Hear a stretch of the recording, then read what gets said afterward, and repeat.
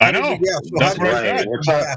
What Jack's talking about is the early foundations where nothing was yet formed, and what forces formed it in the first instance. There's not many theories that actually definitively say anything about the Big Bang, though. Yeah, because if they did, then they'd be shot full of holes. So they keep it in the speculative realm a little bit. Mostly, I mean, given like the observations that we've made up until this time, there's no possible way. Like, there's the way that, like, you've heard of the cosmic microwave background, I'm sure. A lot of people talk about that. There's a reason that there's a limit, because beyond that point, like, there was so much energy in the universe, in the early universe, you couldn't see the Big Bang itself. That's the argument. I mean, it's just stories built on stories, built on stories, built on stories. So if we're talking about the Big Bang, like the theory of it is that energy was so concentrated that, the light that we use to observe the universe. We're not continuing. I'm just saying, you want to talk about the theory, but that's the theory. No. I just want to correct one grammar point. It's not a theory; it's a story. Yeah, my whole thing about it is not whether or not the Big Bang's true or the black hole's true. I'm saying they can't even get their story straight. They just got to make up stories that testify to their current theory, and then they just change it on the fly. That's what they do. Yes, but let's be clear. We're all using the word theory like it's candy. Okay? Stories. Yeah. Sorry. Is hypothesis a better choice of wording? Or how about a scientific? Not really. How about in order to have a scientific hypothesis, you have to have a naturally observed phenomenon. Exactly. The expansion of space-time is naturally observed. Really? What? Well, if you've heard of redshift, I'm assuming. Yes, we've heard that bullshit story too. Well, no. If you look out at the stars, the redshift is observable. You keep letting him red herring point after point until we get further and further from one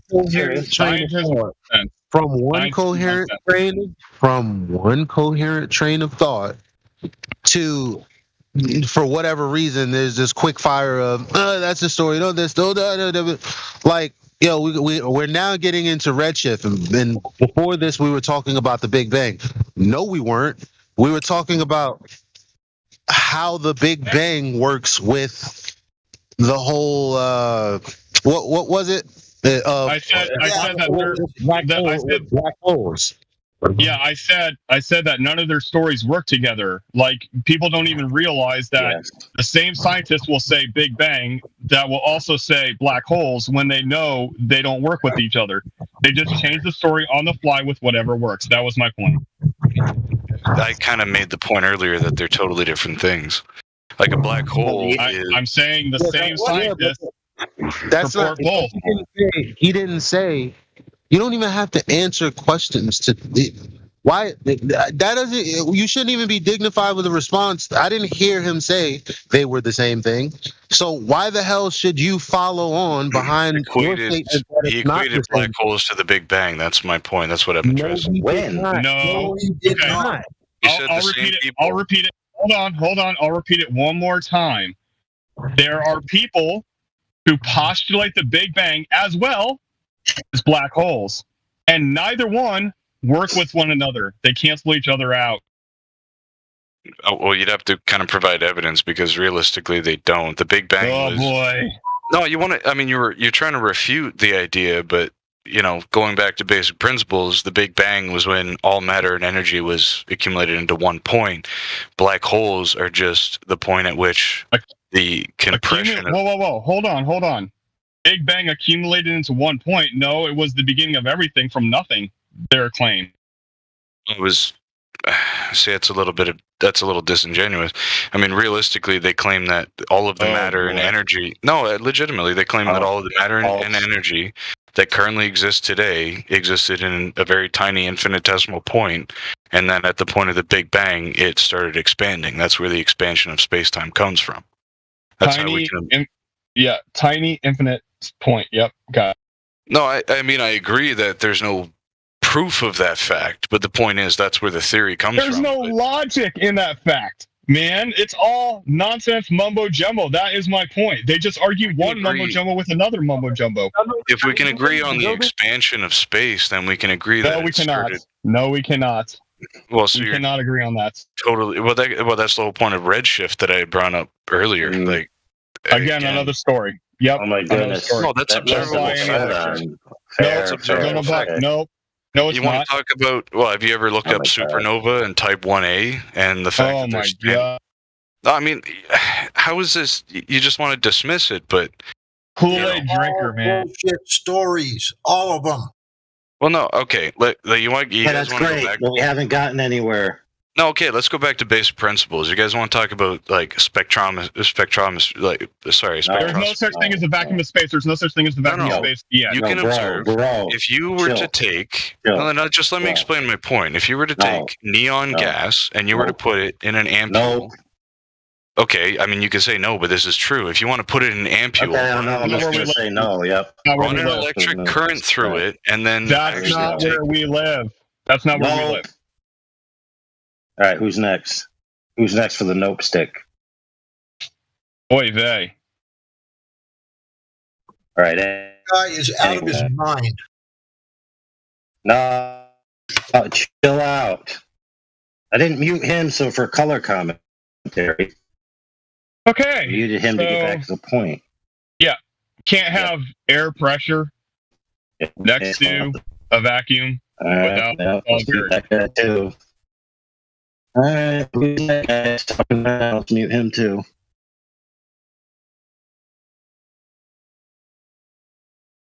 I muted him so I could speak, not so you could speak.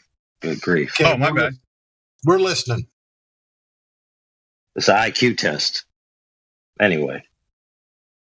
He just said that space is expanding. Space. And he said redshift is the proof. So he just equated two things when previously accused you of equating things which you didn't equate. So he's saying that if you see anything moving further away, then that means space itself is expanding, not just that the object's moving away. So he needs to answer to that. So let's unmute him and see what he has to say. For goodness sakes, let him finish a sentence.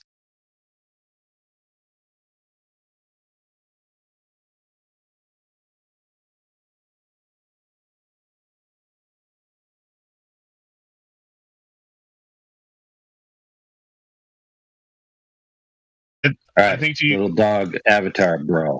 You're unmuted. I think you need to rephrase the question to him so he can hear it. So yeah, I didn't realize you were speaking to me. Sorry about that. I mean, you're the only one talking about redshift. Once you guys muted me, when you guys muted me, I kind of went to a different channel and started talking on text. I wasn't listening. Sorry. I mean, if you want to reiterate the question, I will respond to it.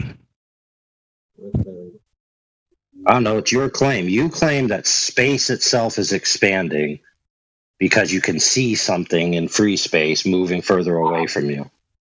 So that's an equivalence. Well, and you previously just accused our friend Jack here of making an equivalence, which he clearly did not. So now we want you to answer the logic of that equivalence. Equivalence as to the expansion of space to what? You said that you observe quote-unquote redshift, which is just things moving away, and equated that to space itself expanding. So, well, redshift and expansion of space are intertwined. That's the point. I'm just going. I mean, you guys want to talk about theory? Like the basic theory of astronomy today, we use things called standard candles. They're type 1A supernova. They erupt at a very specific luminosity. So that luminosity tracked over distance can actually be observed in terms of a redshift, which then is inferred as the expansion of space-time. That's where that comes from. Okay, so it's mental gymnastics, not actual equivalence. Not really, no. These are observable facts. Like these supernovae. They're not. You just said you inferred it. No, but my point being is that if you plot these supernovae that you observe and you look at which luminosities that they present, you can actually do calculations that provide the distance based on the expansion of space, because these type 1a supernovae happen at a very specific mass and exhibit a very specific luminosity. So the farther away Cool. they are, the more redshift is observed. That's How did you weigh the mass of those star constellations? You don't weigh them. It's a very specific situation. Well, explain it. Okay. It's well documented. All right. So basically, what happens is there is a white dwarf star, which is color. So about color again. Sorry. So it's about color again. Well, no, a white dwarf is actually yes, color necessarily, but it's more about like the term in its life cycle. That you kind of have to look through stellar evolution. So stellar evolution. So you've seen a star from birth, life, death, and resurrection of stars? Not a specific star, no, because they occur over thousands or hundreds of thousands, even not millions of years, depending on which star you're talking about. So you've been tracking them. You've been tracking them for millions of years, then? Astronomers have been tracking individual stars for hundreds of years. Yes, they've seen individual stars. No, there's civilizations. So quasars. Quasars are a recent observation, but supernovae. But you just said you use quasars to determine the age of a star. I said supernovae. I didn't say quasars. Okay, supernova, sure. So how many supernovas did they know about back in Egypt? Back in Egypt, they likely didn't even know what they were. They may have observed one, but they likely didn't know what they were. So what you're saying is, back then they were observing something that you couldn't explain till now by seeing other things that they couldn't see to explain what they were seeing back then to figure out how old a star is now? Well, I got to answer your question. I mean, before you go on. Okay. It sounds like to me, and you could correct me if I'm wrong, that there's no base sample, period. Correct or incorrect? Base sample being what? Because I've already explained the life of a Jack star. asked you. The witness of the complete life cycle. You don't need it's literally impossible within stars thank you. exist. It's impossible. We agree. Oh my God. No, if you understand the concept of time, yes, it's impossible within over the entirety of the human existence. We have never seen the birth, midlife, and death of a star. That is physically impossible. Humanity, because it exists over. Don't have a base sample over millions of years. The point is, the universe has been around long enough. Allegedly. Allegedly, as you want to say, but I'm explaining the theory as it currently exists. That's the point. It's the discussion between the two theories. But no, the point it's a story. It's just a stupid story, dude. We know it's a story. I can say the exact same thing about your beliefs, but the point is discussion, is it not? I'm talking about you have to prove this thing that you call outer space. I'm providing you the evidence. No. Provide me of evidence. Excuse me. Provide me evidence of having gas pressure next to an air pressure system without a solid barrier. Go. Is that what your entire belief system rests upon? Is that if there's a vacuum of space, you need to prove that. Hello, that is the point. Yeah. We were just talking about the life cycle of stars, and now you want to come back. No, you were talking about the life cycle of stars. I said, how do you prove that if you haven't seen a life cycle of a star? That's nonsense. You didn't actually allow me to explain that. Actually, you just kind of because we don't want to hear your fairy tales, man. No, it's not a fairy tale. You just didn't allow me to explain. That's the only difference. If you could explain how every nut and bolt fits together in the USS Enterprise, it doesn't make it reality, man. I can tell you how every single nut and bolt fit together on the space shuttle, and it still made it to space. Right, sure did. What? Sure did, man. I mean, again, it's flat out denial. Is my point? Like, do you want to listen to my points? A spaceship. Do you want to listen to my points, or do you just want to? No. I want you to answer the question. Okay. How do you have air pressure next to a vacuum without a solid barrier? Because that's the space that you're saying these spaceships are going to, right? Well, we've already denied the fact of gravity, so I literally can't describe that if you don't accept the fact that gravity exists. So. Okay, so if gravity exists, let's say if gravity exists, right? You have a room, a 10 by 10 room, where you put your air pressure in that you're breathing right now. Above it, you build another room that you take all the air out of. Let's call it a vacuum. Then you put a valve in the ceiling and you open it, and the air equalizes. So you have half pressure in both the top and bottom floor. Why didn't gravity keep air in the bottom floor room? You already explained it. Pressure. Duh. It's the same gravity that's allegedly holding the air to the earth. So what's the gravitational potential between the first floor? Oh and the my second gosh. Are you No, really that stupid that you can't figure this out, man? No, You can't have air pressure next to a vacuum without a solid barrier. What is more forceful? The force of gravity between the first and second floor, or the difference in pressure between the full, like the gigantic eternal vacuum next to it, itty bitty air pressure of Earth, right? Yeah. Do you know how thick the atmosphere is compared to the radius of the Earth? Compared to the vacuum of space? Compared to the vacuum of space? Compared to the vacuum of space? That's irrelevant. Here's the problem. I mean, you want to yell vacuum of space all you want, but that doesn't mean anything. Here's the problem, okay? It's definition. Because when we talk about gas pressure, everyone knows what gas pressure is here on Earth. Because and I know people have said this before, it's very easy. It's pressing. It's pressure. It's the energy that the air molecules exude pressing on the walls of the container. So okay, I just want to ask you, as an analogous situation, instead of redefining what gas pressure is, you're supposed to be describing how gas pressure can press on nothing. Like that? Okay. I want to, as an analogous situation to the one I was just presented with, let's put two CO2 tanks above each other. One of them is 90 psi. The one below it is 100 psi. Wrong. Wrong. Wrong. That's the exact same situation. No, it's not. That's the exact same situation. No, it's not. We're talking about a very low pressure and a very high pressure differential. We're not talking about 10 pounds that equalize each other out. What is a vacuum? We're talking about a space that is available for the air to fill. Period. Okay. We can create vacuums on Earth. No, we can't. Yes.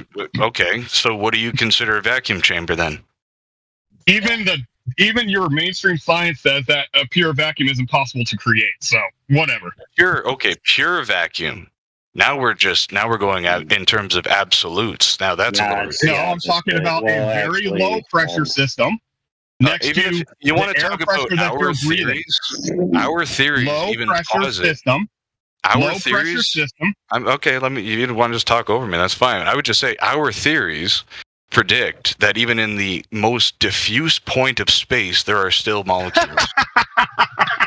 You can laugh all you want. That is true. That is true. Hold on, you said two wrong Jack, things. Our theories predict. You need to ask him to provide a scientific theory, not pseudoscience. Wasn't the one that No, I referenced want the theories. evidence. He was I the want- one that referenced the theories. I want evidence. I want evidence that air pressure will not equalize into a low pressure system due to gravity. I want to see proof of that anywhere. Equalize into a low pressure system due to gravity. Yes. Stopping air pressure to equalize into a low pressure system due to gravity. Gravity holding air to the earth and not letting it escape into a low pressure system that you call the vacuum of space. Yeah, what I call the low pressure system is anywhere from 1 to 100 kilometers above a 6,300 kilometer radius Earth. I mean, you're talking the tiny about little shell, the very minute, tiny little shell of air pressure. The tiny little because air you guys pressure ignore gravity at all points. The you just tiny ignore little gravity. air pressure shell, the tiny little air pressure shell, the tiny little itty bitty little thing called Earth inside a ginormous vacuum called space. So the pressure differential is just important. The scale of the Earth to the amount of the gas is irrelevant. Oh my gosh. Yeah, it is. That's why I did it on such a small scale. 10 by 10 room on top of a 10 by 10 room. That is a much smaller scale. Even And if it's in favor I of just the want gravity. Can I go back to your It's in analogy? favor of the gravity. What was the pressure, the PSI in the 10 by 10 room in the second Regular floor? air pressure. No. What was the PSI in the second even floor if it room? was only 1 said pound vac- difference, You Evacuate said with vacuum. as 1 much pound air. difference, I said- they would equalize. You had said I said vacuum. right? evacuate it. I said evacuate it. Excuse me. I said evacuate it with as much air pressure as possible. So Yeah, nearly nearly zero PSI. Yep. So Yep. if you were to And have then you open up the valve, and what happens? if you were to have a room with 0 PSI and On the another top room floor. with 120 PSI, That's and not you what I open a said. valve, I said no, regular air pressure. regular air pressure. Okay, so what's Sure. regular air pressure at 0 meters sea level at 20 degrees 14.7. STP? You open the door, let it equalize with outside, and shut the door. And Yeah, then it's if you sealed. let it equalize, it's not going to do it because of Let's not the point regular is air pressure. Yes, it will. the force of the air pressure is exponentially higher than the force of gravity on that air. The differential between Wow. differential How do you between figure that's any different? I mean, do you want to I can show you the equation. Where's the gravity the strongest? Excuse me. Where's gravity the strongest? Near the edge of space or at the surface? None of it is scientific. strongest, it would be at the surface, but it's entirely negligible. Right. So it should be holding the air in the bottom floor, man. You just can't What? get it because you're freaking What? lobe-headed brainwashed. You're kidding man. me, right? Hold on. So you think No. Pause. that is insane? That is unbelievable. Pause. Emergency pause. Emergency the pause. same We have to shit. correct the record in case you misspoke. Air is like a bunch of. I think I heard pieces you of say that the force. I thought I heard you say that the force at the surface of the Earth is negligible. Is that what you said? Yes, he did. And the 20 feet difference between the first and second floor, the difference in gravitational potential is effectively negligible. Yeah, but there is no, the gravity isn't affecting the gas in the first place. Yeah. That's my Again, point. and- So what does and the we're just gas going do? back- What does the back gas to the denial do? of gravity. That's the whole point. You just it reverts back to the denial of gravity. Listen, if I fart in a room, okay, it's gonna fill the space. So what you're gonna have to argue with, what some Globers do try, is that the energy is lost. And that's why it doesn't have the energy to leave the atmosphere, which is the air itself, by the way. But the problem with that is it has infinitely less material to come in contact with. It's that, first of all, gases don't lose energy. And so why the fuck would it just stop up there? Why wouldn't it not stop here? What's going on? I'm not going to lie, I It's didn't really negligible. understand your That's why. question. You said that the differential in coordinates on the z-axis away from the center of the Earth is negligible at 20 feet. And he's asking you why come it's not negligible at 20,000 feet. I mean, I think it let's is. go a little bit backwards. Do we understand that the r squared is a very large number, and that 20 feet? There as is no opposed R. to- There is Okay. no R. You got to prove R before you can claim R. Again, go. we're just denying gravity, but that's fine. No, I'm denying R now. You Yes. you just said R. So until you can prove R, I don't want to hear R. No, Or you was can use. You don't have derived. to prove R in order to use it. R was derived by very many factors, including the one that was discussed earlier. Sticks and shadows. Thick in Yeah, the shadows. sticks You and- guys, sticks well, and that was shadows the whole can kind do of that was the preemptive point to this discussion. Was I had initially said that the distance was paced out between the two, the angle was precisely measured. And again, no, but my point is, you guys posit as you guys posit that the sun and the moon are within the Earth's plane, I guess you call it, right? But you know, That's their claim, not ours. whose claim? Yeah, like slow down for a second. Like, so the other guy, a part of this conversation. Please be less reactionary to what he says, because you're kind of not listening. Like, they're gold nuggets, like the one me and AI just heard, and we're trying to come to a conclusion, at least on that, because you said that you didn't understand what I said. In AI, I put it to you in a much simpler way. And all you said was, let's think about this. So can you just kind of engage the point that I made? Of course, after you act like you don't remember what. Yeah. Could you repeat? Yeah, I know. Well, no, I know. I mean, legitimately, because I'm talking to about 3 or 4 different people here. Like, Wow. But you don't understand. me. Elijah requires that everybody remember exactly what he said. I'm just saying, I'm talking about 3 or 4 different people. So Because Matthew, I can remember every fucking thing you ever said during all of our conversations. I can't even remember what I said. That's you, and that's my ex too. I don't fucking understand why people can't remember events in history of their own experiences in life in chronological order. That's what makes people liars for whatever fucking reason. Or forgetful. Maybe they're forgetful, not liars. More likely it wasn't important at the time. The other guy That means you're just talking just to talk. But you're gonna get muted though, because that's an ad hominem. So first of all, I was making a point, a rebuttal to you, when you said that the gravity at surface level was inconsequential. So it was a rebuttal that you refused to answer.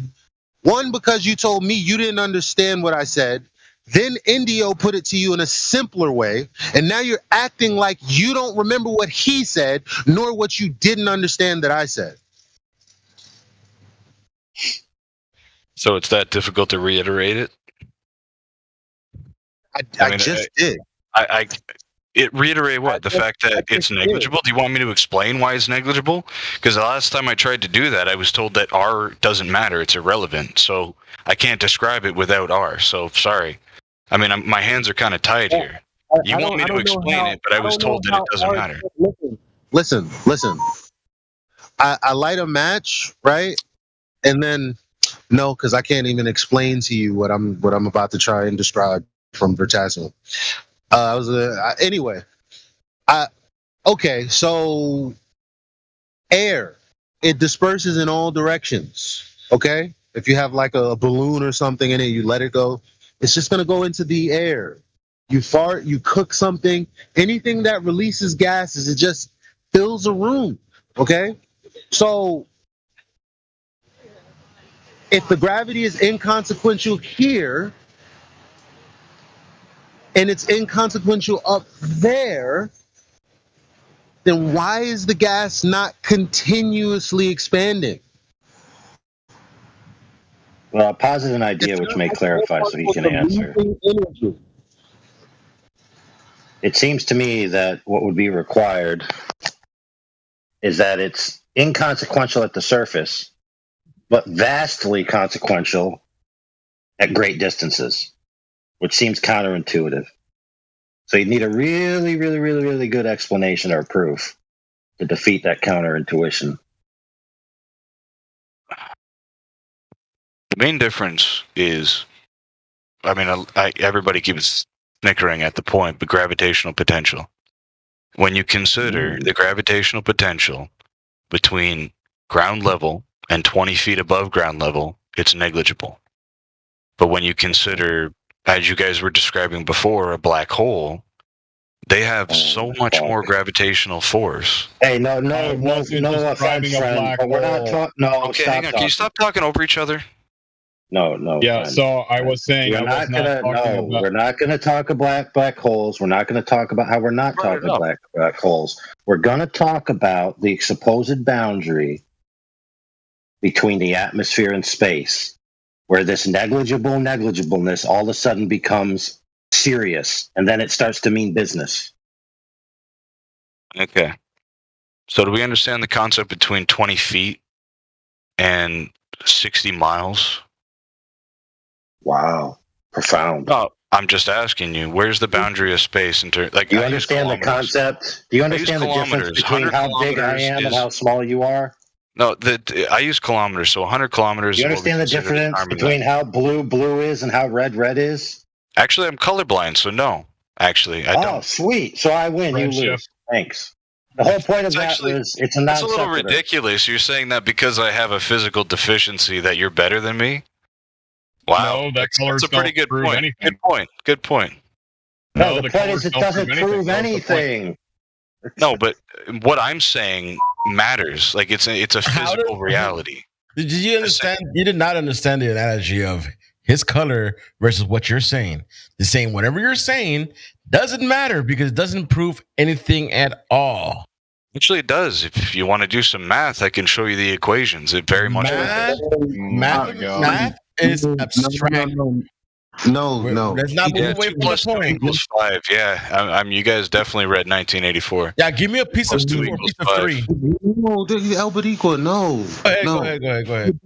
Whole point is, what the fuck does that have to do with the question that I asked that that AI reiterated? What does it have to do with it?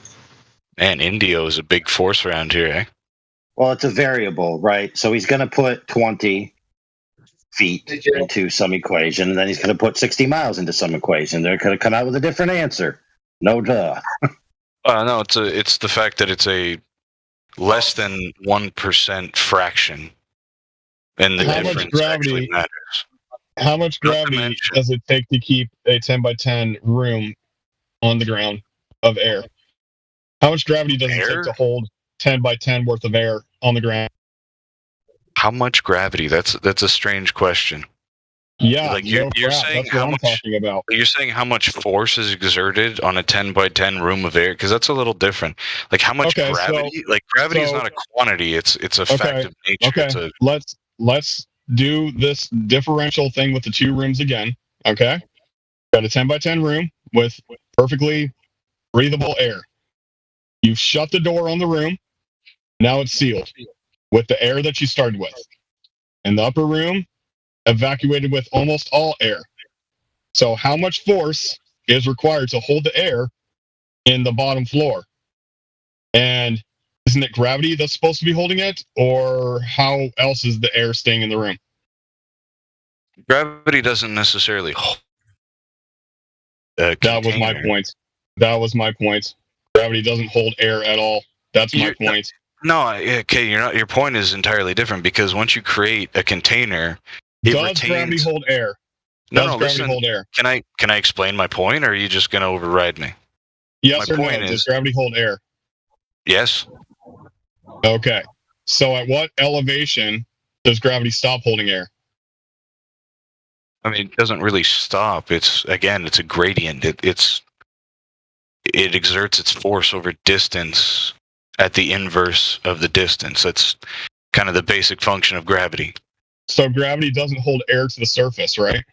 No, it does Well, then how does air go up? because of gravity. You just said gravity holds air down, and now you're saying gravity lets air go up. Yeah. In what context are you talking about air going up? Air Air goes. being. All right. So if I have air next to air, Oh my god. if I have air next to air, they won't move. If I have helium next to air, helium will rise because So air doesn't go up. What's air doesn't go up. I mean, What's air? Air only goes down. all right, let's say you have a low pressure system next to a high pressure system. The low pressure system will definitely go up. Yes, air will go up in that context. There has to be contextual information. Okay, Air goes so up. your low pressure system is called outer space, and your higher pressure system is called air. Well, outer space is a zero pressure system. Actually, there's no Okay, pressure. even worse, isn't it? That makes it worse, though, doesn't it? No, it's not actually, because if you actually look at the it's if actually you look at a reverse. graph, It's if you look actually at a reverse graph- pressure. Yeah, it's No, actually reverse pressure. there's no such thing as reverse pressure. There's Yes, zero. there is. Look it up. No, Look it up. there's look up. there's zero. look Look up up the pressure of reverse space. pressure. Look There's up zero the pressure. pressure. of space. There's zero Wait, how is pressure. there negative? How And is there then zero reverse You pressure? can't have There's no such thing. reverse pressure. That is a Yeah. ridiculous So thing. like, Reverse pressure. let's say, for instance, What is you have reverse pressure pressure? pushing. Let's say you have pressure pushing in on something, it'll make it crush in, and if you have pressure pulling out on something, it makes it blow Pressure out. pushing in on something. Can you explain to me a situation where pressure pushes in?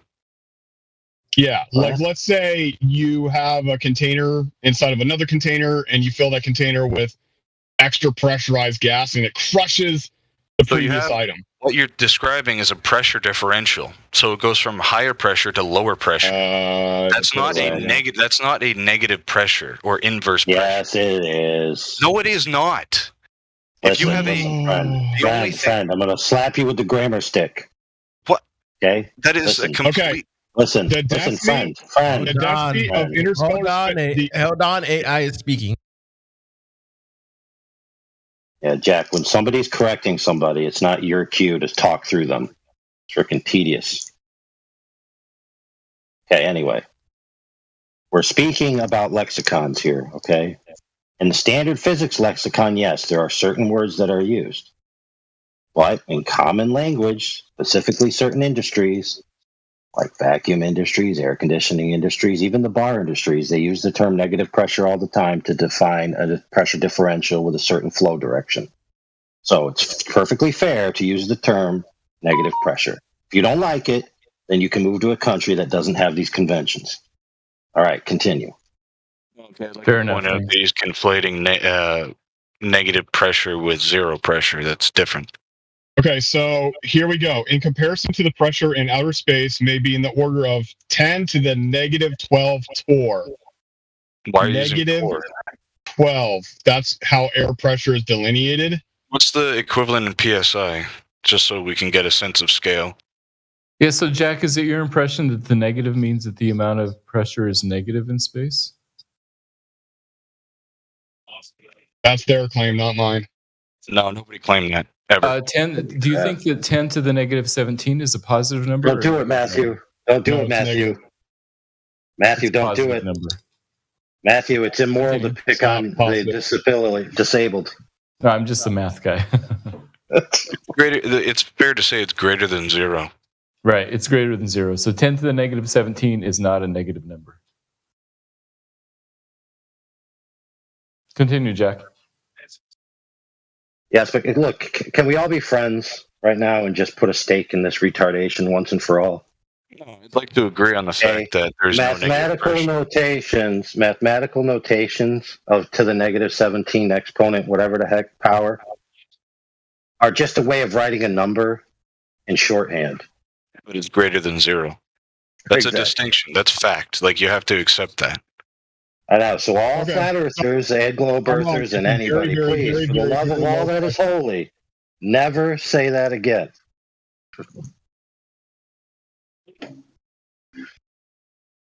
Sorry, very, very, very, very, very low pressure. Okay, so there we go.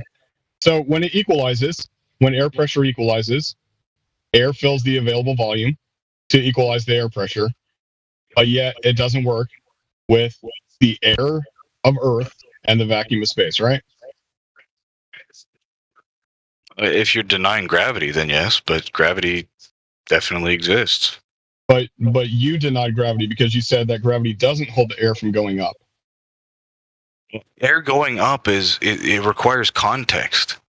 Like, if you have two pockets of air next to each other, they won't move relative to one another. Like, gravity doesn't say anything that one has to go one way or the other. It depends. What's the pressure differential? Exactly, pressure, right? A low pressure system, as I stated earlier, will rise as compared to a high pressure system. That's called density. So the low pressure system at space is very low, right? And it's even lower in outer space, right? Very, very low, yeah. So what's to stop that from becoming the same pressure as space? Gravity. I mean, you could.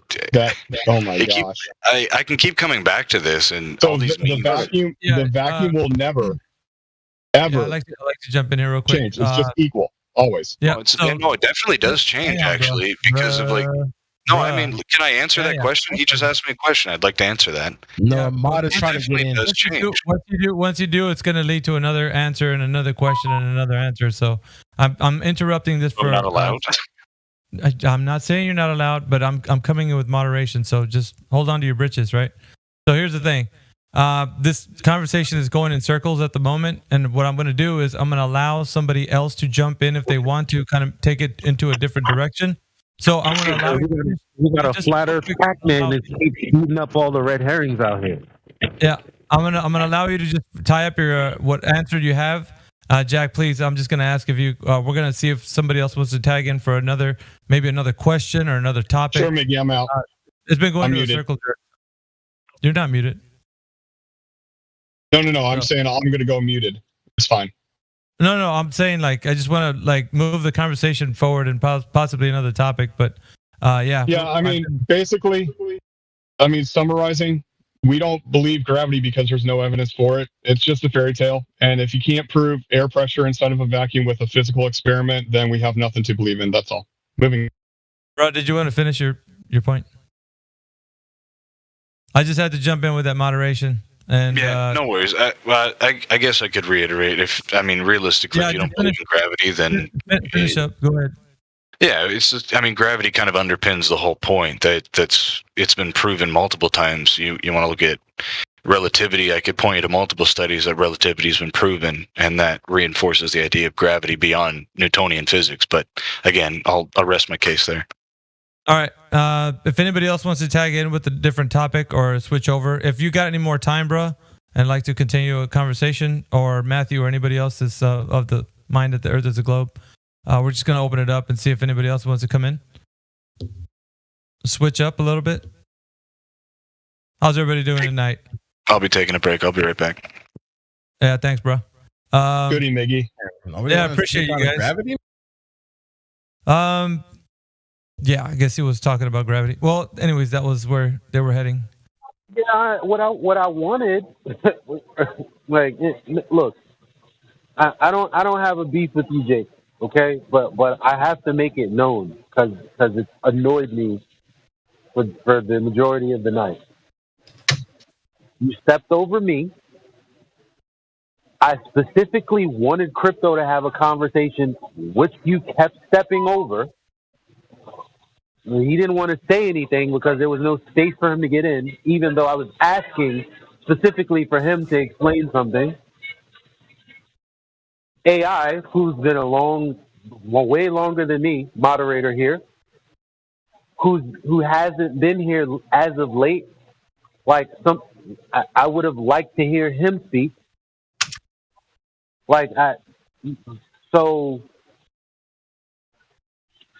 AI, if you're still there, I would love to just hear you get it on like the old days. Maybe I can learn something, or anybody else who isn't me or Jake. Because I did my thing, 2 mornings ago. I'm not trying to hog the mic either. I want to hear people who don't speak often. And Jake, you probably knew, but you can't take over 3 conversations, bro. That's insane. Please, just please be aware. That's all. We all start out as passionate, man. Don't worry about it, man. All right. Well, I just want to say one thing real quick, and then I'll bow out. But he talked about theory many times. He kept saying this theory, that theory, this theory. I just want to see one of those theories that is a verifiable scientific theory about outer space. Where are these theories verifiable? Where are they scientific?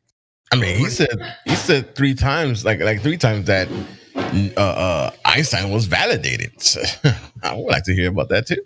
Yeah, me too. I want to see it. I want to see the verified scientific theory. The word. Sorry. Verifiable, testable, repeatable, verified. I think he stepped away though. Yeah, he stepped away, but you gentlemen can ask him maybe a question and then carry out a conversation. They run away. That way we can. Let me just say one thing, and then I'm going to run away. Go ahead, Cap. Yeah. Well, the word theory means or theoretical. It means there is no proof. Well, it depends on what the. Go ahead, AI. Yeah, go ahead, AI, because I know you're going to respond to that. That's not what it means. Yeah. Yeah. In science, a theory, is essentially the wrapped up presentation of the conclusion after rigorous systematic test of the hypothesis via experimentation. No, Okay. they don't use empirical science to come up with this stuff. Even Michio Kaku admitted it on TV. Then it's not a theory, and they're just calling it that. Well, Right. They're using the same word. They're using the same word in the token form, but they're not using the same word in the denotation form. So the token theory, yes, it means one thing in certain contexts. It means another thing in other contexts. So when you say I have a theory, of why, Sally didn't come home at 9:00 last night, that's not a scientific theory. That's just your idea. Right. A scientific theory is a specific type of thing. Correct. So yeah, if anybody wants to, we're gonna see if we can pass the mic to different people. That way, if you ask a question, guys, get engaged. We want to hear you get in the conversation. Don't just ask a question, step back. Like really get in there. Get engaged. We want everybody to participate. This is for everyone, guys. Can I just add to what AI said to you before I relent? Sir. So the guy who responded, no, it's not even Michio Kaku follows that. What you're talking about is it's not a method. That's the complete sentence. No, it's not a method. They don't follow that epistemology. You can't say it doesn't exist for God's sakes. It's an empirical method that proves or disproves your supposition about a natural phenomena. That is a thing. Now, your epistemology might be different. You can't say it doesn't exist. That is correct. Oh, you could take the theory of gravity. Guess what? You test and test and test, and there doesn't seem to be any evidence that big things suck little things to it or make them orbit it. That's a difference. That's a different thing, though. They're trying to encompass it into the science, but that's not a scientific theory, because a scientific theory starts off as a hypothesis, an observation. Then it goes through the hypothesis steps through the scientific method. Once they're tested, the scientific theory is definitely an explanation of what the tests and everything that encompasses it. So a scientific theory is not a colloquial theory. Yeah, that was already based on. It's not based on testing. I could give you citations. I could give you citations on this, Captain. You want the citation? Captain, did you understand the difference? I don't know if you understand the difference of what they're telling you right now. Yeah, he's saying he's using empirical science, and then they come at the end of the day have a theory. If real science will prove a fact, See, the experiments prove the fact. You had a hypothesis, and then you did experimentation to test your hypothesis, and if it's repeatable and everything, then you can say, okay, this is a fact. Theory doesn't work that way. If it's not scientifically valid, but yet they're calling it a scientific theory, then they're just calling it that. It's not a scientific theory. They're just saying that. Great, but see, the thing is, Captain Dan, is that you didn't actually tell us what a theory is then in your view. So why don't you tell us that? Yeah, well, I'd say somebody please just Google it, and then we'll read it together. Actually, I'm gonna post a citation for you, man. We have no idea what you're talking about, Captain Dan, so how do we know which result to pick to read? What part confuses you? Okay, Dan, this is how it's going to go. You go find the stuff that supports your claim, then you come back and present it. I'm not going on your wild goose chase. Well, you wanted a definition. I suggest you go to a dictionary. That's all. Okay, friend. You're the one positing the claim as if you know. I'm asking you to tell me. So you either concede you don't know, or you tell me. Those are the two options on the table. Otherwise, you're being disingenuous. Well, what's the question? The question is, friend, what is a theory? Well, you have the stages of a hypothesis, and it goes from there to experimentation, and then you come up with a theory That's why I would like to go to the dictionary. I don't know how to say it exactly the way they could say it. If you look it up, you'll see it says that it's unprovable. Something you can't prove. It's a theory. It's an idea. It's a thought. I just posted a something from Hawaii DU. A scientific theory is a hypothesis that has been extensively tested. Did you look that up? Yes, I just actually posted the link there for you as well. There's a difference between a scientific theory and the colloquial theory. Bill, what kind of experiments you going to do to see what happened 14.7 billion years ago at the Big Bang? That's just a colloquial theory. That's a major theory. Do you understand the difference, Captain? And I think this is what we're getting. We're splicing hairs right now. Do you understand the difference? We need you to know because you interrupted the man in saying that it's not right to say theory, and was asked to you that if you understand what theory means, and you said, well, let's look it up. It almost sounded like you didn't know what you were talking about. So we're just investigating that to make sure that you understand what the difference is. Okay, what's the difference between a theory and a proven fact?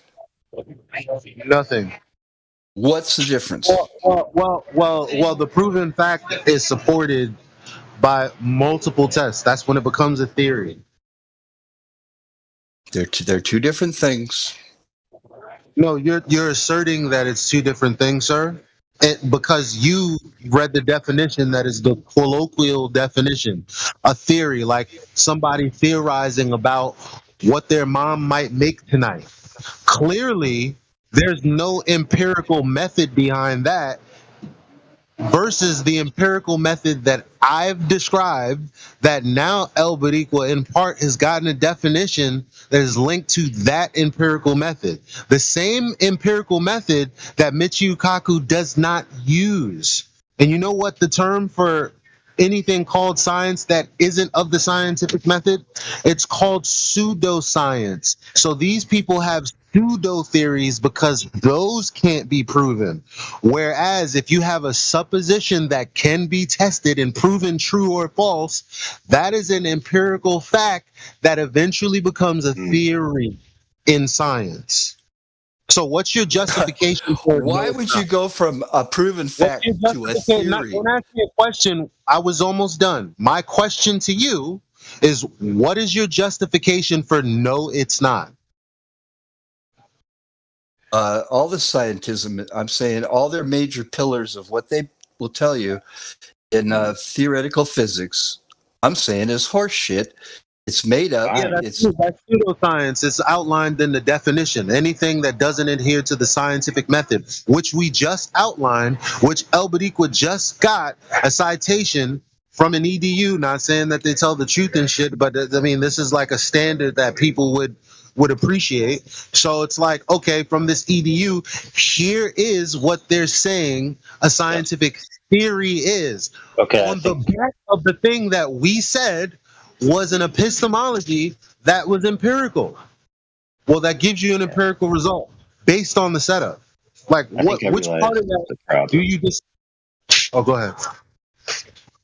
So, all facts cannot be determined by the scientific method, beyond the scope. Some facts are determined by direct measurement or by objective verification in the sense of, I'll give you an example right now. Proposition, there's a blue knife on my table. I objectively validate that by grabbing it, recognizing that it's blue. No scientific method needed, but it is a validated fact. So when you're talking about quote unquote facts in the realm of scientific endeavors, being those available to the scientific method in particular, was an observed phenomenon, right? Systematic experimentation of cause and effect relationships, and then a conclusion, which is wrapped up in a bow and called a theory. It's just language. Now, if you take the frame that Elijah put forth, which is you have a supposition, right? Which is, I suppose this and that. I'm going to then test it and find out if it's true. Versus a presupposition where you already have an idea that it's true, you say that it's true, you state it as true, and then you create a line of reasoning or explanation to support that conclusion, ergo a story. Now, a lot of those types of presuppositional stories are referred to as theories. And then you have a scientific theory over to the right and a presuppositional framework with a supporting story to the left. And you call both of them theories, and the average person is confused. They'd be like, that's a theory, that's a theory. They're both theories, but it's not true. They're not equal.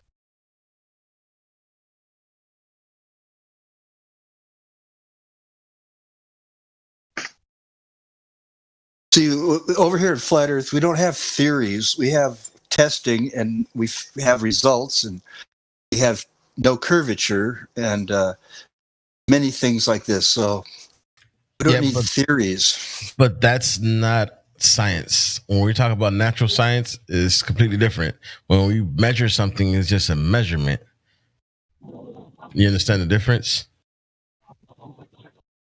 When you're talking about science and testing, and then scientific theories, is completely different than just talking about a regular theory, just a opinion or idea. A scientific theory is something that has already been tested and is used to explain the hypothesis and give you more information of it. Now, when astronomers use it and whatnot, their theory are just ideas, not they don't go through any actual scientific testing of a hypothesis or anything like that. That's the difference between a scientific theory, the theory that pseudoscientists do, and a idea theory, colloquial theory. However, the gentleman who was arguing with us repeated over and over that all of these theories that he was claiming was proven by this observation or that observation. That's a pseudoscience perspective. You can't prove anything that you can't, experiment on. So it's just stories. And Captain Dad, whenever you have a chance, go look at look it up. Theory versus scientific theory. Look that up. Yeah, I'm pretty sure you'll get a bunch of information on it. I mean, I could have a theory, a conspiracy theory about some politicians or something. Yes, that's your idea. Yeah, it's just an idea. Right. So when a scientific theory happens, it's something that's been tested. Maybe I have a bunch of evidence. That has nothing to do with science. Pretty similar. No, because in science, you're studying the natural world. It's like in a courtroom, they're trying to get to the truth, and in the laboratory, has nothing to do with science. It's getting to the truth of things. Yes, but science is not the only way to get to truth. That's what AI just told you. Go ahead. Also, I just told you that you don't gather evidence. As a matter of fact, AI just told you again, you don't gather evidence to support a presupposition. It's not the same as viewing something in the natural world and then speculating as to what it could potentially be causing that. And then testing what you speculated is the cause, right? So that's we've been over this. I'm sorry? I just said we've been over this. Yeah, we made this point already. We discussed it. Yes, you didn't grasp it. Yeah, you didn't get it. That's what we're going over it again, because it doesn't sound like you're understanding. So we're continuing to make sure that you, because the thing is, in an intellectual debate, when you interrupt somebody and denounce something, then it becomes somewhat of a sandbag for us, because now we're going to have to stop and re-educate the people who are doing that so that we can get back on track. Because it makes the side of people who are talking intellectually with somebody who's actually on a level not look good. So we're doing this so that we can avoid these types of interactions. I don't know. We're asking. In a small way, Dan, we're trying to discourage people from being like you, where they interject with something they don't know what they're talking about, and then it's tedious and painful to educate everyone to the actual facts. So when you interject to denounce somebody, you probably should have your cards in order or phrase it in an honest, humble question manner. Those are really the two options on the table for everybody. I blanket denounce NASA. I would say every single thing they've ever shown. Okay, that's non sequitur. Non sequitur to red herring to the point. The point is that you made a claim. But this is the problem with. I don't want to cause any beef. But it has to be said. Yo, bro. Did you not think that I wasn't gonna finish that sentence? Like, you don't have to defend yourself, because I'm not even talking about you specifically right now. I'm talking about this segment of flat earthers who think that that label people materialists and label things scientism. And they don't see a difference between the scientific method and what Michio Kaku and NASA does. So they lump it all in together, and then they just use the same bad logic to say that what they're saying is correct.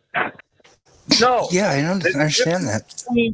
There's a difference between utilizing a method that works and just saying shit.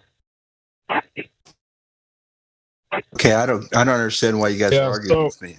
So when Captain Dan first came in, I mean, basically he was calling out that baller that he kept saying theory, but there's no science behind it. And what they're saying, Captain Dan, is they're agreeing to you, but you can't hold him to the same standards when he's not using science. He's using pseudoscience. So you can't even call him out on not having a scientific theory. I don't like pseudoscience, okay? I'm just calling that out. None of us do. I call it scientism. You could look at it that way. And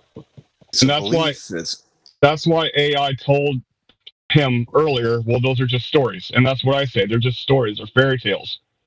I don't care to hear those. Pseudo theories.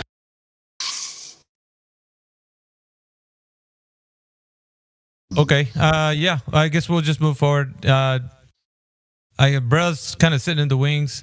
I appreciate it. Always coming in there and kind of schooling. I think everybody can benefit from listening to AI a little bit more coming in here. So yeah, we kind of miss you around these parts, man. We do have a couple noobs here. Thank you for clarifying when I wanted to know wanted everyone to know the difference between a theory and a scientific theory. I think that you did a pretty good job of explaining to people what the difference is too. So thank you. Yeah, don't worry about it. Yeah. So we do have some new people in here. Let's see. We got the Menorah. The Menorah's in here. VC verified. Let's see. We still got Matthew up in the house. We got Bruh still in here.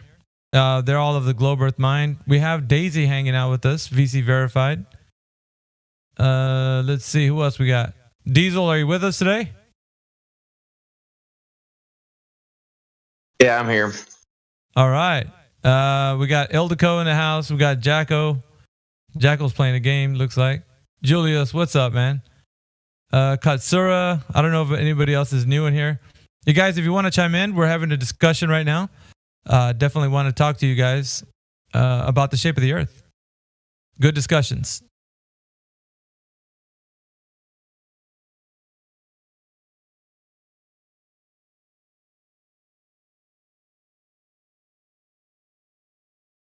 Don't all rush the mic at once.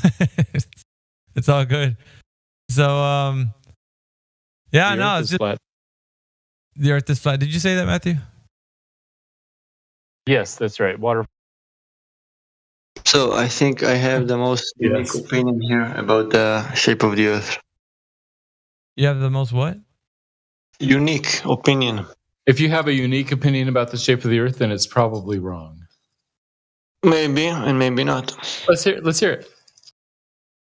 Okay, so of course most of the people here think we're on the flat Earth. I'm claiming we are on a flat land. What's the difference? I'm claiming we're on a giant ball. Semantics? We're on top of it. I need someone to. Hey, Menorah, you went really low. Hang on, you went really low when you said that second part. Could you repeat that second part you said? Flat land and what else? Flat land, but we're on a giant ball on top of it.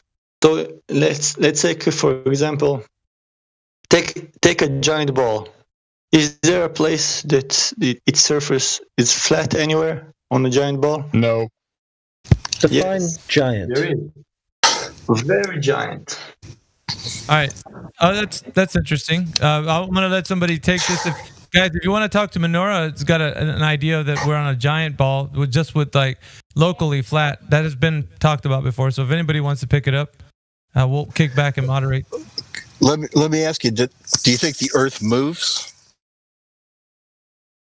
If I think the Earth moves, I don't know. I just have this theory. I didn't think of if it's moving or not. So you don't know? No. Are you talking about a ball that is all dirt and no water? Because if you're talking about a giant ball that is 70% water, like the one we live on, you're not going to find any flat spots on the water if it's a ball. If it's truly a ball, it's not going to be flat. It has to curve. It has to follow the curvature of the ball. It's not going to lump up or whatever. So be more specific. What kind of ball are you talking about? One that's covered 70% with water, or is it all land? Can I send a picture to someone who can publish it? I'll give you the role. I'll give you the role so you can publish it on the live stream voice text. I'll give you the role so you can put it up there if you want. Yeah, okay, then we can all see it. Well, what do you mean giant? Like, how big is that? I'll show you what I mean. Okay. Right, go ahead and post it, Menorah. I gave you the role. Okay, so let's say this is our world, okay? Yeah, that's the dome, dude. The first picture. Keychain? He didn't post it. And the second picture is our I didn't get a picture. Hang on, Menorah, you're not on the right text chat. Live stream voice text, sir. I'm a live stream too, voice text. No. Nope. It's right above the one where you're talking at right now. It's the channel right above the one where we're talking on. Gotta scroll up. Oh, sorry. Okay. Yeah, no worries. Okay. This one? Post something because I didn't see you post. There we go. Yeah, exercise ball? Yes. Okay, what is that? Okay, this guy's trolling, man. Come on. Wait, just wait. Well, let's hear him out. Yeah, he's trolling. He's going to zoom in on a flat spot. Okay. And this is the view from the top. Mm-hmm. Of our world. Wait. All right. Now I'm claiming. So, wait. North Pole is a flat spot. I'm claiming that we are here. Only in this circle is what you called flat Earth, and this is why we were flat. But the giant ball, this is the entire wall. So you're we saying gotta this let is God rock it. Hang on, guys. We gotta let God rock it. He never speaks in. Go ahead, God rock it. I wasn't saying anything. Did you want to come in and talk with him? Yeah, sure. Go ahead, sir. Okay, so what you're saying is that great big giant ball, just that one little tiny circle on the top is where we live. That's what you're saying, right? Yes, and that tiny circle is enormous, of course. I understand what you're saying. It's enormous. But even though it's a ball, even just because it's a ball, you could still take a measurement, even on that small blown up beach ball you got there, and you could put a straight edge on top of that little round dot right there, the one that's shown there, and it would have curvature to it. Regardless, it would not be flat. Not in that blown up ball. If you have a ball of a size of, imagine if the wall in the care how big you make it, if it's a ball, it's still going to have a slight amount of curvature on it. Period. I think he's saying it's a basin, like within a giant ball, which would have flat water and stuff that we see here. Well, that's okay. But how would you know that, though? Yeah. Where does that theory come from? Because what's keeping us from going beyond that line that you've got circled around? What's keeping us from going beyond that to see that, the more area that we live on, which is that circle, the small circle is Antarctica. What I think. What surrounds. So all of that ball is. You're saying that it exists below us in an enormous size of that big red beach ball, enormous size. We live in that little tiny basin on top. Yes. And what's keeping us from going beyond is Antarctica. So that means that the sun is where? Where's the sun in this scenario? Because that's going to be very important to the scenario. Where's the sun, and why isn't the ice melted? Or why is it melted? Why is it solid around us in that circle? Where's the sun? Where does it come into effect on this theory of yours? Because it's very important. What do you mean? Why is not melted? Why is not melted now? In your theory, why it's not melted? It's just the same question. No, I'm asking you. You're the one presenting that. Where's the sun? Where is it at? What's it doing on that in your theory? Where is the sun? Are we rotating around the above? Is it rotating over the top of that little circle, or where's the sun? It has to be. The sun is no offense to anybody's intellect, but the sun is generally above the equators and the tropics. Right. That's where it's going to be regardless. So if you constrict the map, which we have, to that circle, the sun is going to be in a smaller circular path within the circle. Yep. That's what I wanted him to say. Listen, if I don't have all the answer, it doesn't mean the theory is not right. You understand me? This is a perfectly valid. This is a perfectly valid permutation because most people, right, agree that the territory that we have access to is of a certain nature, right? Let's just say among flat earthers. However, nobody knows what's beyond the boundaries, and nobody knows what exists below the substrate. So really, you could posit anything. You could posit a triangle. Oh, and by the way, there's plenty of permutations of shapes that could exist below the area we have access to that actually solve the problem which Globers often pose to us, being their interpretations of Newtonian or Einsteinian gravity. They think it could only happen if the Earth is a sphere of a strict size that we've been given. But this would actually function perfectly fine, with the territory available to us being flat, the substrate being essentially a massive ball, and it would solve that problem. In other words, you could have Newtonian or Einsteinian gravity, whichever one you want to fantasize about, and the Earth be flat that we have access to. Works just fine. Gravity is kind of a non sequitur. Can you ask him about the vacuum of space, whether or not there is a vacuum of space in his model? No, there is no vacuum in space. Oh, it's kind of fun to have ideas, right? But then there's a part where you're going to have to put them into what we understand reality to be. So, I mean, I don't see any harm with you coming up with whatever ideas you do and just frame them as, this is my idea, speculation, something that I would think the Earth would look like. But as far as you verifying any of these ideas, I don't think you've done any of that. So it's fun to have ideas, right? If you just want to have a conversation in here, just speculate, that's fine. When you say, when you input it into a conversation like any of this, then we'll just ask you, how do you know? So that's different. But yeah, you can believe whatever you want, Menorah, at the end of the day. No, listen first. Of course, it's a speculation, but it's also I'm combining the two ideas of the globalists and the flat earthers. In your model, AI, flat earth, I concur with AI. It's totally fine because none of this is in the realm of like you verified it. It's just what you think is there. Nobody knows, so anybody can say anything they want. We could be riding on the back of a turtle. I mean, you know what I mean? There's nobody that's going to tell you anything different unless it's verified that what you're saying is true. So it's speculation at best. Right. There's one good point.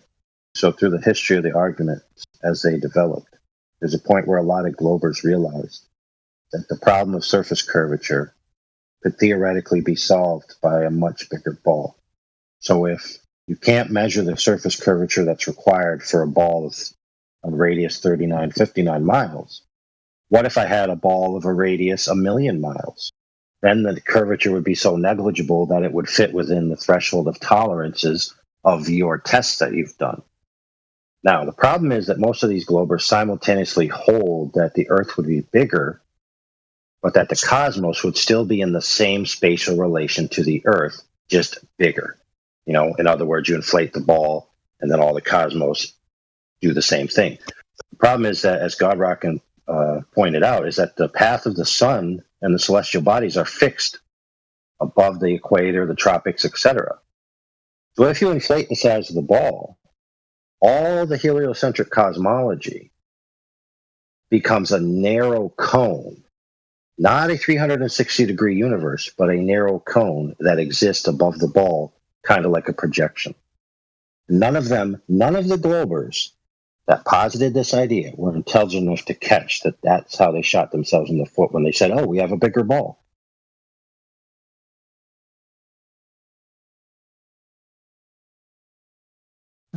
Yeah, that's fine. You can have the speculation, Menorah.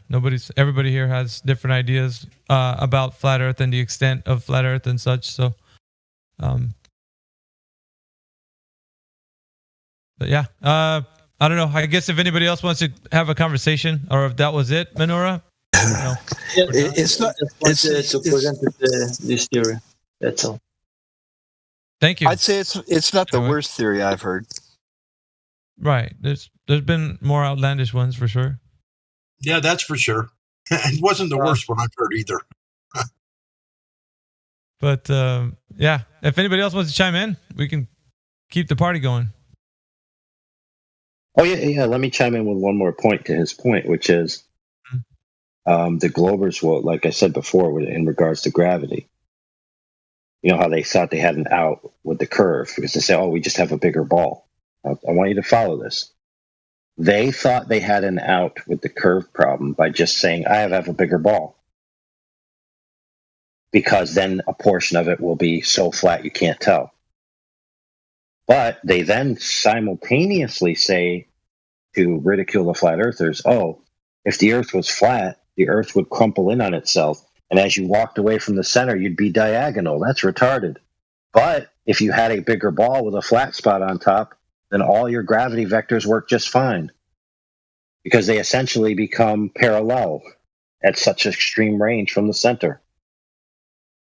So you see how their attempt to ridicule the flat earthers backfire on them and give a flat earther an quote-unquote excuse to keep Newtonian gravity, but still have a flat earth that's available to us. I mean, these globals don't think 3 steps ahead. That's funny how you made that where in that circle on that ball on top would be essentially the size of the core of the earth, and that's where all the gravity comes from. Gravity would work perfectly on that flat spot on the top of that ball. I don't know if that's what you were conflating to, but exactly. That was interesting.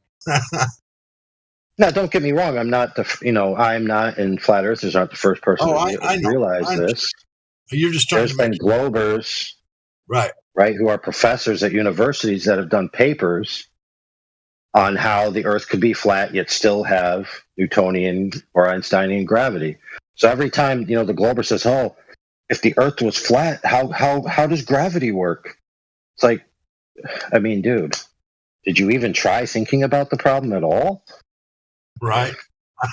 Now, don't get me wrong. Some of them have honest questions, like if the Earth is flat, how does gravity work? Could be an honest question. But the majority of them are using it as a put down. It's like, well, gravity works only because of spheres, therefore the Earth can't be flat. Right. Can I ask you to engage with Matthew? Wait, or am I mixing you up again with Indio for some damn reason? Because I obviously know that that's not the same person. But do you know anything about what Indio talks about when he brings up the military studying refraction using 3 different light sources? Yeah, it's they have to maintain different arc rate because they refract at different rates, so they can't arrive at the same location, and therefore you'd have chromatic aberration on a wide scale, which I believe at that range is greater than 4 meters. So the telescope that was going to receive it could not have. It should have received them all if the model of refraction was the same. It should have been in the same point, but they weren't. And whatever the amount of tolerance is that it's off, basically show that the refraction isn't doing what the globers claim, because globers need terrestrial refraction to solve problems of all these observations. Hey, we got which is a uniform. Oops. Sorry, go ahead, AI. Yeah, I was just going to say it's uniform, and it's actually an ideal. But as usual, ideal models don't exist in reality. You know, for example. And be advised, terrestrial refraction requires 2 separate mediums, completely separate substances, not just air. That's one thing. You're correct. That's one thing. Terrestrial refraction requires, a computer screen and a mouse click. Because that's the only place it exists. That's right. On Earth, you're right. We got Head Honcho just joined our chat. Head Honcho, are you there? You know what's happening, guys? Hey, what's happening, man? Welcome to the chat. How you doing? You good? Pretty good, man. What brings you by 24/7 Flat Earth Discord? I've been here for a while now. I've been popping in for about a couple of weeks now. Oh, you came with Aki, didn't you? Yeah, I'm from Aki's server. Okay. How come you don't have VC verified? Let's fix it. Because that's on my other account. Oh, that's what I was like. Got 2 accounts. I've seen your name before. I don't know why you didn't have verified. No, I've been on my other. It's just a bit of a pain in the backside just logging into my other account, coming on here. You see, because I don't talk much. I just like to listen. All right. You just want to sit back, or you want to interact with us, or what's I don't really have many questions, to be honest. I generally just like hearing both perspectives. Sounds good. You know. I'll leave your mic open in case you want to say anything or jump in the conversation. Thank you very much. Yep. Other than that, I think that is about it for the new people. However, like I said before, we do have some new people I haven't talked to yet.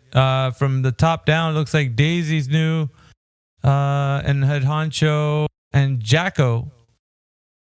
Jacko's also new. I haven't talked to Jacko. And One Big Pond. Who's One Big Pond? You're Flat Earther, but I haven't spoken to you, so I don't know. Have I talked to you yet, Big Pond? Maybe not. Like we've spoken together now. No, I don't recognize your voice. Not many people do. Well, yeah, welcome. Yoke Smasher's in here. What's up, Yoke Smasher?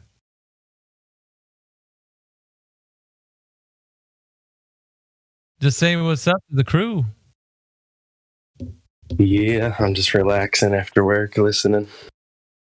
No worries. Keep us on like a podcast, you know? That's what I hear a lot of people do in the mornings. Yeah, all the time, man. Cool, man. We got 41 people in the live stream. YouTube live stream is popping right now. We got people in the YouTube live stream text chat. Man, you guys can come and join us and talk about the shape of the Earth. I think that's interesting. I was just going to say the same thing, Miggy. I was just going to invite all of those 42 people to come on over, and we'll get them verified in, and they can come and talk to us. Good idea. Absolutely. There must be one among you in there that has a challenging question for people that don't think the Earth is a globe. So, interesting.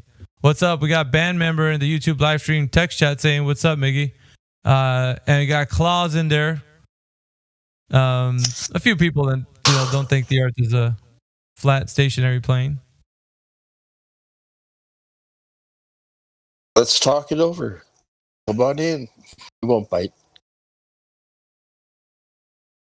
Yo, what's up? Got Dr. Flat Earth Dude. Hey, your friend came in here earlier. We're talking with him. That guy that you said you were going to bring in. Well, he was speaking with us anyway.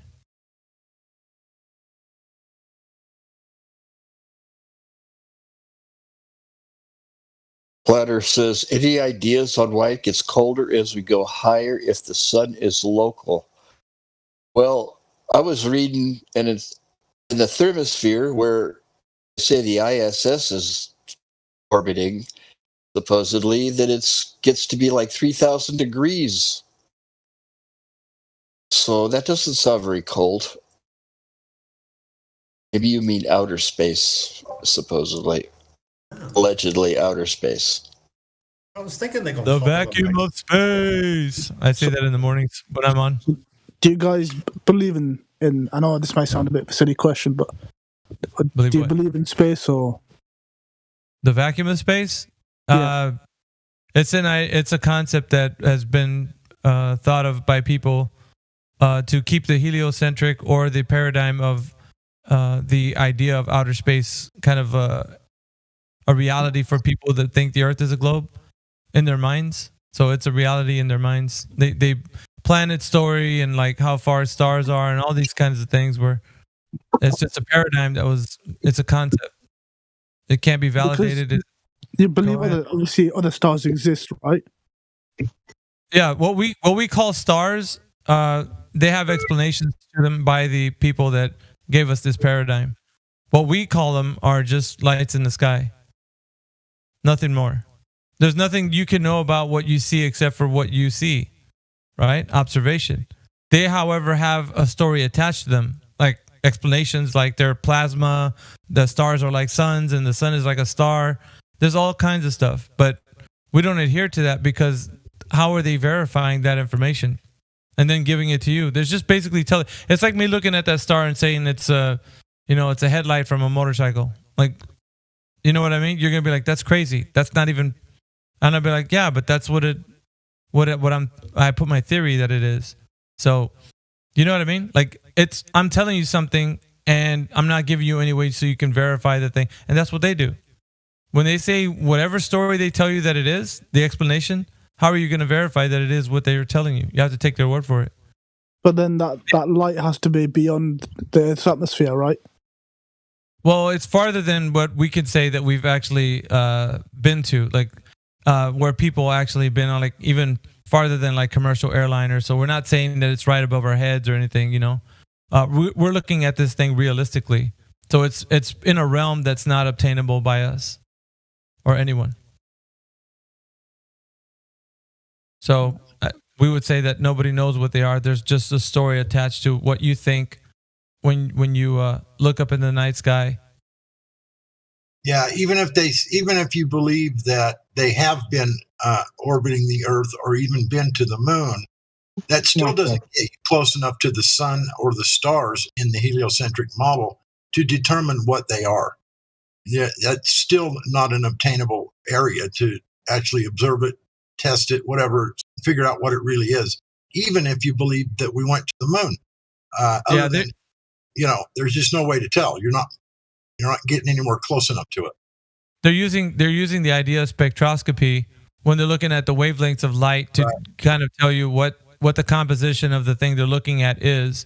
So depending on the colors they're seeing from whatever light source they're looking up in the sky is, they're giving you a story attached to the idea that the things that are here on Earth are similar. The light that we have here and the different hues and the colors of light will determine what type of elements those stars are made of.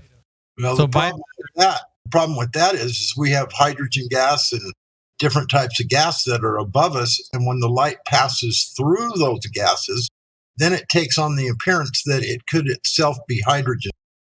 Yeah, That's not even. That's kind of what I was going to tell Head Honcho is that it's also attached to the story, like what God Rockin' is saying, and also like you can't validate that, even if there was the same color of like the elements that you're looking at through the things that you see down here on Earth with lights that you can actually explore, but the thing up there that you can't reach, it might be something else entirely. So there's no way for validation and the process to actually do some rigorous tests on that to know what it is. So at the end of the day, once again, it's still just a story that they're telling you about that light in the sky. Yeah, because of the various different gases that could be above us. Once the light passes through those gases, then it takes on the appearance that it passes through hydrogen gas. Oh, it's a ball of hydrogen burning gas. That's just not, that may very well not be the case, because it's just the light's just passing through hydrogen gas, and then you're making some assumption. And I think that's actually what they're doing. They say that these things are burning balls of gas. They're using spectroscopy. I think it's just because they're passing through gases in our atmosphere, changing light. Does that make sense, Honcho? Yeah. I just like hearing perspectives, Yeah, this is the reason why we don't make the assertions that they are what, lay any claims to them. There's a lot of mystery and wonder in looking up at the night sky and not knowing what they are up there. So when people are telling you they know what they are, then I would say for you, there should be like questions that you would ask. Why do you say they are that? And they'll give you a story like what I just said about spectroscopy with light wavelengths of it and like studying things here on Earth and then attributing to those studies to the things they see up in the sky. But like I said, they're not able to validate that, so they'll just give it their best guess because they know that the properties of light here and attributed those same properties are what they see up there.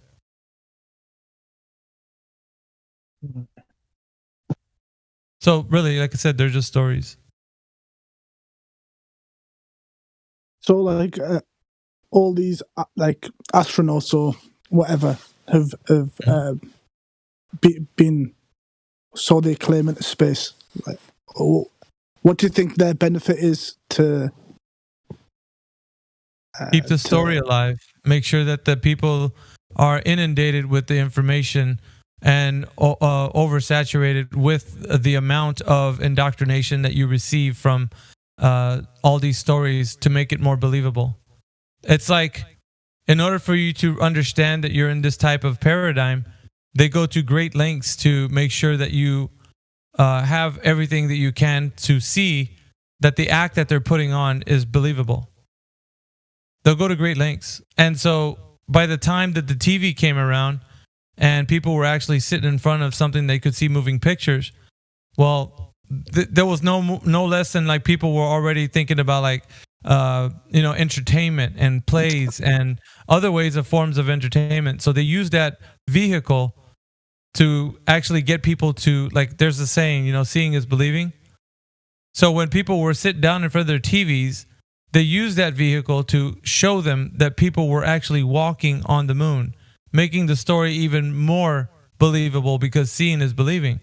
So at that time, all the people who were on the fence about thinking that, space was some kind of like a new frontier that people were going to go to became a reality because they were then at that moment converted over into actually believing it wholeheartedly. So at the moment when they saw this broadcast where the men were actually walking on the lunar surface, they were instantly converted into heliocentrists, to the maximum. And the lie became something that was even more of a spell that was cast. And now you have people that are, I was there, I saw it on TV. So you're not going to tell me that's not real, because they experienced something that to them emotionally was a great experience. But what's the motive to go to such lengths to lie about something like that? Well, you think about power, head honcho. Absolute power corrupts absolutely, right?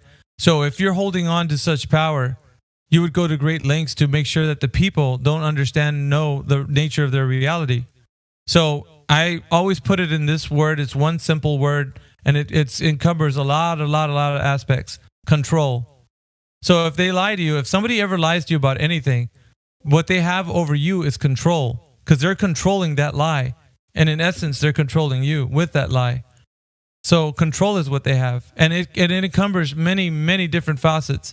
They could be hiding more land. They're doing it for money. They're hiding God. It's on. And the list is long. But the number one reason is to control, because they control the information. And so with that information they control, it's like I said, it's many different aspects of things that they control with it. And so every agenda that they have suits them for the seat of power. In order for you to have that seat, you have to be able to have a group of people, the ones that you're telling the lie over, to capitulate to anything that you tell them. So they have to obey, but they have to do it in a sense of like depending on the ones who give the information out. Like as in, you would akin it to like the old days, right? So in the old days, those in hierarchy positions, right? Like the priest of old would be the only ones to read the Bible and be able to read and write and such. But the common folk didn't understand. They were illiterate and they didn't know how to read and write. So the way that they understood things was to actually go and be able to be a part of like a group or something. And they were being told that they can't understand the word. So that was difficult, because when you have people that don't know, the power that you have with information is that you control that information. So people come to you for that information, which is what they're doing today. People go to school and study, and the only way to attain knowledge is to keep going to these institutions. And what happens with these institutions is that they're putting in truth mixed in with lies. So as you learn some truth, you're also learning a bit of lies as well. Because reading, writing, and arithmetic, right? Those things are something that is beneficial, but it's also telling you the story when you're very young about the heliocentric understanding as well. So by the time you reach the age of critical thinking, right? When you're old enough to start being curious and like, I wonder what all of this is all about. And you start asking those questions and maybe, wondering, well, they also have set up in higher education, courses in philosophy. And when you get into those courses, they teach you how to unthink. That means like where you used to think you knew what reality was with your five senses, now they tell you, well, you don't know with your five senses because you could be dreaming, or this all could be a simulation. You don't know. You can only know something 99.9999999% of the time. So that little percentage, well, you can't be certain then. So a lot of people further their education learning this philosophy, taking it on with their world paradigm that they can't do anything unless they go through a hierarchy structure, maybe an authority. What happens is now they depend on the authority, and plus they also it's a double whammy, because now they have to they can't trust their own senses to know anything, but yet they still have to appeal to authority to know something. So it's a perfect control method. And it's used to get a key hold on the people that they're telling the information to. And I'll tell you, we have a lot of the people come into this server, and we talk to them, and while they could agree on some points with us, they're like, yeah, but I can't know anything to be certain, because I ask them a simple question, just a little reality check, right? I'm like, so are we talking on Discord? They will agree with me. Yes, it's a pretty much a justified belief that I'm talking right now on a program called Discord. Okay, can you be certain of that? And they pause and they say no. And we're like, why not? Like, why is it so wrong to be certain about something that you're experiencing in reality, like right now? And it's the fact that I hear echoes of this even my flat earth brethren sometimes even get to the point where like, well, we can't know for certain. That's just, we can't say that. And what happens there is that when you leave that little gap where you can be moved off of the truth, then that's what's going to happen. Later on down the road, something might come along and sweep you away. So all of this is a way to keep people confused, where they can never be certain. What is truth? You start asking. And that's why people are always in search of something, because they're taught how to never reach that point where they can be certain. And it's a power method. It's control. To control the population, you confuse them, and then you tell them they can't know what truth is. So you keep them completely in the dark. And you can put whatever agenda you want. At that point, everything's fair game. There's a killer asteroid coming towards us. We're running out of resources. Climate change affecting us. The sea level's rising. And the people will be in fear. And you will be able to move masses of people to fight wars. You'll be able to do anything you want with your power. And this is the power, my friend, that these elites or governments or whatever of the world have over the people of Earth. And the only thing we have is each other. And the ability to talk about these things in a forum such as this. So hopefully that kind of wraps up a little bit of that question that you were asking, Head Honcho. Yeah.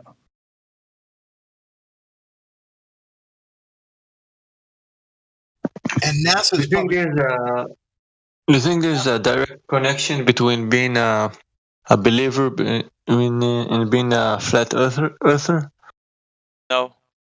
They're not tied together. People can be a flat earther and not believe that there is a creator. I've heard it before. People have stated that in this server.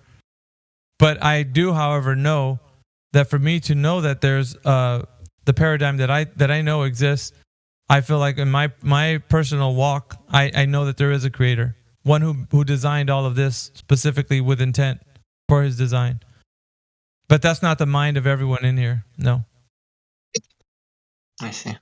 I can tell you of one individual. I don't want to say their name just to make sure that they're protected in that way. But one individual who thinks that everything is just on a cycle, like a big cycle of everything gets to a point where it's chaos until it gets destroyed, and then it restarts all over again. And it's always been on an eternal cycle, just death and life. Everything gets destroyed, and it's all born again, brand new again. And it's just we're on a repeated cycle over and over and over and over. And they, in their view, it doesn't need a creator because there's like no need for that. But I don't. That's not my view. I'm just telling you that not everyone shares the same view. I see.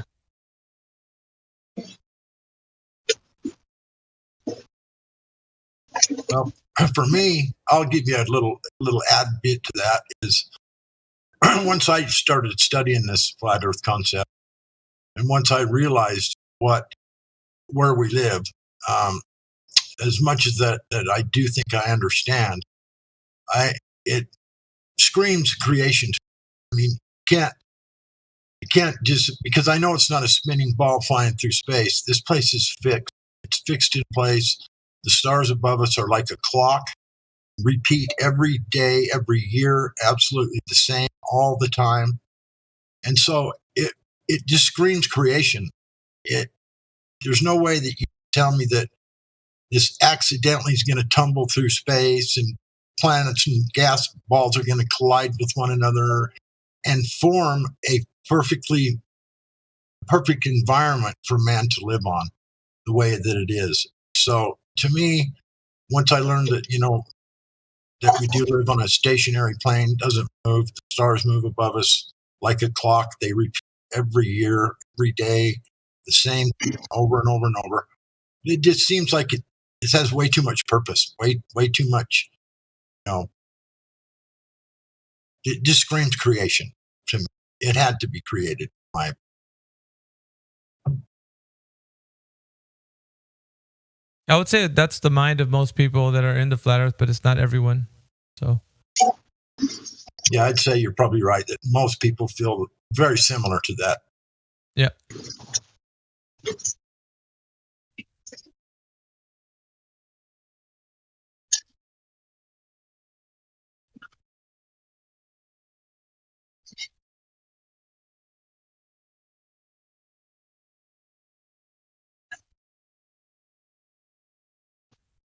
Yeah, usually the question gets asked quite often. You know, why would they lie?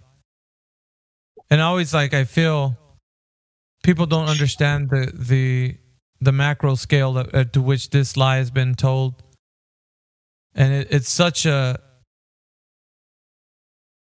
grand lie on such a massive scale that on most of the institutions right now for higher learning, they're showing people this same thing, and it's woven into like the things that we use in practical everyday life, you know, like reading, writing, arithmetic, all that sort of thing. Like it's interwoven in that. Like you get a dose of that toxin while you're learning all that. So it's like, you know, it's kind of this.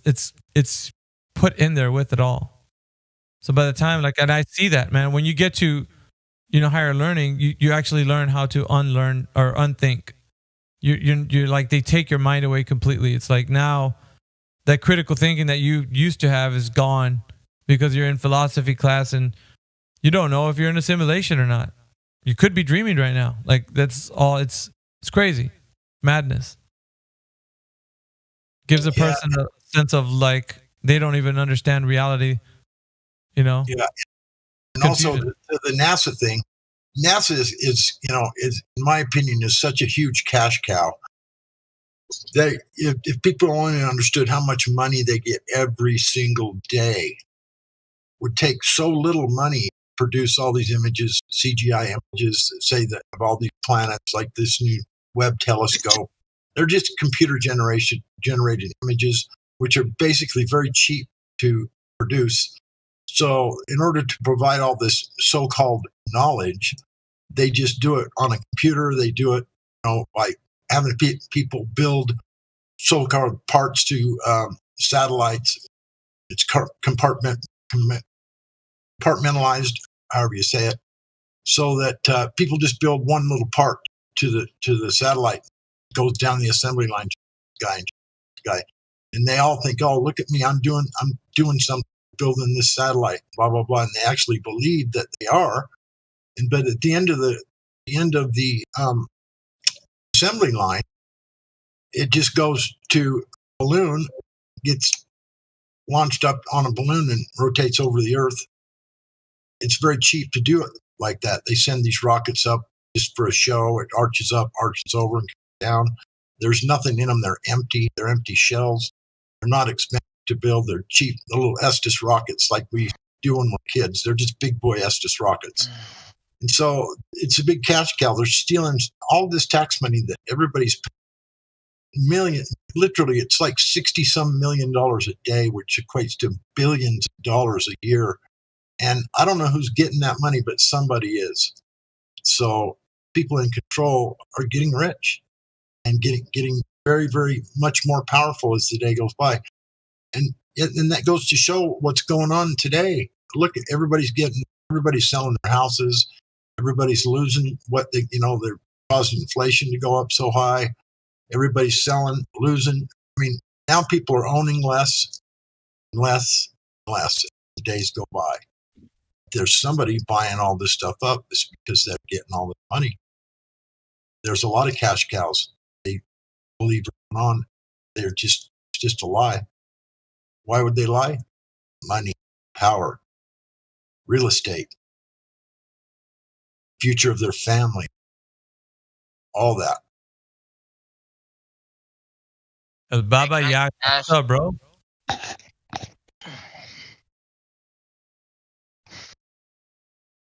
You there, Jose? Yeah, I'm here. Just took a minute to get to my phone. I was listening. How's everyone? Yeah, really well, man. Haven't seen you in a minute. What you up to, bro? Hey, man.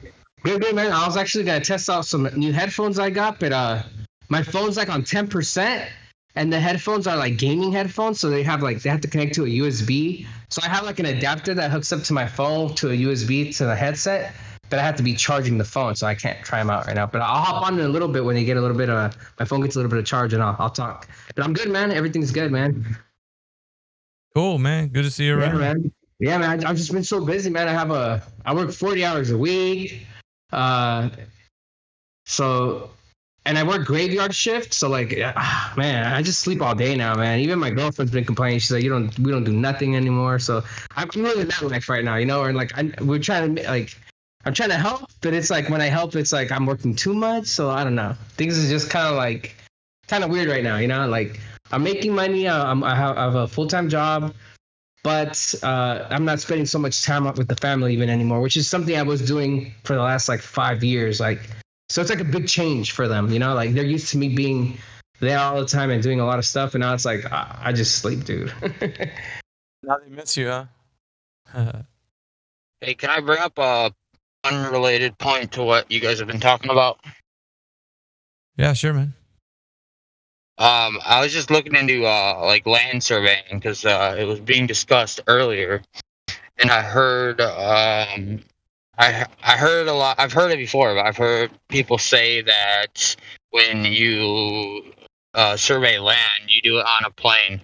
But I'm just looking into it, and it looks like there's two types of survey. Oh, there's probably more, but it looks like there's plane surveying, which happens on a plane, and then geodetic surveying, which apparently is used when you're surveying a larger area that So they're saying that when you start measuring or surveying a large area, they start accounting for the Earth's curvature, I just found that interesting. Has that been brought up as a point on the globe Earth side before?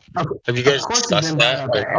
I'll tell you a little bit about it. I don't know too much about it, but I have a neighbor actually. My neighbor is a surveyor. He does both planar and geodetic surveying. Hold on 1 second.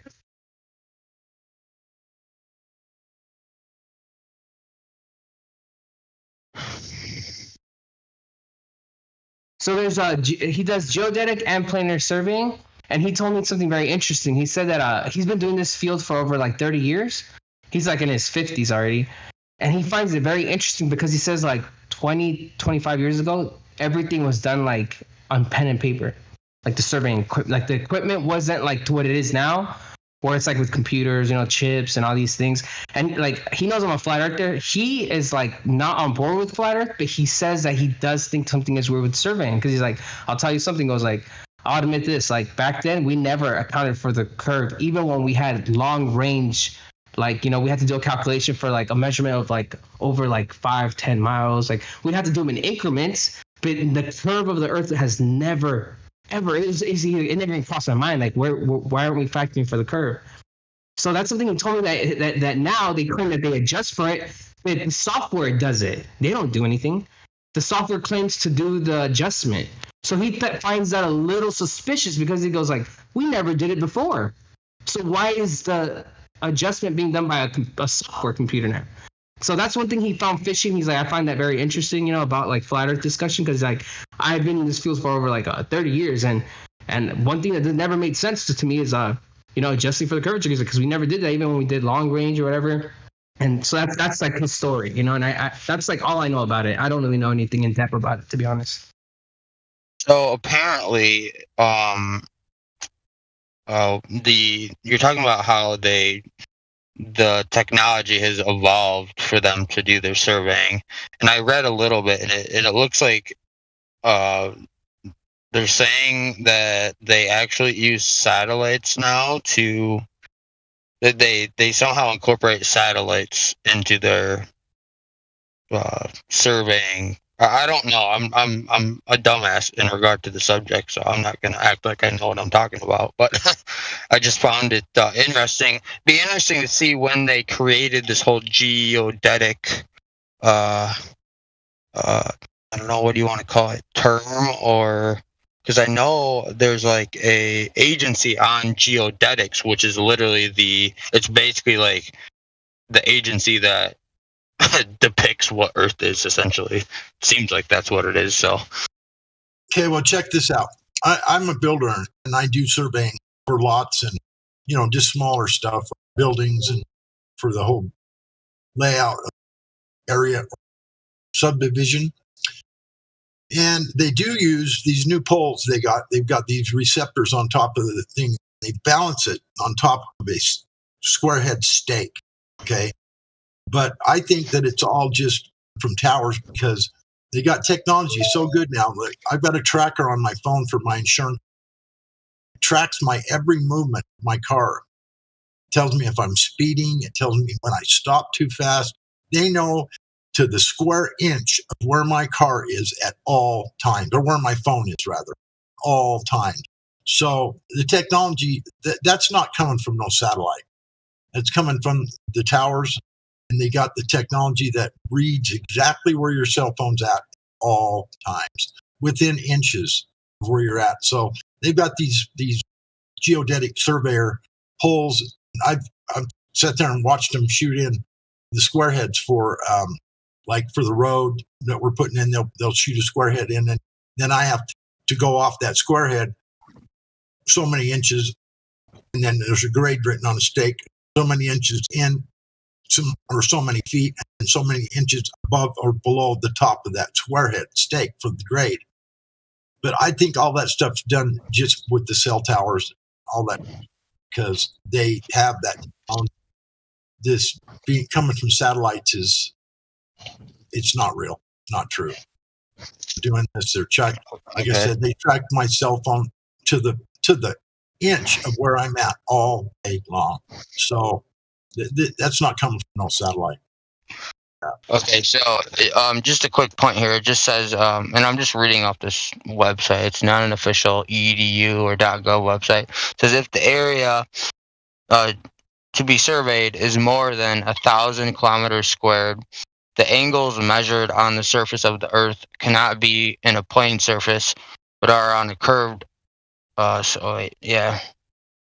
Cannot be in a plane surface, but are on a curved surface. Therefore, geodetic surveying must be employed to achieve precision for large areas. And then just one more thing here.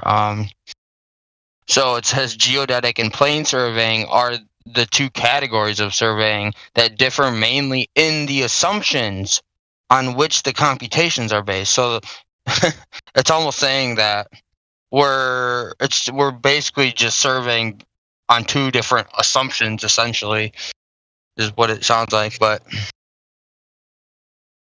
I know the guy in here earlier, I don't know what your name is, that you said you actually do land surveying. It sounded like the other guy was a civil engineer too and had a little bit of surveying experience.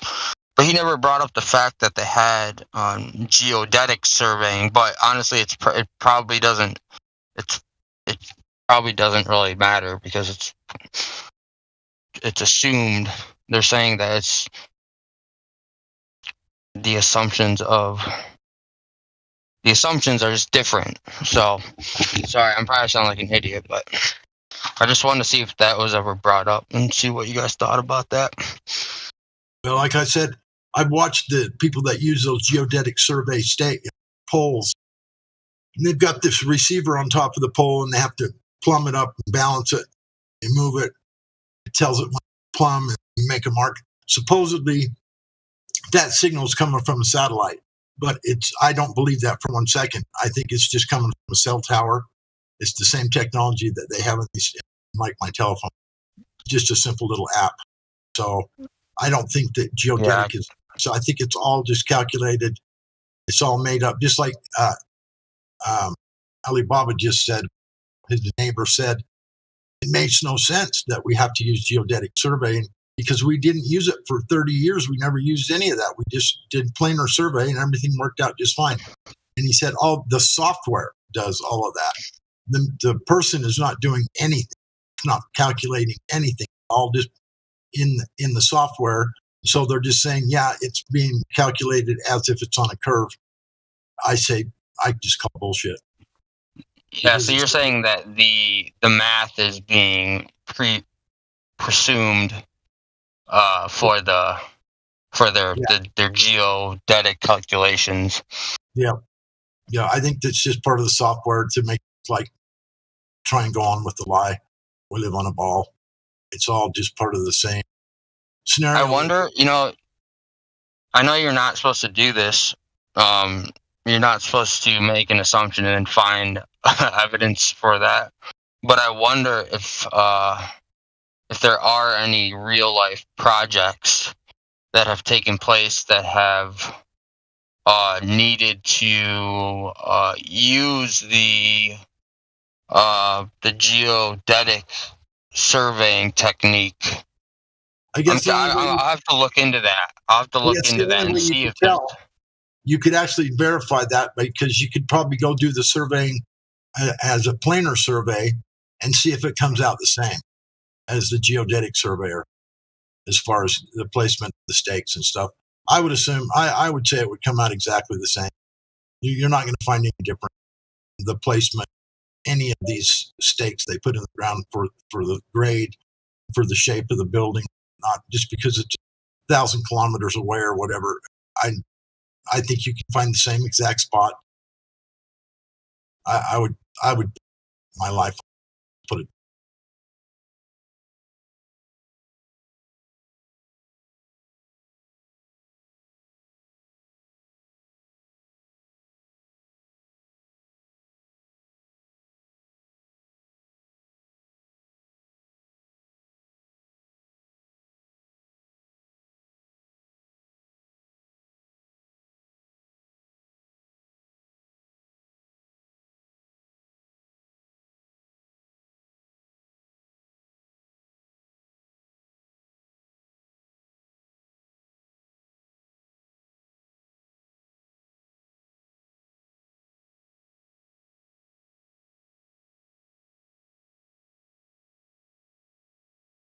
And here's another thing too that a lot of people probably don't realize, that on all the roads through the cities, there's on manholes, there is a piece of metal that's poured into the concrete that has the elevation above sea level.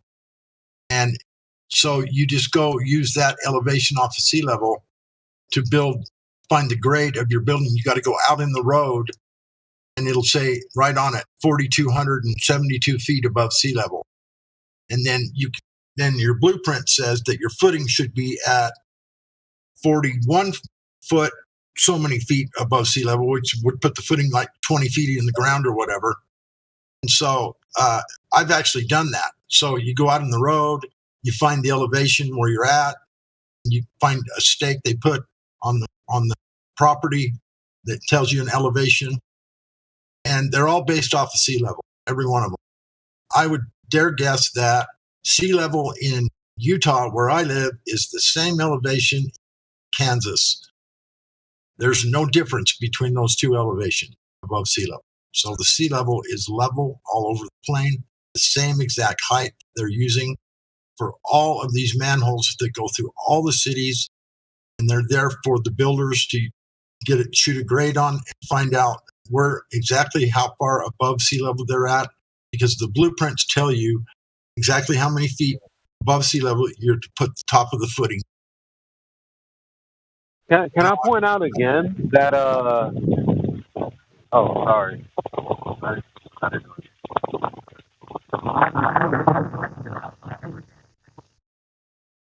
Anyway, it's stamped into all of these manholes all across the country. They've been there for years and years. Those stamps, those things have been implanted in these manholes for 30, 40 years that people have been using these elevation markers to put buildings in the ground. Do you think they had satellites 50 years ago, whatever, 30 years ago? No. They all are just using the basic sea level elevation, putting these plates or these round markers in the manhole tops in the concrete. It says that they're stamped right in it how many feet above sea level it is. I'm telling you, there's one sea level on this earth, and that's it.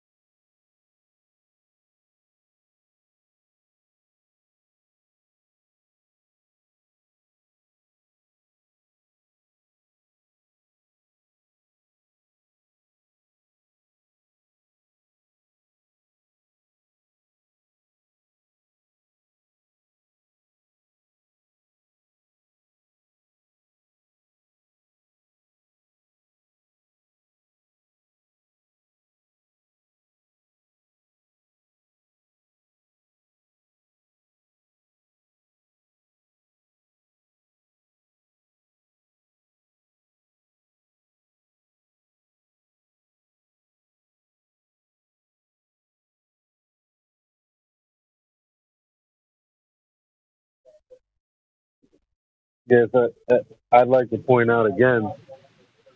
Yeah, the orientation of the moon has changed. Um, it looks like a one, some significant enough for me to notice from the last time I mentioned it, because Jupiter and the moon are kind of like horizontal when I was looking at it. Look at it now. Fucking Jupiter is still, if you put a line to it, fucking perpendicular. I don't like. I mean, that's not interesting. I'm tripping. Well, y'all don't see the sky as I do. So we all have our speculations, but I mean, like, shit, man.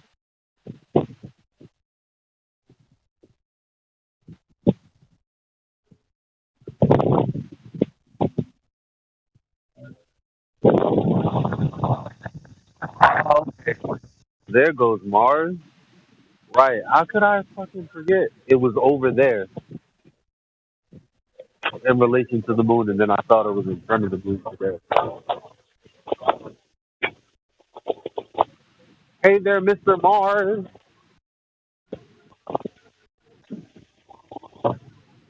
I got one of those apps on my phone called Star Tracker. I go out and aim my phone up at the sky, and it tells me exactly what stars I'm looking at, every one of them, practically. So I've looked at Mars and Jupiter and all these. There's this dotted line that goes through the screen. All the planets are supposedly on this elliptical, whatever line around the solar system.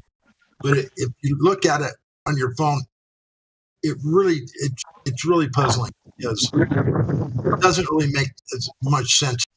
I don't know if you've got a Star Trek phone, but it's pretty interesting. Yeah, I know for a fact. Okay, let's say you turn and then okay, never mind.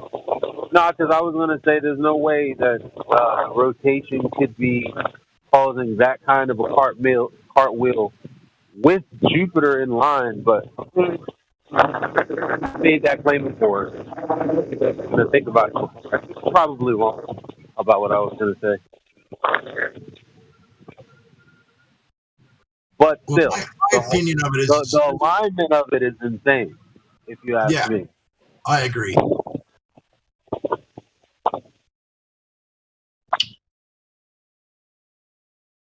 Like, what's it doing staying perpendicular to the shadow? I don't get, like, I mean, but why? Well, it's amazing because first of all, in the Helios, sometimes I look at it like that. Like, I'm like, if it's supposed to be doing that, how the fuck is it? I don't know how I gotta do more observations over the course of a month with just in mind. Because I'm pretty sure that it's always like that. Somebody said it. Obviously, Jupiter's not always there. I just explained how the moon, like, kind of, I mean, it was nowhere near Jupiter just like a couple weeks ago or a week ago, whatever it was. But I'm just saying, like, the way that it lines up, and I've seen that time and time again, just never really made notice of it.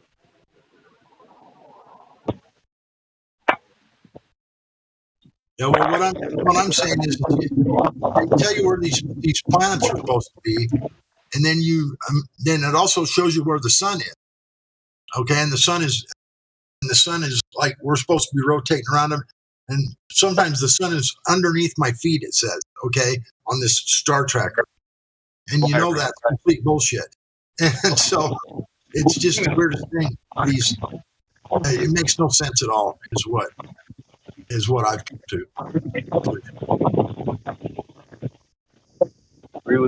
Hey, sorry, I got my phone died earlier, so I'm sorry I did that like that.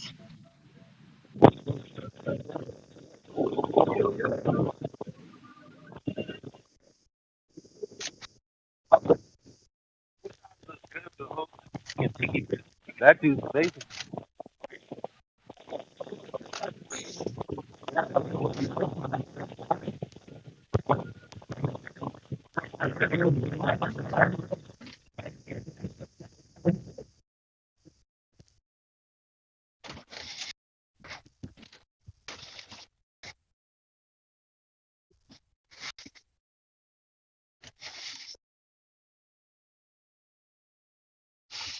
I am a returning newbie, and can anybody hear me? Yep. This is I go by Insane Irby because that's my name, and insanity is when you're insanity in an insane world is actually sanity. So I embrace it. But I'm a flat earther and all other conspiracy stuff. But I've got 2 questions that I've never had anybody answer for me. And I've looked at just about everything possible. But being a flat earther, there's 2 unresolved or unanswered questions I have that I will throw out for the wisdom of the group. Number 1, the moon. It's its own light. How are there shadows in its craters? Where do the shadows come from when it's emitting its own light? Okay, that's one. And then secondly, all of the pictures that I've seen, depictions of the Earth and the firmament we live under. The firmament is a dome, and it has water on top of the dome, but yet we say water can't adhere to a ball. But yet there it is in the firmament. So how can the water on the firmament adhere to its surface? And where do the shadows come from? Okay, look at it like this. Say you've got a flat plane and you take it to the bottom of a swimming pool and you put a dome over the top of it that's got air in it and hold it on the bottom of a swimming pool. And the water's above it. There you go. Yeah, that would make it. Like, I think the water is really deep above it. It could be very. Well, keep in mind that that's only speculation. Like that's not like an established fact. I'm not saying that's fact. I'm just giving him an explanation as to how that would make sense. Oh yeah, I know. I was making sure he knew that. Right. But hey, as far as the moon thing goes, I just want to tell you something. Level Up said, I think a couple weeks back here. She was talking about the moon, and what she was describing, I think, would be a good answer to your question as far as the shadows or apparent shadows. I guess we should say technically there's just apparent shadows on the surface of the moon. So she was saying that the moon, with the way that you can see it in the daytime, in the daylight, when you see it in the daytime, it appears to be an object that is not transparent. But when you see it in the nighttime, you can see stars through it, and which would be an indicator that it's transparent. And so the term that describes this is translucent. It's an object that is both transparent and not transparent at the same time. So I think maybe an example of this that's not the moon, but as far as regular day life would be a large chunk of dark stained glass. So you can see through the stained glass, but if you have the stained glass away from you by, say, a few feet and look at it at a certain angle, you can't see through it at all. And so it all depends on the light that's hitting it and the angle in which you see it. So basically what I'm saying is any kind of shadows on it may be, if you want to actually explain them, it would make sense if it's a translucent object, something that's both transparent and not transparent at the same time. But that wouldn't explain the moon is its own light source. You would have to somehow have the glass having a light in it. You know, like there's a light bulb inside of it. So, and it wouldn't create its own shadows then. Is my thinking. That's you know what I'm saying? But I'm not claiming it's made out of glass, though. You know, like it's an undetermined. The composition of it is undetermined. But I'm just saying, like, it does technically since at some points in time it appears to be not transparent, and at other points in time it appears to be transparent. So one can logically say that the moon appears to be translucent. Now, as far as what the actual light that comes from it goes, and like what causes it, I mean, I don't know. That's anyone's guess. Well, but that's talking about the makeup of the moon, which is fine with me, whatever it's made of. But the shadows, where do the shadows come from? If like I'm looking at my light bulb right now, there's no shadows on that thing. Shadows. Hold on, you gotta understand. It does answer your question. You see, there would be shadows. See, like go back to the stained glass I was talking about, the large chunk of stained glass. So there could be shadows cast on that with just light at the right angle, and you wouldn't be looking through it like a piece of regular glass. So it would appear to not be transparent. Visualize. So yeah. But what I'm visualizing there is an exterior light source putting itself on the glass. The glass there, even in that illustration, the glass is not its own light source. Whether you can see through the glass or not is irrelevant to me. I mean, it doesn't answer the question. So I see what you're saying. So yeah, I see what you're saying, but isn't it true that you can shine a flashlight on another flashlight? I mean, you can do that, right? It doesn't cancel out. Like you can hold a candle, but in a flashlight, and there's no shadow of the flame. You hold a candle. I'm a little confused what we're talking about now. I'm a little lost. Whatever. So anyway. But that's what I'm saying. I was trying to ask you, what do you mean by shadows? Do you mean specifically just the craters that we see? Well, yeah, or anything, any type of shadow on the moon, not shadows from flying objects around it. I'm talking about whatever is on the surface of the moon, whatever it is. So when we see the craters that are darkened, you're calling that shadows, or are you saying they're the craters? And then they appear to be casting shadows. Which one are you saying? Dude, look at the moon. It's got shadows in the craters. I've seen the moon. In order for me to understand your communication, you have to answer my qualifier. So stop trying not to. I'm a flat earther. I'm trying to explain it in my own brain, and you're not. I don't mean so. You look at something. There's a shadow. I'm looking at my chair. There's a shadow. The shadow comes from the light. I understand, bro. Look, we don't have to. If you understand, why is there quantifiers? Where do the shadows? Well, did you hear what I said? Did you hear what I responded with? Where do the shadows? Please. Did you hear what I responded to you with? Yes or no, bro? Like, what's the problem? Yes, I hear you, but you're not answering my question. Can you repeat what I asked you? I told you. You're asking. Listen to me. Okay, I don't know who you are. Will you just stop and listen? Okay? Stop. Listen. My name's Irby. I go by. Are you talking to me? Your name's Friend. Do you understand me? Okay. I identify as anybody I want to identify as. So that means I can call you whatever I want. That's my gender. Respect it. Now, yeah, I know it's ridiculous, isn't it? Don't do that. Listen. So, I am. Here's your burden of proof, friend. Where the craters? Hold on, friend. Prove that the dark spots on the moon are indeed shadows by showing to me the light source and the moon in full frame, so I can validate their three-dimensional positions in free space. When you do that, then I might answer how there's shadows on the moon. So you're saying there are no shadows from the craters? No, you're saying there's shadows, and I want you to prove it. Look at it. Look at your hand. Hold your hand up right now. And if you have a light source in the room, there's going to be a shadow cast somewhere from that light source. Correct. So I can see my hand. Here is the assumption.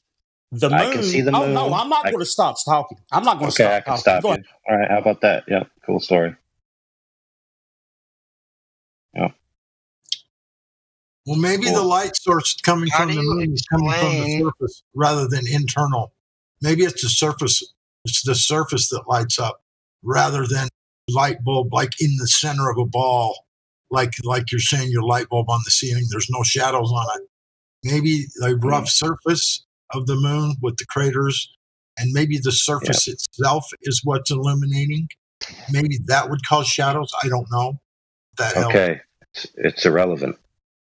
Okay, in the example given, he gave me a 3-body relationship. A light source that's validatable on my ceiling, there it is. My hand, validatable. And the floor, validatable.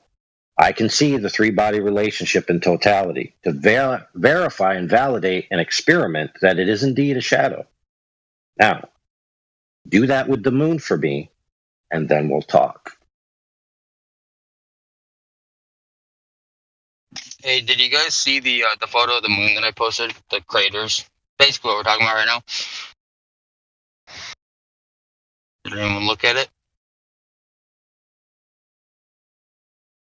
They don't really look like shadows. They look like just darkened spots. Because there's craters there that the center of the recessed part of the crater, on the craters that look like they're facing more towards the sun. The sun, those are lit up, and then when you look at other craters that are towards the dark side, fuck.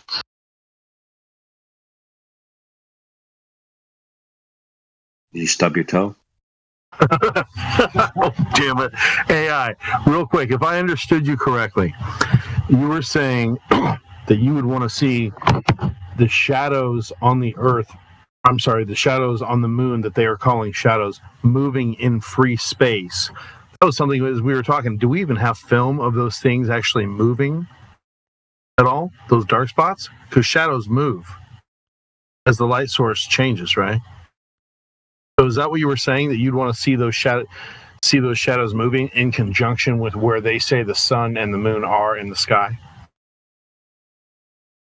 I mean, that'd be a start, but I'm sure that exists. The point is that a 3-body relationship that you can validate all 3 points simultaneously, and they're tangibly accessible, and so you can make positive claims about exactly what they are, versus something that's intangible, and you don't have access to all 3 parts simultaneously. Well, I mean, in the case of the moon, they're claiming that the edge of the crater is one of the parts, right?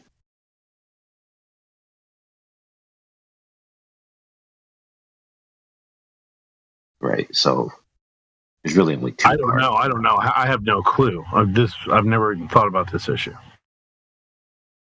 That's a very interesting. Well, I mean, it would have been great.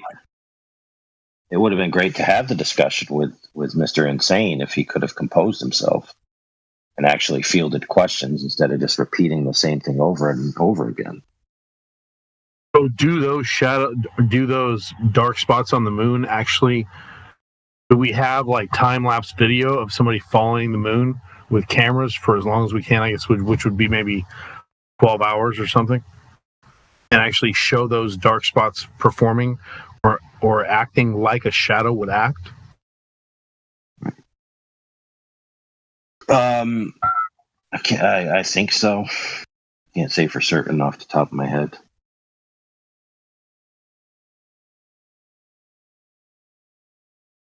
That seems like that would be pretty easy to demonstrate if you had the angles and the film. And the sun and the moon don't even line up half the time. Fuck is people talking about? Like, like the shadow in relation to me and the light that I'm looking at in my room makes sense. Okay? That's what I'm saying is, if those spots on the moon are shadows, do they make sense in the heliocentric model? Because they would have to morph and change, right, from day to day.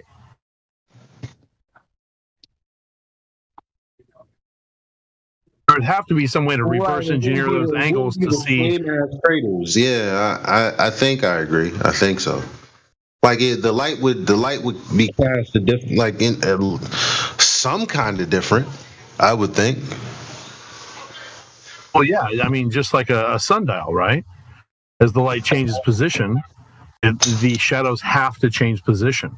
So if those are shadows, first of all, they should behave like shadows.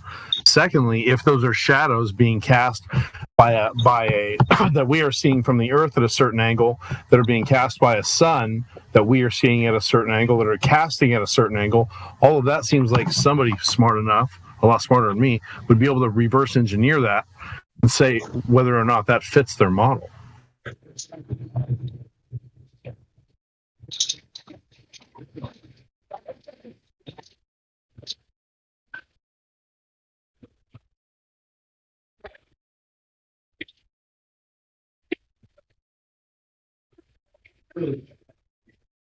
Okay, but let's be clear.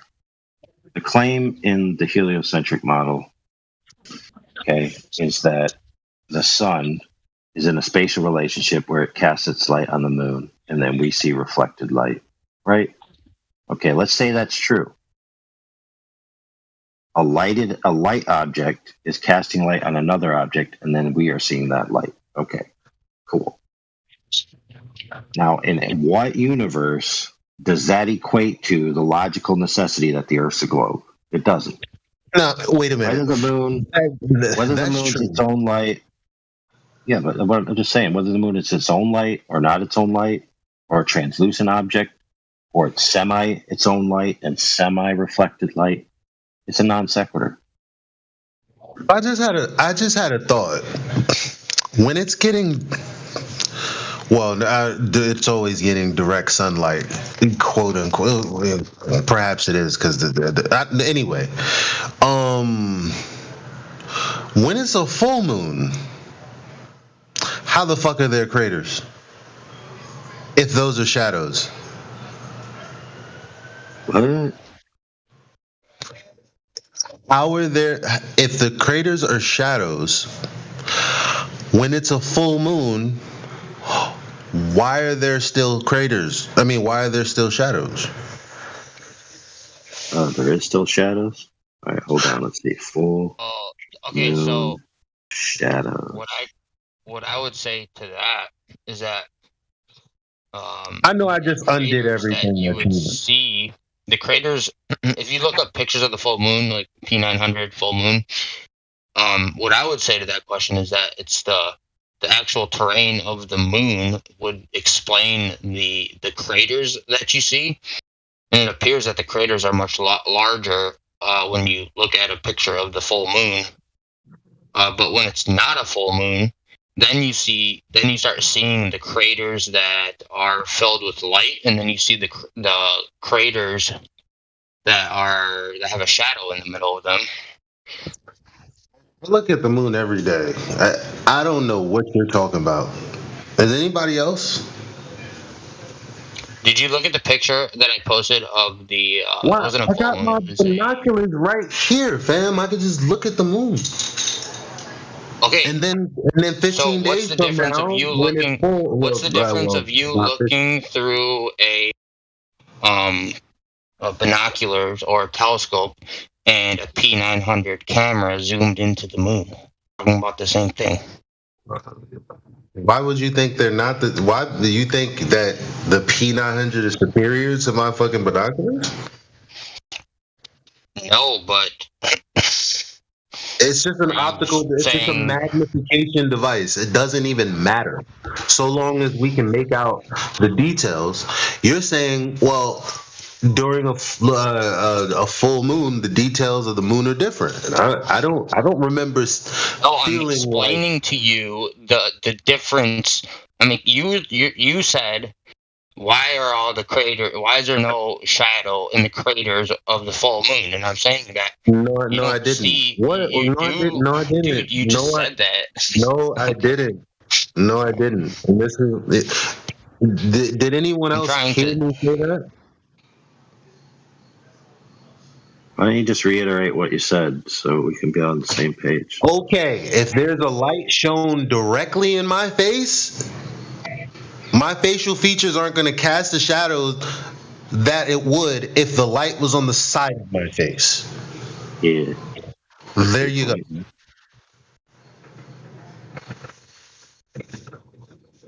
So now what? Chicken butt. Can you say that again, please? No, because I mean, you heard that, and then No. Okay. somehow Say it again, I Elijah. understand you correctly, but you're not going to explain yourself. All right.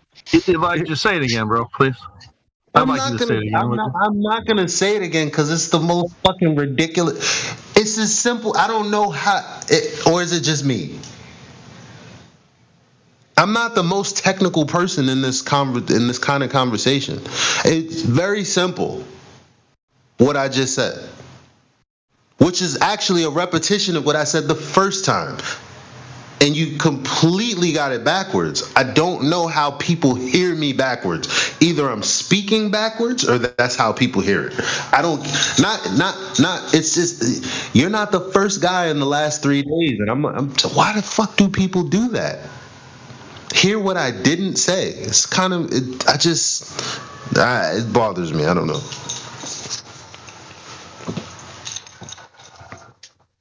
Hey, relax. The earth is flat. No. Man, I got some good images. I don't know, man. I was driving and I went up a hill and it wasn't as flat as you're saying. It was pretty steep hill.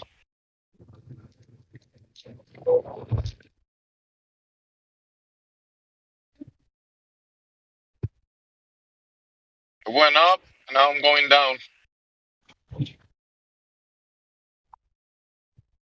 Well, that sounds more scary. Jimsy, did you understand what I said? Even though English is not your first language?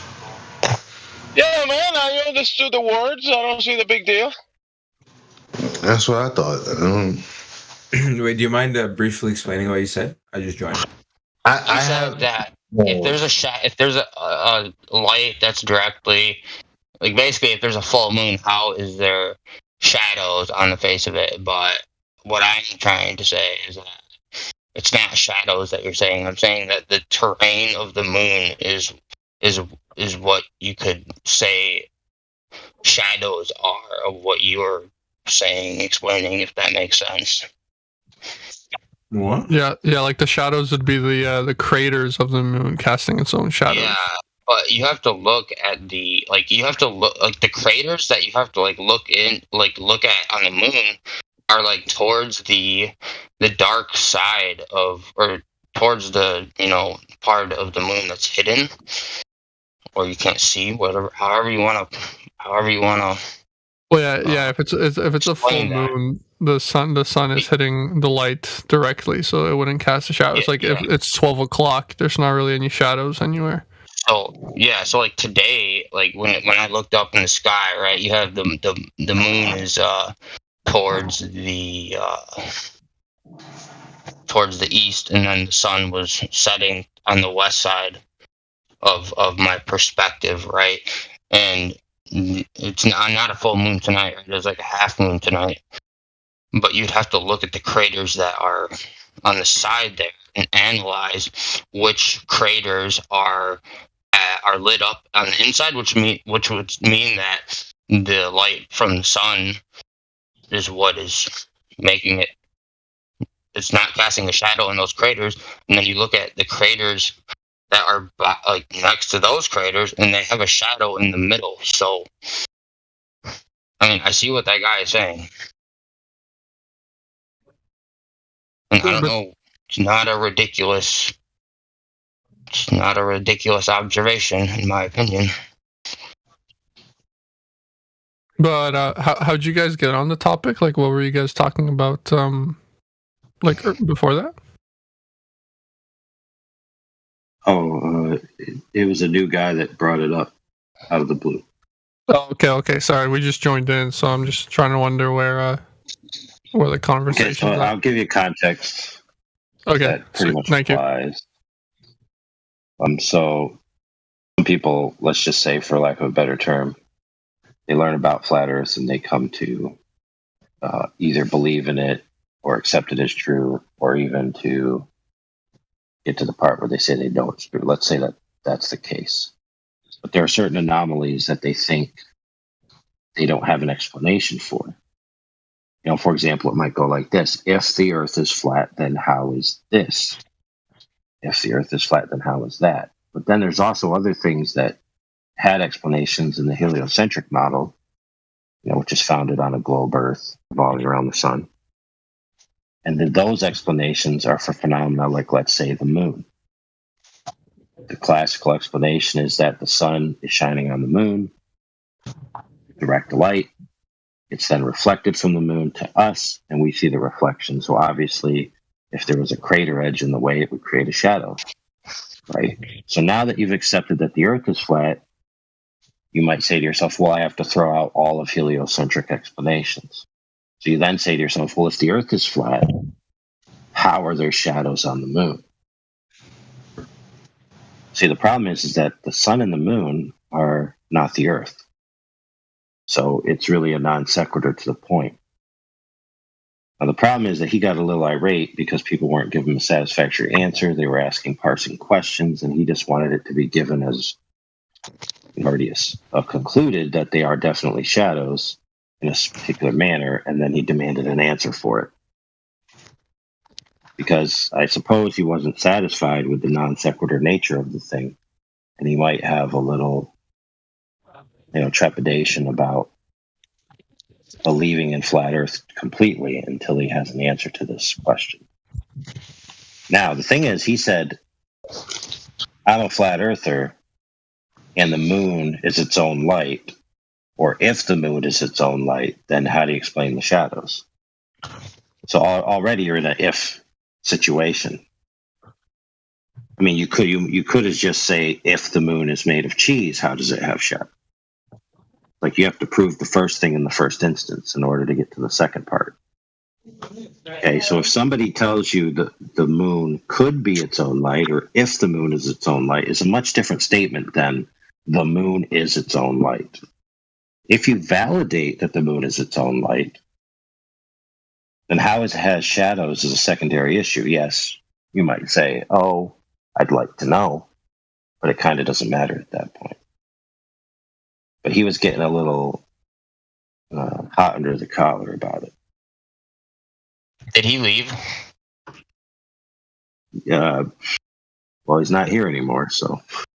I don't know. I thought that was a good, in my opinion, I thought that was a interesting plot point there. That's something I never thought about.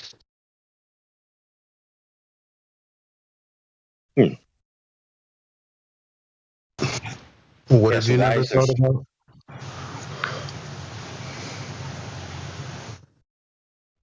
Why is there what? What have you never thought about? The point he brought up about the shadows and the craters. You know what my ex said when she saw the moon through, for the first time, like through my binoculars. Like, she said it's fake, and she doesn't listen to my flat Earth stuff. She's tired of it, didn't want to hear it, has her own views,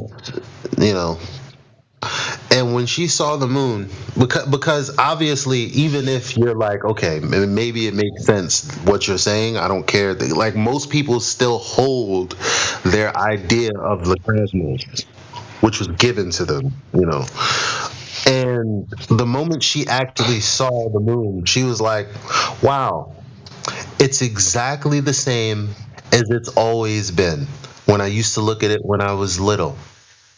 Why the fuck is it exactly the same? And I was like, yeah, I know. She's like, nah, fake as fuck. Just like that. So it's like people want to concern themselves. Why is it? People want to concern themselves with saying, again, that it's a physical object and there are shadows on it. And if it's not what I thought it was, then how are there shadows on it? Right? The only thing that can cast shadows is a physical object, I think, right? You have to have something physical blocking light for there to be a shadow. So I mean, I don't know. So the fact that it hasn't changed, why is the fact that it hasn't changed at all make it fake? Like why does she think that? Fake in what sense? I'm just like how like it may as well. I think what she meant, like, let me ask him. When she said that, did she mean like fake? Orion, don't ask. Just stop. Don't ask me no more questions. You're at your capacity for questions to be this week. But I will explain. So it's just the fact that it looks exactly the same. Like there's nothing extra to add. There's really nothing extra to explain.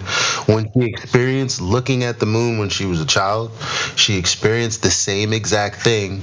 And just like I imagine certain things about the Earth, I guess she imagines certain things about space and that rock up there, and I guess she imagines that because it's a physical thing, maybe there should be some kind of change to it. Maybe some asteroids should have hidden it by now.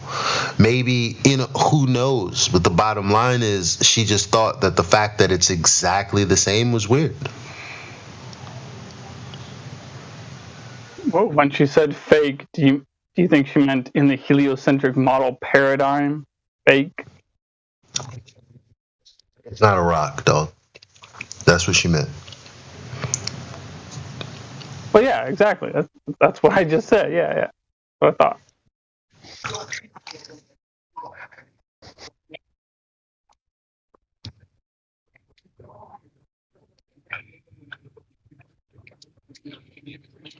Man, I can't find those translucent object examples.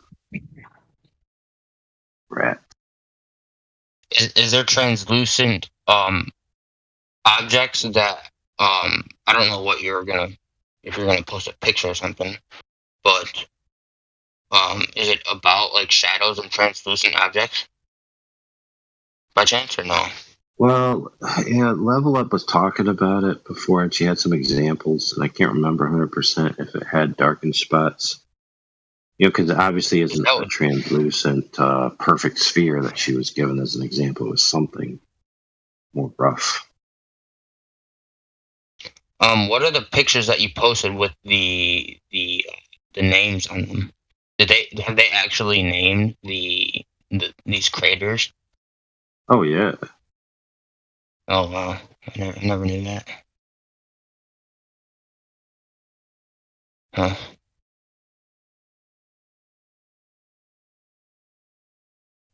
Translucent golf ball. I think that's what she was using.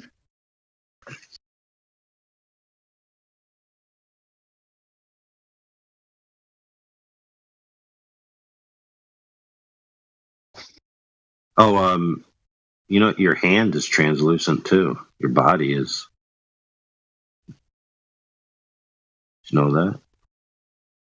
Oh yeah, because you can like have a flashlight at one side of your hand and or your finger at least, and then see it, through your fingernail and all that, right? Yep.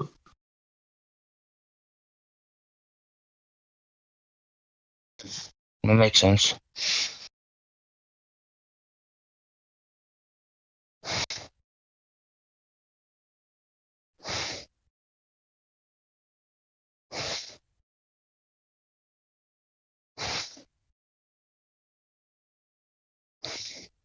Yeah, because that was her example. Like she had an object and she was putting a flashlight to it.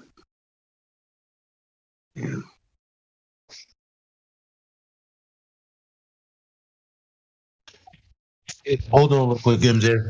You know what it is? People can't brainwash. I'm gonna use the words as if they should be used more appropriately. So after I found out that I on my own couldn't overcome like fallacious reasoning and the conclusion that the earth is a sphere because of this reasoning, I decided there's things that I don't know about logic, and I wanted to undo everything. That's very hard to say. I have a bias when I look at the sky, and I need to not have that bias. How can I dump everything? Like, I literally try to go through a process of washing my brain of all of the bullshit and starting over from the beginning. It's like some people it's like some people want to hold on to it and still know that the earth is flat and like kind of do it like by bits and pieces, like kind of they got 5 fingers, you know, on the ledge, and then it's 4, 3, 2, 1. All right, now we're climbing down the face of this mountain. All right, I couldn't do it all. I just jumped. And I'm like, I need to start over at the base completely. I don't know what I know. That's a good place to start. How do I know what I know? What is philosophy? What is logic?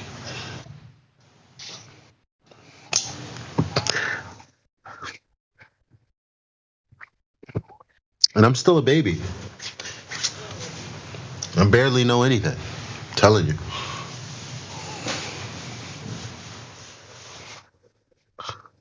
Oh no, I spilled my juice. Oh no.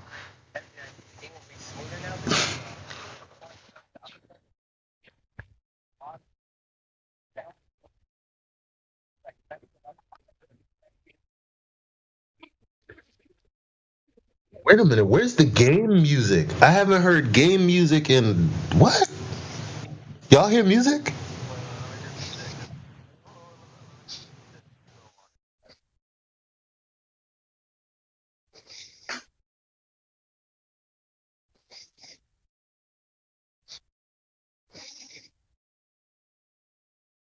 No.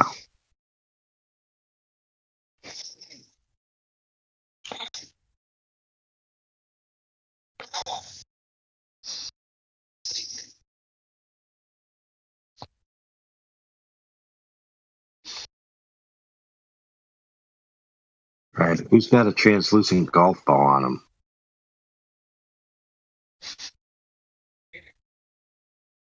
For goodness sakes, where's a translucent golf ball when you need one?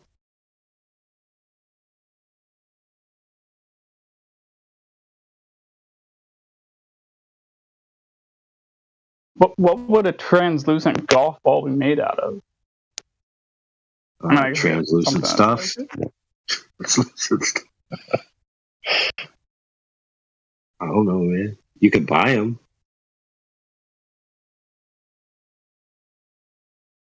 I might be interested in maybe a glow in the dark golf ball, but I don't really play golf. You can buy those, yeah.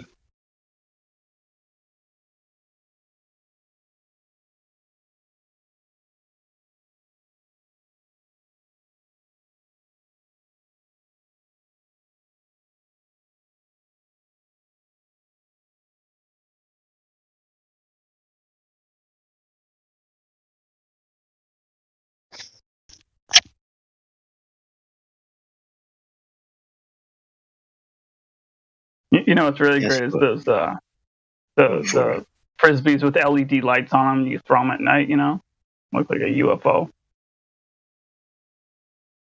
Oh, so you want to give sleepwalking kids seizures?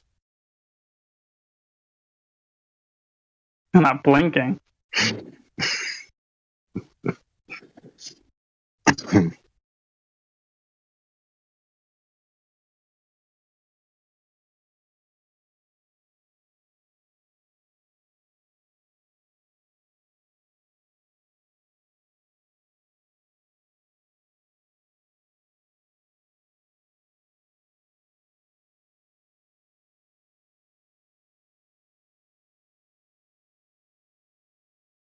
Right, you can. Oh no, you go.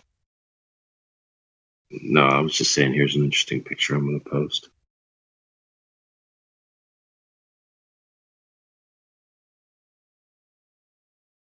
You can get someone to acknowledge the Earth is flat without saying that the Earth is flat.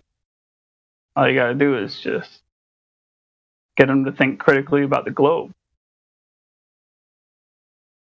How would you go about doing that?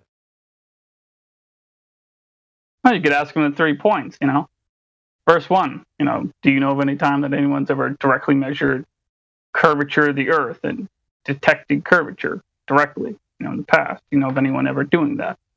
So if they think critically about it and they realize that they observed the Earth is flat and they don't know of any time that anyone's ever directly measured curvature, then if they're capable of thinking logically, they would very quickly come to the conclusion the Earth is flat.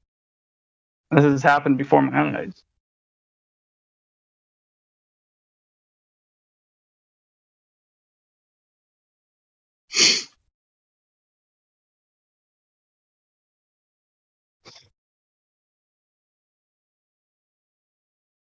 Okay, so some of the golf balls, all right, you ready for this? They have a luminous core, right, which changes as it absorbs solar radiation, right? Charges it up. And then at night, it seeps through the coating. So it's simultaneously getting the ball in question, the golf ball, is simultaneously getting its energy from the sun to emit its light. But the light that it's emitting is not reflected light. It's absorbing the solar light, doing something with it to charge itself up, and then emitting its own light through the surface, which is indeed a surface and can therefore be affected by reflected light as well. So it could be both. So it's not just as simple as a source is either reflected or its own light source, right? And it doesn't need another light source to power it.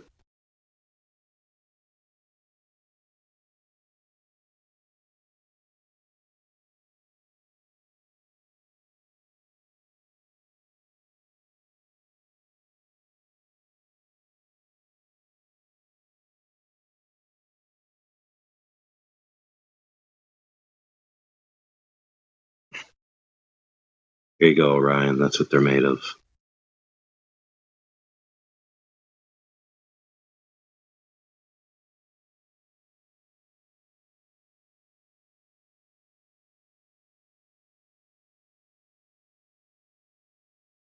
I'm just wondering a little more about what that process is. You say it has its own process for emitting its own light. It's not reflecting its light. That's fascinating. Well, yeah. I mean, one could argue that it traps light, right? Like it fills up like a container and then it slowly leaks it out later.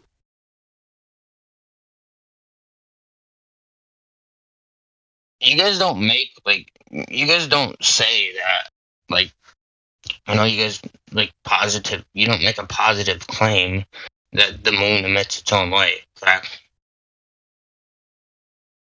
Well, if the moon emits its own light, we shouldn't be able to see half moons and crescents. We should be able to see a full moon the entire time. Yeah, exactly. That's what I was just thinking. Not necessarily. Not necessarily. How so? Oh, well, you don't know. Oh, so let's say that the moon, we don't know what it is. We don't know the details about it. But let's say it potentially is emitting its own light. Maybe it's just emitting its own light in a way that would make it do what you describe it to. There you go. Problem solved. I mean, if you don't know the mechanics behind it, if you don't know the details behind the mechanics behind it, then it could just be that the nature of reality is the details of the mechanics behind it. Just make it work that way. Yes. So, for example, I'll give you a concrete technological example. Okay, so I have a AMOLED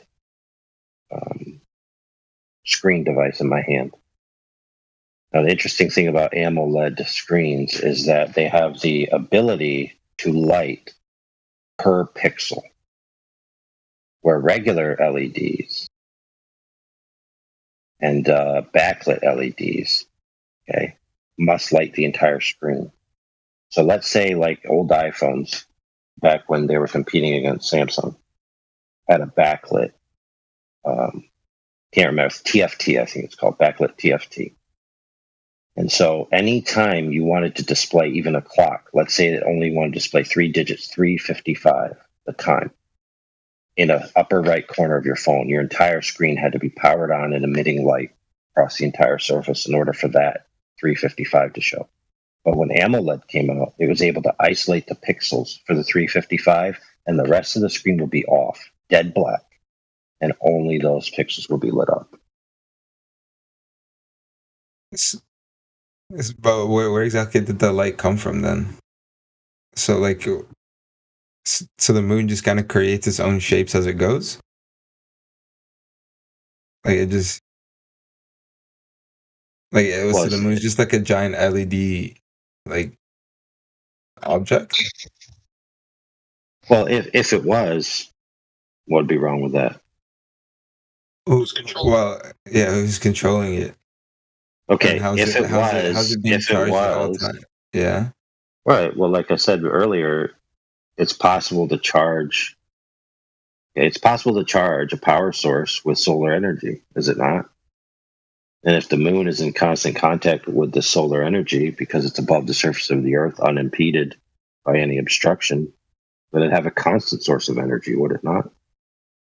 Yeah, but and then again, who's to say that inside the moon isn't a bunch of fairies on a bike connected to a dynamo? Right, but going to your solar thing, if the moon just has solar energy, then we would just see like the light just reflecting off the moon anyway. We wouldn't need the LED; it would just reflect off of it. This guy's so confusing. Well, I'm so confused. What if it's not reflective surface? Sorry. What if it's not a reflective surface and it just absorbs the energy and it just lights up where it wants to? It could, but then how would you explain like lunar eclipses? Like it would perfectly sync up to What's a lunar eclipse?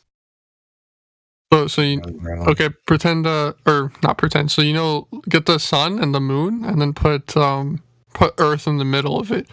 So that's how you see like all the shapes. Like today, someone said the moon's like a half moon. So that's because Earth is casting. Sorry? No, that's not the case. Wait, so during a no, stop. Okay, wait, no, let me ask you a question. Like, no, whenever he said something, it's my turn to reply to him, not your turn to be a third wheel. My fault. Go ahead. Then it'll be your turn. All right, one at a time, turn by turn. Fair? Yeah. Okay, the mainstream narrative of the phases of the moon has nothing to do with the location of the Earth. It only has to do with the location and the angle between the sun and the moon. Phases of the moon are not eclipses. Eclipses are a particular thing. That is where they claim that the Earth is in between. But the regular phases has nothing to do with the Earth. Right. But how would you explain like the eclipses of it then? Or just without the eclipse, just a shadow? Well, okay, fair, but what's an eclipse? When the Earth is in between the sun and the moon. Are you sure about that? Positive. Okay, so you've seen with your own eyes the sun, the Earth, and the moon to tell me that one is in between the other? So whenever like the entire world is like, whoa, there's a solar eclipse happening, is it just like a special event that the LEDs on the moon are like displaying?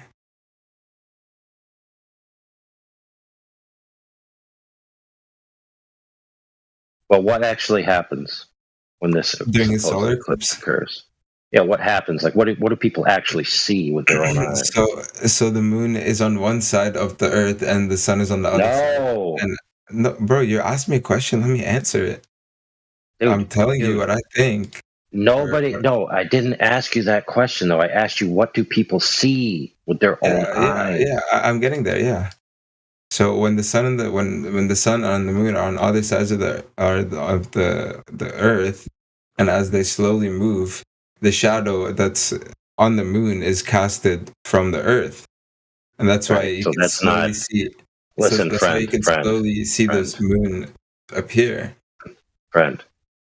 Yeah, what's going on, bro? You were asked a specific question, and you gave me a story about objects in free space that can't possibly be seen within the same image. You're inferring all these relationships without actually just being honest about what's being seen.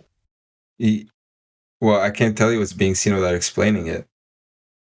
Dude, otherwise, I can. Very simple. Let's just go like this. People look at the moon, then all of a sudden a portion of the moon gets darker, then it gets darker, then it gets darker, then the whole moon's dark. That's what people actually see. Mm-hmm. Nobody sees all that mumbo jumbo that you just said. Okay, but what's the reason behind the moon getting darker? I don't believe something until I know the reason behind it, right? Like you can't just tell me the moon is starting to disappear. Like it's getting tired, it's just turning off its LED lights. Is that what you're saying? Like what's the reason the moon is getting darker? But you just gave me the same nonsense. No, I'm asking. You just gave me an unverified story, and now you're asking me for an equivalent unverified story? No, I'm asking you, why is the moon getting darker? What's the explanation behind it? Because it is. There's the answer. Okay. You can't just tell me it is and expect me to believe it. Listen. I want everyone to stop and focus on this. Yeah. You can't just tell me that it is and expect me to believe it.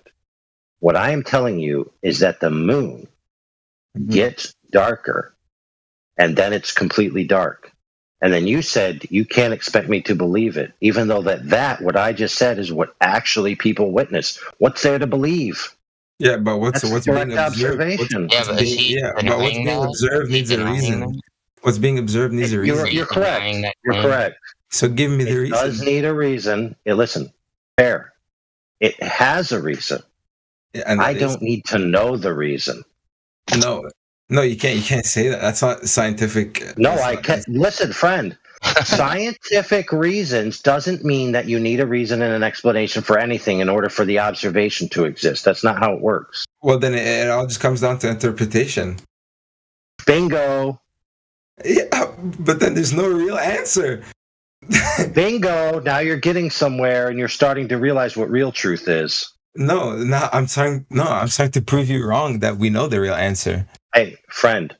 You gave me a story. I didn't give you a story. We both have the same observation. Your story is unvalidated. My story is nothing because I don't have one. I'm just being honest about what I see with my own eyes. But you can't just observe something and believe that. Like yes, I can. For example, listen, friends, this is how it works. The moon gets darker. Agree or disagree? Yeah. You agree, correct? Yeah, I agree. Right. So, yes, you can just believe it. No. So you don't believe the moon gets darker then. Can I give you an analogy? Can I give you a separate analogy? If you're in a car and a car passes by you, are you moving forward or are you moving backward? Like, is the car moving forwards or are you moving backwards? Am I in the car? Isn't that in? Yeah, you're in one of the cars, and a car on the right passes you. Are you moving forward? Is the car beside you moving forward, or are you moving backwards? See, you're missing the difference, though. This is why you're not. Because that's an interpretation of observation. Wrong. No, because that's an interpretation of observation. I could say we're moving forwards past the car, or the car's moving backwards. You can't just arbitrarily say it. Let me tell you why. Because the car is presently tangibly accessible to me. I can validate facts about it and thus come to a conclusion. No, but I'm specifically. Saying, for example, in this analogy, you can't get in the other car. In this analogy, you're stuck, and you're just stuck in your car. Anything else around you is inaccessible. The same way we're stuck on this earth, and the moon is inaccessible to us. So it's just an interpretation of observation. Dude, I know how cars function. I know how roads function. No, I know I'm telling you. Well, it's an analogy, right? It's a listen. No, it's not a good analogy. You need to parse this analogy out with all the qualifiers to remove all tangibility and make it equivalent to the moon example. Okay, so go ahead and start trying. Yeah, no, He's telling you, hey, AI, he's telling you don't know how cars function. Yeah, I'm telling you, you're a retard that just spawned on Earth, which clearly you are, and you're looking out the window at a car that's moving. We don't know how cars function, right? Wait a minute. I'm clearly you're in the 1800s. Think about your logic, bro. We don't know how cars function. Yeah, you're in the 1800s. You've never seen a car before. You're just sitting in it, and another car happened to pass you.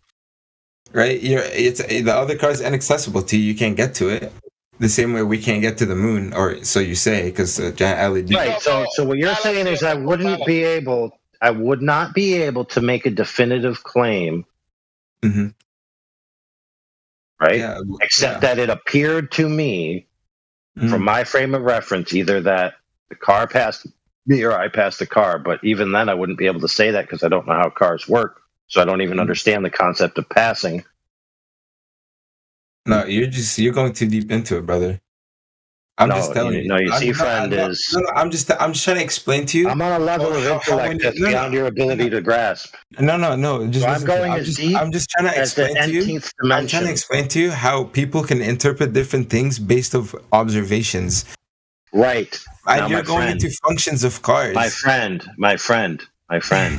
All as you have done so eloquently is concede my point in the first instance that all as you have is an interpretation. Mm-hmm. Thank you. Wait, what was the agreeing point with again? me. Can you explain? I just got here.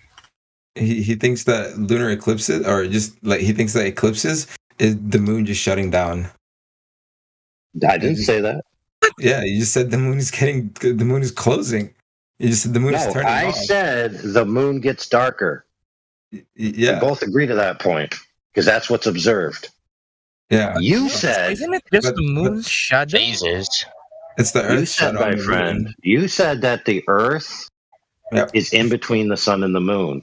Now, because that's please validate that. No. Oh, cool story. Now validate it. I mean, technically, it could be. I mean, it could be like the Earth can be. I think it's kind of right because when the moon is like behind the Earth in its rotation, the Earth is technically between the moon and the sun, right? Mm-hmm. Yeah. Right. Yeah. It depends on the rotation. That's how we get an eclipse as well. Like, I don't know if you guys remember a few years ago when you were able to see. I don't know if you guys looked out on it, but when the moon was in the middle, so like it rotates, right? Like they spin. So sometimes it's moon, Earth, sun, and then other times it's Earth, moon, sun. Actually brings up a good point. What do you think of solar eclipses are? You don't understand. Hold on. Shut off. But the question I am telling you, how can you hold on, Liam? Wait a second. Yeah, you go. Y'all all said practically the same exact thing, but none of you actually showed us this happening. Or you see something's supposedly the light being obstructed or getting darker, and you think it's this, but how can you validate this? All you have is a story. Go to one side of the Earth and have someone sit on one side of the Earth and have some other guy sit on the other side. Right. So let me ask you this. I can see the moon. Let me ask you this: Have you like the moon thingy? Either eclipse? Have you seen all three at the same time? All three. Dude, what? I saw a blood moon and I saw like the solar eclipse. No. I'm talking about the sun, moon, and the moon. The sun, moon, and Earth. Are you able to see that in perspective where all three are aligned? No, but you're able to see. You're able to see. You're able to in the eclipse, but you're also able to see where 2 points are. So you always know either you could see Earth, you see where you are in the sun, or you see Earth and the moon, and then you could just track them based on constellations, for example, and you could see how the moon rotates around the Earth every night. You still haven't established it. All you see is the moon and the sun moving across the sky. Right, and you can track it. You haven't established the Earth being a ball. So, and you're saying that what you think is, because you can't validate this, that all three align, and you have not validated that part. Well, they don't always align. Well, when there's an eclipse, that's where it kind of aligns, right? Right. It's like a cycle, but they're turning around. What do you expect the moon to be? Like a battery? Like it doesn't matter. I mean, I don't know what the moon is. You can't see the moon. I mean, you can't actually test that. So that doesn't matter. You can't test it though. It's been tested plenty of times. The thing is, you can't observe something and just say, show me. That's what it is. Hold on. No, so how has you know? He just made a claim that you can't test it. So how can you test it? Please explain. You just said you can't just observe something and then say exactly what you observe. No, you can't. You can't observe something and then say, "Yeah, that's exactly what it is." That's just ignorance. No, that's exactly what it is. No. You have to prove it. Yeah, you have to. Right. So tell that to the guy claiming that there's a 3-body relationship to cause a eclipse. Okay, but prove to me that the sun is the moon is just turning off on itself. Everybody, I'll tell you before any of you interrupts. No, Liam. No. Let him talk. No, because Miko was about to explain how you could test it. Miko, okay, explain. Yeah. And then Liam will go. Well, there's plenty of ways. Like, right, astronomers on the Earth. You didn't even know he was muted. Sorry, can you shine what on the Earth? No, don't even worry about him because he didn't even know he was server muted because I was trying to get you to explain how can you test this stuff. Right. Okay. Yeah. So astronomers have tested it, by tracking the moon's position in the night sky every day throughout, every month, every day, for many years, and they see that it cycles around every year, right? Like the moon has a cycle just like the Earth has a cycle around the sun. The sun has a cycle in the galaxy, and it goes like that. So eventually they realize that a position the moon was in is back to the position it was however many years ago, and you could track it yourself if you want to. It would take a long time, right? Like you'd need to learn like the constellation positioning and then track the moon depending on which hemisphere you are in the Earth, right? And you can search it all up, right? Like and it'll match up, right? Like if you search up, for example, November 4th, like position of the moon in the northern hemisphere, and you go outside and it'll be in that exact position. Now, could I use an astrolabe to do it? Sorry? Could I use an astrolabe to do it? Astrolabe? Yeah. I'm not sure. I actually don't know. Well, the astrolabe is a stereographic, two-dimensional representation of the sky, is it not? Well, yeah, but I've never used one, so I'm not entirely sure. Yeah, so basically that just means that everything in the sky is above us on a 2D plane. Parallel. Can you prove that though? At a higher altitude. Can you prove that? Yes, everything circles around above us. Can you prove that though? If you believe. See, the thing is, you're always asking us to prove stuff, but you're never proving anything to us. You're just denying our claims. That's all I've heard so far. Like I haven't really heard proof. I've just heard observation. Wait. Sorry, I just wanted to know, where were you?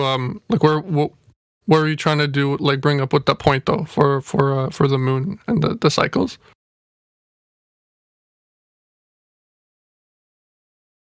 Like, as in terms of like I said, how you can track the cycles, right? But what does the the 2D plane have to do? Like, you could see that it rotates 360 degrees around.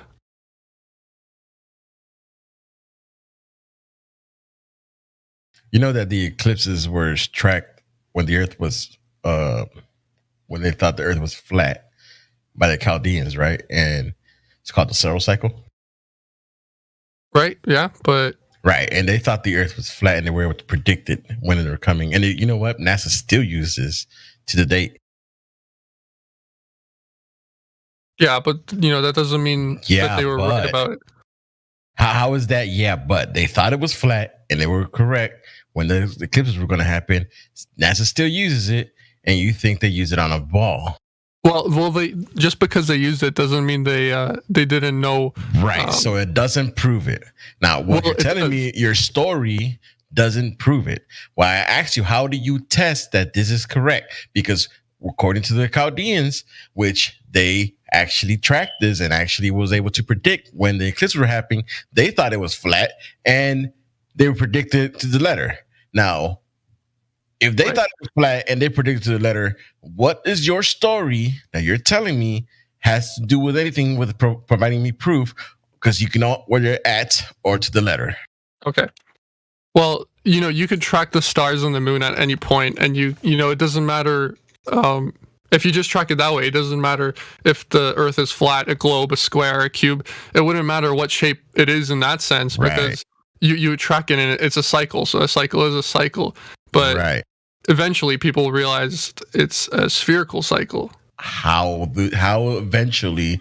Because they're tracking it with a flat cycle, with the Earth being flat, and they still use it with the Earth being supposedly a globe, but they still use the Saros cycle, which was flat. Right. Well, watching the sky doesn't tell you anything, but you can't actually show me how do you test that all three bodies are aligned. Well, a solar eclipse. No, that's just telling me that this is what you think is happening because you can't test it.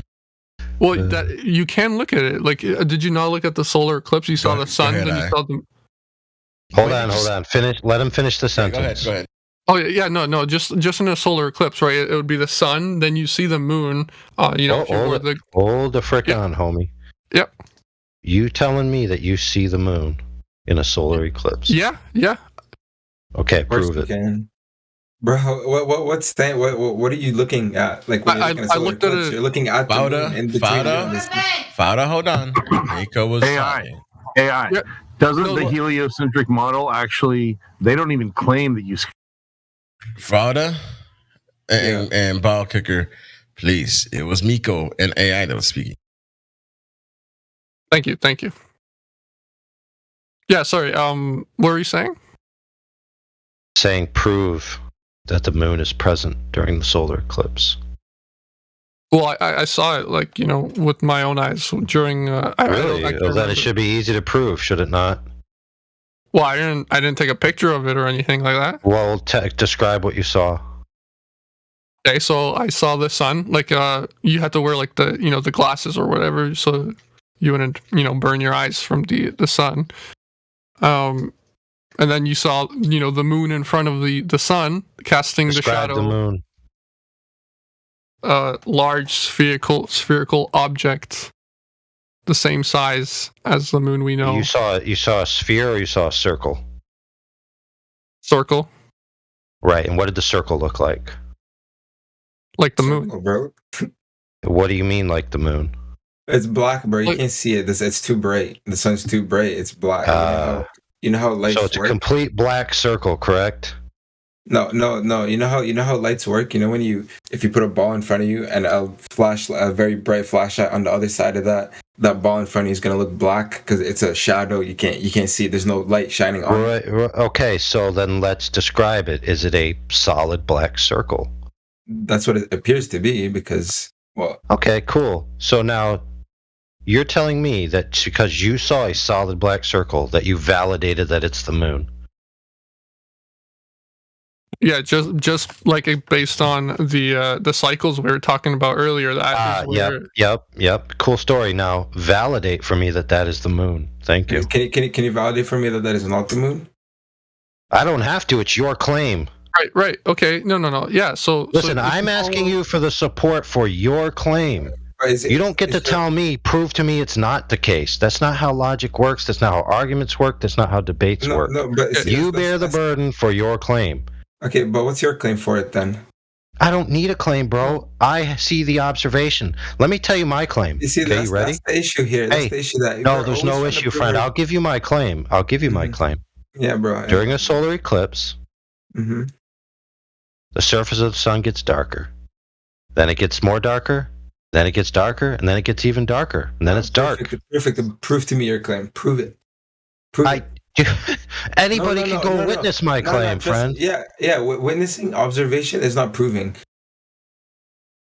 Really? So witnessing an observation isn't proof that the observation took place? No, it took place. You see, my observation is accurate to what I've actually saw. You're telling me it's the moon, even though you don't know it's the moon. No. You're inputting something that's not there from the information present at the time of observation. We're back to interpretation again. Bingo, dude. You're interpreting that it's a moon when you have no evidence that it is in the instance that where you need it to be. You're interpreting it as the sun shutting down again. No, I'm not. You listen, kid. Okay, we're gonna stop right here. No, everybody, be quiet. No, we're not stopping anywhere, bro. Dude. Here's how this is gonna go. Okay. Yeah. You're gonna stop talking at least for 3 seconds, or you're gonna stop talking for 30 years. Those are your options. What is that threat? I don't understand. Dude, what are you freaking talking about, dude? I don't know. What is this ultimatum you're giving me? Hey, you're mischaracterizing what I'm saying. Well, you said I didn't say the sun shut down. I said the sun is darker. That's what is clearly seen. Why is that? Yeah, why is that? I don't need to know. I don't need to know, nor do I need to give you an answer. Can I jump in to try to help explain like how it happens? Mm-hmm. Okay, so AI is that sorry? Yeah. Could you? So okay, I just want to get some common ground for what we do agree on, so we can go based on that. Okay. So do you agree that you can track where the moon is based on its cycle, whether it be a sphere, a circle, throughout the year? Like you could track it, right? You know what tracking means? Yeah, like you can jot down like, November 4th, this day, the moon was taking this path in the sky. You can do that, right? Sure. Okay. Perfect. Can I ask a question, AI? Oh, he's in the middle of giving his question. Okay. All right. But I would like to ask a question when he's done. Okay. Is it related to this? Yes. Okay. I'll just finish my point. I don't really have a question. I just want to, get some common ground going so we can base off of that instead of going back and forth, So yeah, if you can track the moon and, where the sun is based on, the sun, whether we base it off of a flat Earth, a round Earth, whatever it may be, as long as you can track it, eventually, that pathway would go in front of the sun. So that's how you would know that is the moon, because you would know that on, let's say, whichever day, August of this day, I think it was like the August 21st where the eclipse was. So let's say like August 20th, you can see that the moon was like right by the sun. So you know that tomorrow it should be right in front of the sun. Sure. So if it's a black object in front of the sun, that you can say with quite confidence that is the moon casting a shadow on Earth. Well, you can say it all you want. Now, validate it. But that's how you would validate it, right? And No, friend. You're making a lot of assumptions. I've got a question that'll answer his question. Okay, go for it. Yeah, let homeboy ask his question now. So, have you ever seen a new moon?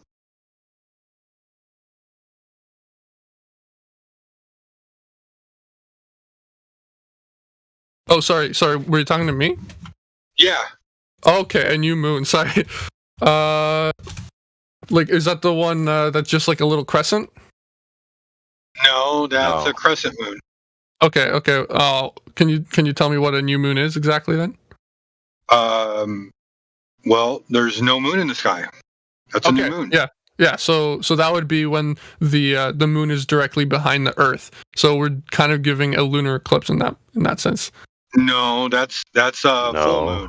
Right. Did you guys go through any questions with these guys? The 3 questions or 1 question? No, we're in the middle of something. Okay. Sorry, and keep going though.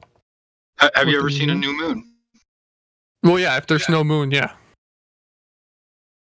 You've seen a new moon. You've seen it physically with your own eyes. Well, if you don't see a moon, then it'd be a new moon, right? Based on the moon cycle. Correct. You know you're about to enter no moon stage. So how are you tracking that moon? You would track it the next day. And after. There's no moon, dude. It's a new moon. Okay, but that's what we're trying to explain to you. You believe something because somebody told you, but from your personal observation, you don't see the moon on a new moon. Nobody does.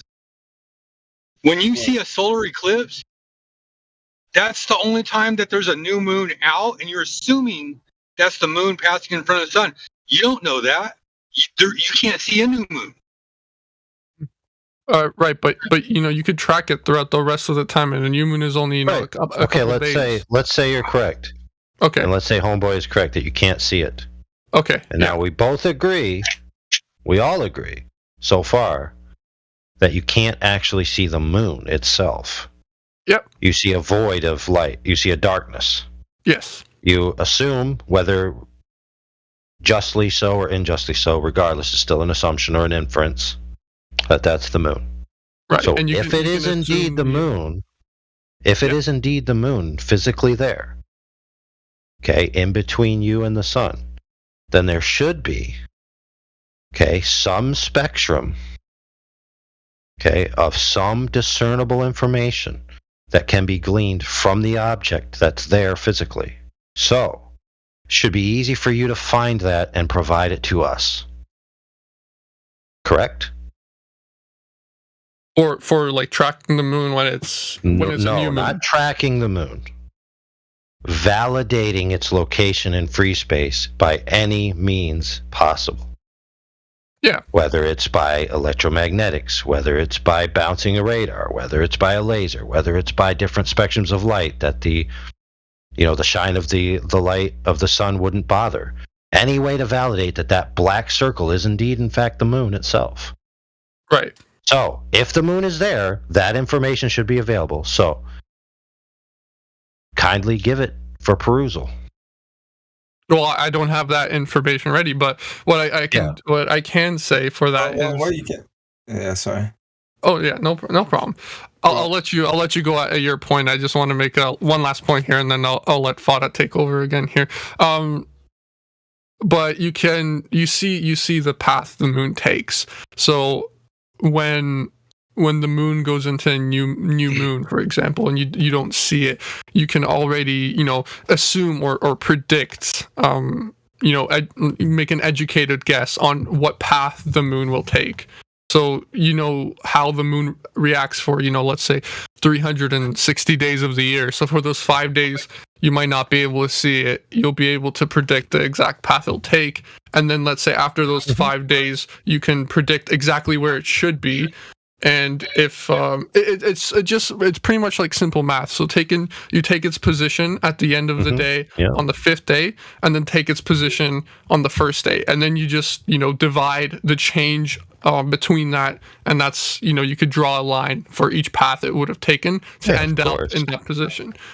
Right. So what assumptions are necessary? What assumptions are necessary in order for that to follow? Just the moon's path. Okay, so that the moon is physically along that path the entire time, correct? Yeah, correct. Okay, perfect. So it shouldn't be hard to validate that that's the case by providing actual evidence that it's physically there, right? Right. I mean, it is, after all, a massive object, correct? Right. Okay, so yes, so I'd love to see some of that. Well, I'm sure there will be some. I'm not sure if there is any. Like, I'm not sure if there was. I didn't look into it, right? I'm sure that you're sure. Well, I'm sure, once our boy Elon Musk goes onto the moon and makes that lunar base, you could spend that perfect. So, right, so that's known. Fair enough, but that's known as appeal ex ante. In other words, the logical fallacy of appealing to a foregone conclusion by it occurring as proven in the future. Well, see, I don't know if it's been proven. My friend, hold on, I'm not saying it has been. Just hold on a second. It's a big faux pas in this server. Because we have article after article after article after article after article going all the way back to the moon missions that we're going to be on the moon next year. We're going to be on the moon in 10 years. We're going to be here and there and this year. And we're going to be there and over there and this year. And guess what? None of it has ever come to fruition, my friend. Mm-hmm. Not once. Well, so it's a cool story that in the future, we'll have a 24/7 live feed of the sun, the earth, and the moon in full frame, so you can see the eclipse happen live. Right. Like, cool story, bro, but that's not proof. That's a story.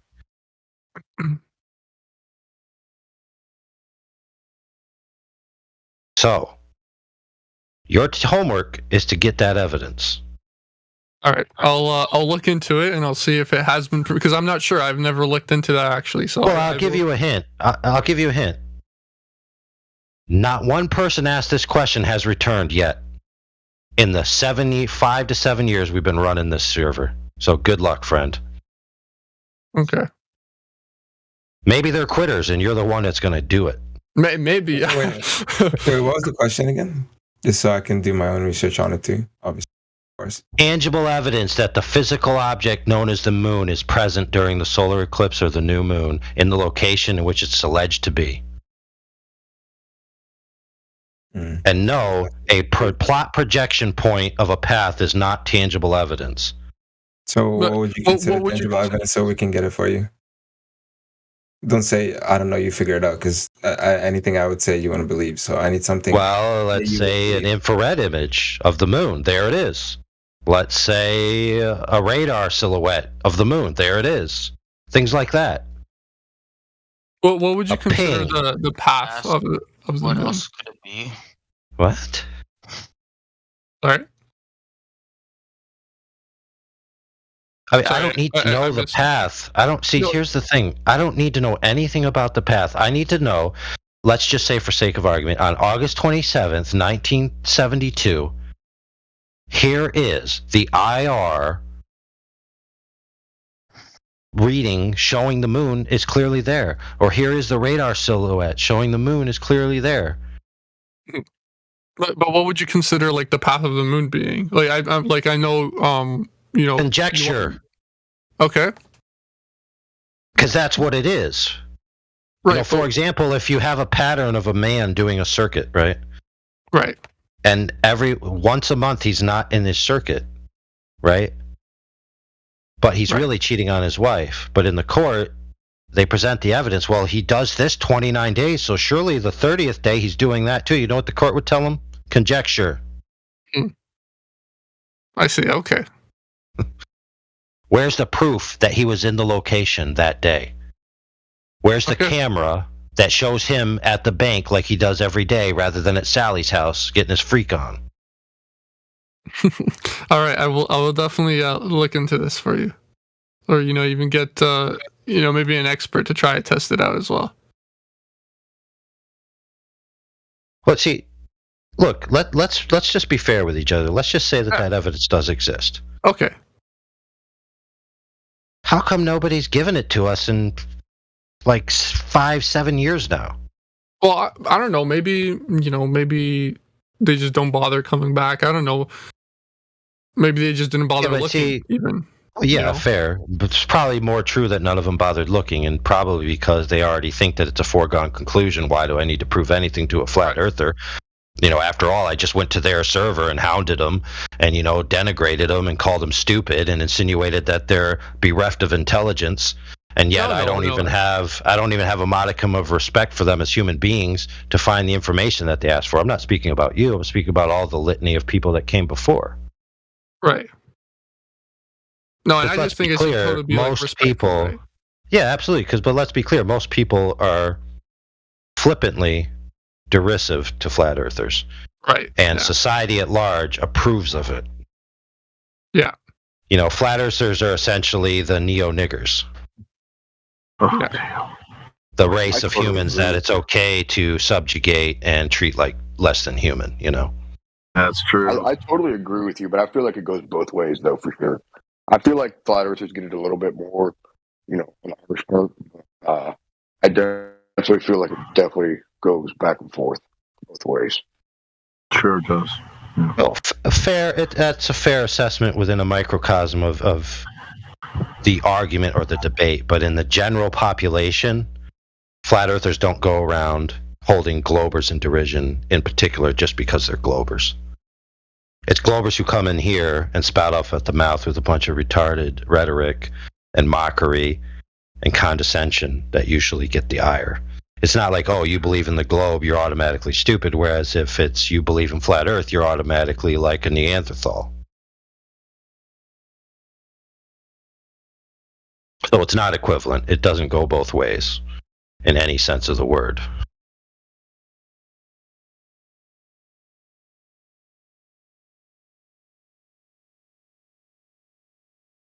Okay, when is a seated president of the world power got up on stage and said, globe earthers are stupid, and we don't have time to listen to them?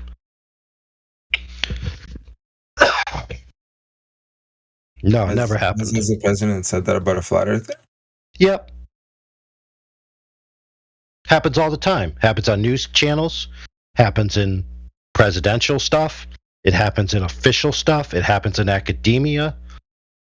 It happens in debate colleges where there's supposed to be rigorous debates, which, by the way, if you don't know this, within the past 100 years, there were circuit debates of flat earth versus globe earth at professional colleges where people with highly venerated degrees would go around and debate it. So it's not this pariah subject like they'd like you to believe it is.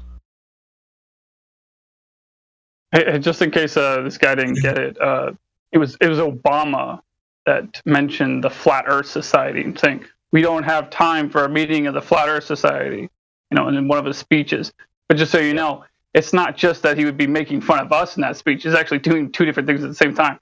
He's doing that, but he's also referencing a PSYOP, because the Flat Earth Society is a PSYOP. There are no flat earthers at the Flat Earth Society. It's just you go to a Google search result, which actually it's changed around, I think, recently, but whatever. It's that you used to go to a Google search result and go to flatearthsociety.org. You click on it, first sentence, they say the Earth is flat. It's like, okay, well, yeah, that's true. The Earth is flat. But then after that, they say obnoxious, just silly, stupid stuff like the Earth is accelerating upwards, and that's why things fall down, which, of course, we're not saying here.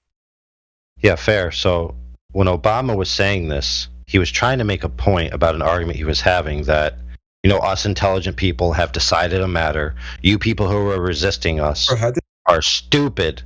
And then he connoted that by saying, you're basically flat earthers. You're so stupid by disagreeing with me, you're basically flat earthers, because flat earthers are inherently stupid, are they not? And as the president, I understand that you all understand this, and that's why I'm going to use this as a pejorative against my opponents. Okay? Nobody does that pretty much with any other topic so flippantly and freely, which, by the way, people's mothers believe in the earth is flat, people's grandmothers, people's daughters, people's sisters, people's wives, people's children. Real human souls. Okay? But it's okay to just treat them like trash, right? Obviously, they're less than human, are they not?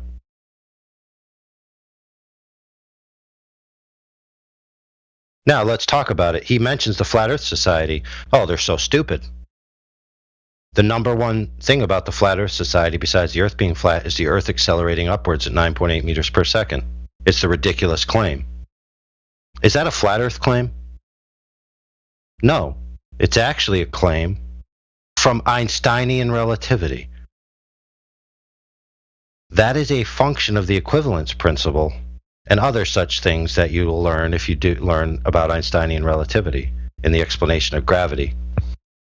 It's not that things are accelerating downwards, it's that everything is accelerating upwards to meet it. So, is it true that flat earthers are stupid? Or is it true that most people are too stupid to understand that it's a claim that's a consequence of Einsteinian relativity being repackaged because it's so retarded that nobody would believe it? And then they're pawning it off on the idea of flat earthers. So, who's the real stupid people?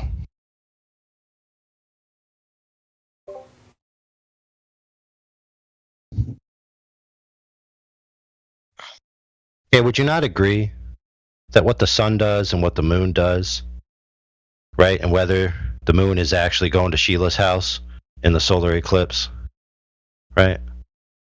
If the Earth measures flat and there's no demonstrable surface curvature, it can't be the globe in question, can it? True. That's the argument. The true crux of the argument is the surface curved? Because it's tangibly accessible and measurable at the surface level. Hi, everyone.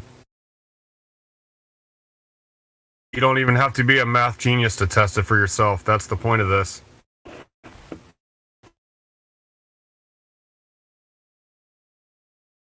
Yep.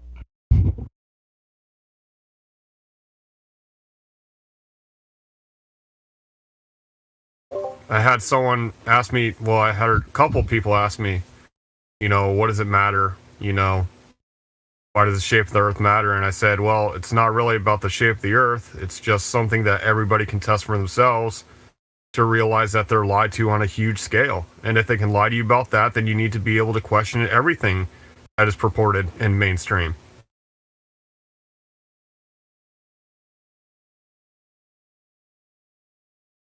Well said, Jack. Well said. Hey, Jack, I was in here earlier talking. You were talking about surveying. Did you do any?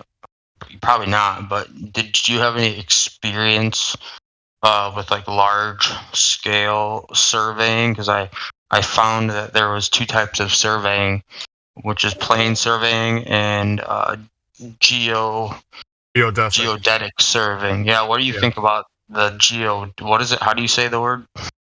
Well, geodetic or geodesic, depending on which part of it. But all that's based in, all they do is they take smaller surveys and they import them into a model. They don't actually do large area surveying. They take smaller surveying and they put it into a model. Okay, because that's what I kind of read. It basically said that the difference is that they assume two different things for each model, right? And obviously, the assumption is that either the Earth is curved or it's flat. So yeah, everyone who does smaller scale, which is like I would say like 90% of all surveying, is done on a flat model for sure. So if I were to go out, and I said this earlier, this is not the right way to think about it, but is there any, like, what real world examples would they use geodetic surveying, or is geodetic surveying only used to justify the globe model? What I was saying is they take like real world survey info and they import it into a model with the geoid model, which that's a whole nother thing. It's not even it's like a lumpy potato more than a globe. It gets very complicated, but I mean I haven't done any geodesics, but I've looked into it a little bit.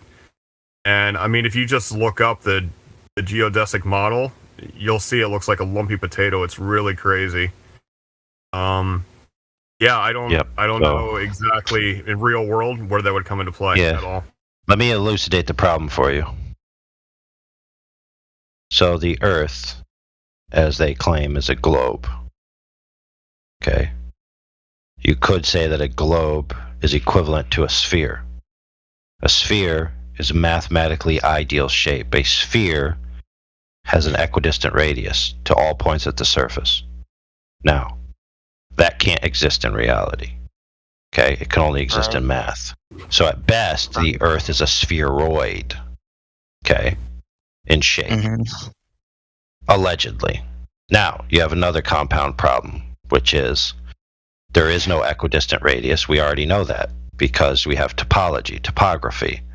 Sea level, higher than sea level, right? Right. So there's no point on the Earth where the radius is equidistant to the center. So you have that problem. Yeah. Now you have a compounding problem, which is the claim of gravity. Okay? Now here's why this matters. Supposedly, gravity pulls everything to the center of the Earth. So you can imagine drawing lines on your little sphere, slice it into a circle, and you have a radial spoke like a bike wheel, right? Where all the spokes go to the center.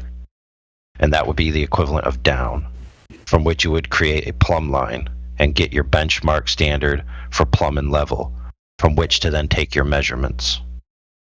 Okay? Again, this is ideal. Let's explain.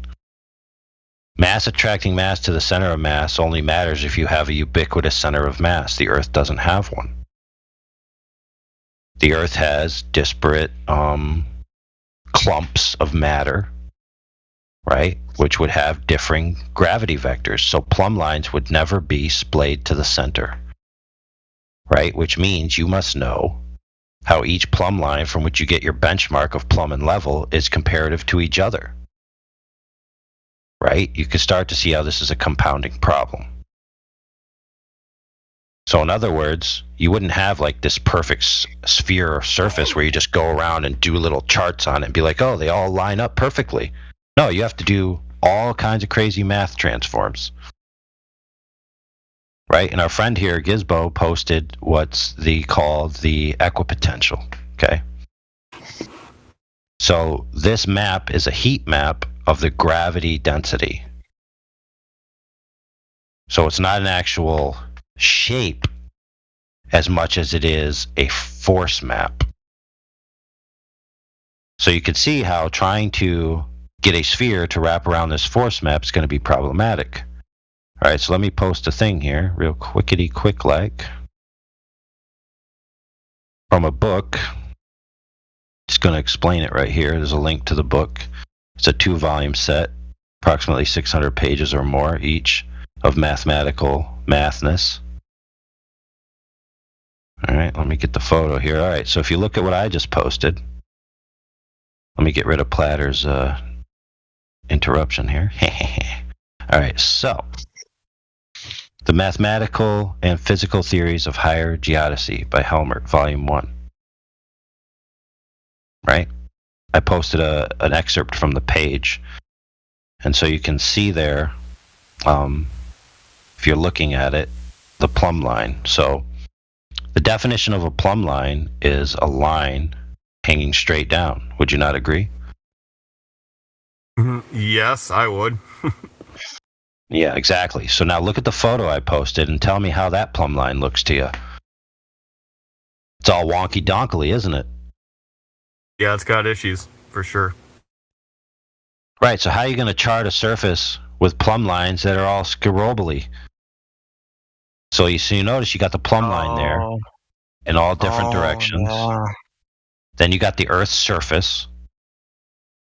Then you have the geoid, right? Then you have the equipotential surface, which we explained about the forces.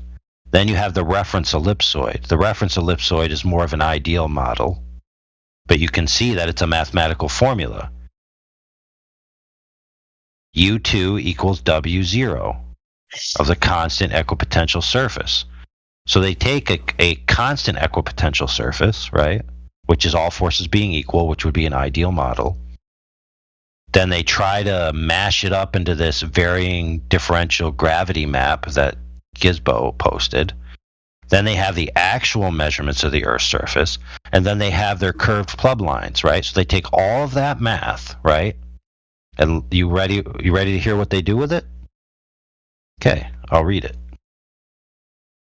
In spite of the fact that the surface of the Earth cannot be reached everywhere, interesting, it has been made possible to have a general knowledge of the shape of the Earth, a general knowledge of the shape of the Earth, through the existence of a simple law of formation. In other words, a mathematical construct of the shape of the whole body of the Earth. This law of formation, of which the factors are the gravitation of mass particles and the centrifugal force created by the rotation around an axis. So, they took all of this stuff And they took all of this math and then they rammed it up the butt of an assumption. Yep, I see. Yeah, You see that? And not to mention, they're constantly trying to make the math work into a globe, even though it doesn't match a globe. Like, there's too many parameters that it doesn't fit the globe, so they just say, well, you know, you just you add to it here and you take away from it there. You know, it's pretty annoying, you know, when you look into it. But like when we talk about floodplain elevations, it's based on geodetic, you know. But if you look at the one that I posted of the United States, there, the fluctuation is, we're talking about centimeters of difference, right? So they don't even make it a big difference because, you know, obviously the lower lying lands is going to have lower fluctuations, right? You get in the mountainous terrain and you, let's say, oh, it's off by, you know, 80 centimeters up here in the mountains. You're never going to notice that. It's not even going to be a problem. But this is what they do. I mean, they play it off as if it's a thing, whereas, you know, they tell you that there's these elevation changes for floodplains. This is not based on elevation. This is based on floodplain. And then they tell you have to account for, you know, flood waters and where they're going to go and stuff like that. So that's the only time that we ever look at anything like that, the flood potential of an area. We don't use that to change our elevations. Elevations are based on landmarks, which are, you know, objects that are put deep into the ground and solidified so that you can find them later with, you know, surveying equipment. That's why it's illegal to move them. And, you know, sea level is still sea level, regardless. I mean, in Florida, it was really easy, right? Because everything's really close to sea level out there. But yeah, it's a misnomer. It doesn't even come into play. The geoid thing does not come to play.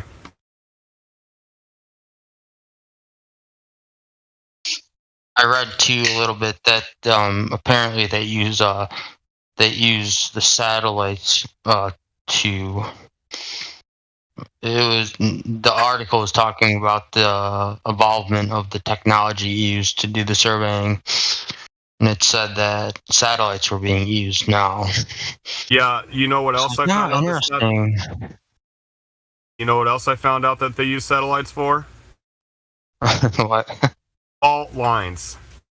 Earthquake fault lines are from satellite. I found that very interesting as well. Not that I buy it, but that's a story that they give. I mean, one other explanation for that is high altitude planes or something. Yeah, but even so, like that's not looking underneath the surface of the Earth. That's right. That's right. Where plates are rubbing together. You know, yeah. That's what I'm saying. Like, it's such nonsense. Like, oh, we got to get up really, really high to figure out what's underneath the ground. Like, that's ridiculous, man. Yeah. What's up, Dr. Flat Earth dude? What's up, Jack, my man, baby? You know how water flows, right? Uphill both ways. You could be a plumber, man, because you know that shit goes downhill, right? Yeah, I was talking to a guy that does activism in, I can't think of it. The big city down here in South Carolina. Oh my gosh, I'm brain farting. Anyway, Columbia, thank you, baby. My wife reminded me. But he does activism down in Columbia, and you know what he does? He does gutter systems. And guess what he knows? He knows that like a 1 degree slope will do the Water trick. goes downhill, dude. 1 degree slope, baby. That's all you need. That's all you need. Just a little bit of slope. Hey, I heard that the Nile River slopes at like 1 degree or something. It's like 4,000 miles long or something. Uphill both ways again. Yeah. Yeah. Oh, yeah. It goes around the ball kind of thing. Yeah. Yep. That's a good one. Oh, I love that. A 33-degree slope. Flatter. You're funny, man. The chat's been busting. We got 40 people on YouTube, man. I'll shout out a couple. 1.5 volt. What's up, man? Long time. You got Dale Bot Gaming, man. He's out there. Genesis is rocking it. Gamer X-Ray is killing. You guys are fun out there. Living room. All right, you guys keep it up. Welcome. Join the server, man. Click in, man. We're here 24/7. Talk about Earth, how it flows, how it doesn't flow. Yeah, FYI, as far as field surveying goes, I've only done a small portion of that. I do a lot of my work behind the computer. But we do have to go out there and verify some things, if something's not quite right with the surveying model. Sometimes they'll miss a divot or, a hump or whatever. You got to actually go out there and weed whack and find out why stuff ain't going right, Like if we miss the spot, you gotta actually dig through the mosquitoes and the thorns and find that place where the water's pulling up, because you got to get rid of it. The water's got to flow, man. It's got to flow. So we got someone saying that flat earthers should study mathematics more. It's where the real truth lies. I agree. So look at the mathematics for the curvature of the earth and then try to prove it in physical reality. That's what we're looking to do. How dare you? How dare you? How dare you? Hey, AI, can I ask you something? Come again, Diesel? Go ahead. He wants to ask AI. I just wanted to ask AI a question. I just want to ask him what woke you up to this subject at first? What made you start to really question everything?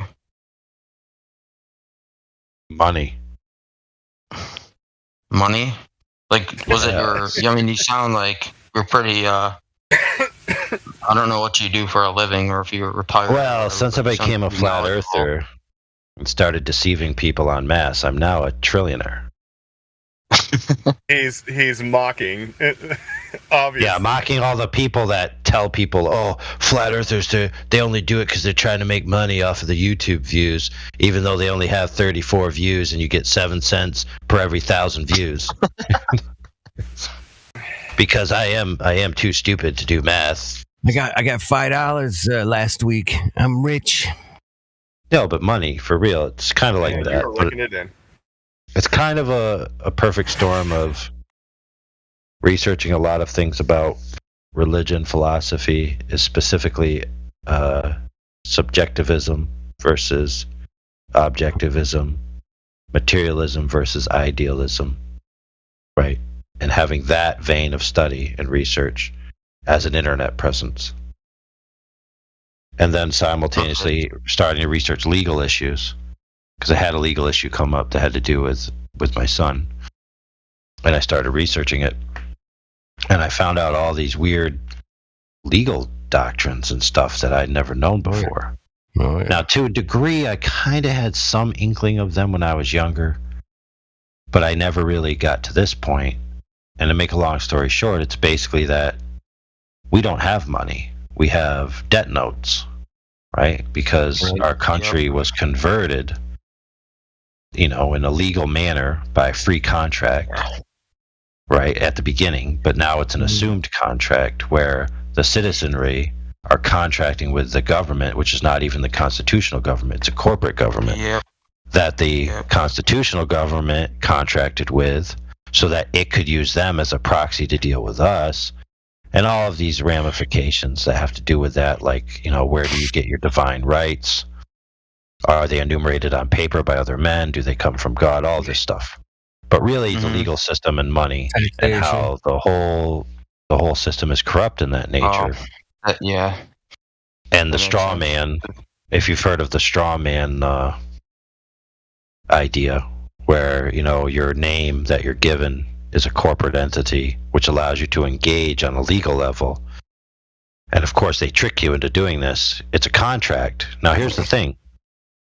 One of your divine rights, and which is also enumerated in the Constitution of the United States, is the free right to contract. But you also have the honorable expectation to meet your contract. So when it comes to courts and stuff, right, they have to enforce contracts, but at the same time, they don't necessarily know everything that happened. They can only go on the evidence they're given. And one of the biggest evidences that they operate under is called behavior, which is really called a contract by estoppel, which is basically like the way you behave proves that you agree. Right? And so if you tell me you don't agree, you're actually lying and you're trying to get out of your obligation. Right. So, for example, it goes like this. Well, you use our money, you use our roads, you do all of this. Clearly, you want what we're offering, and you're in a willing party. And the court's going to be like, yeah, that makes sense.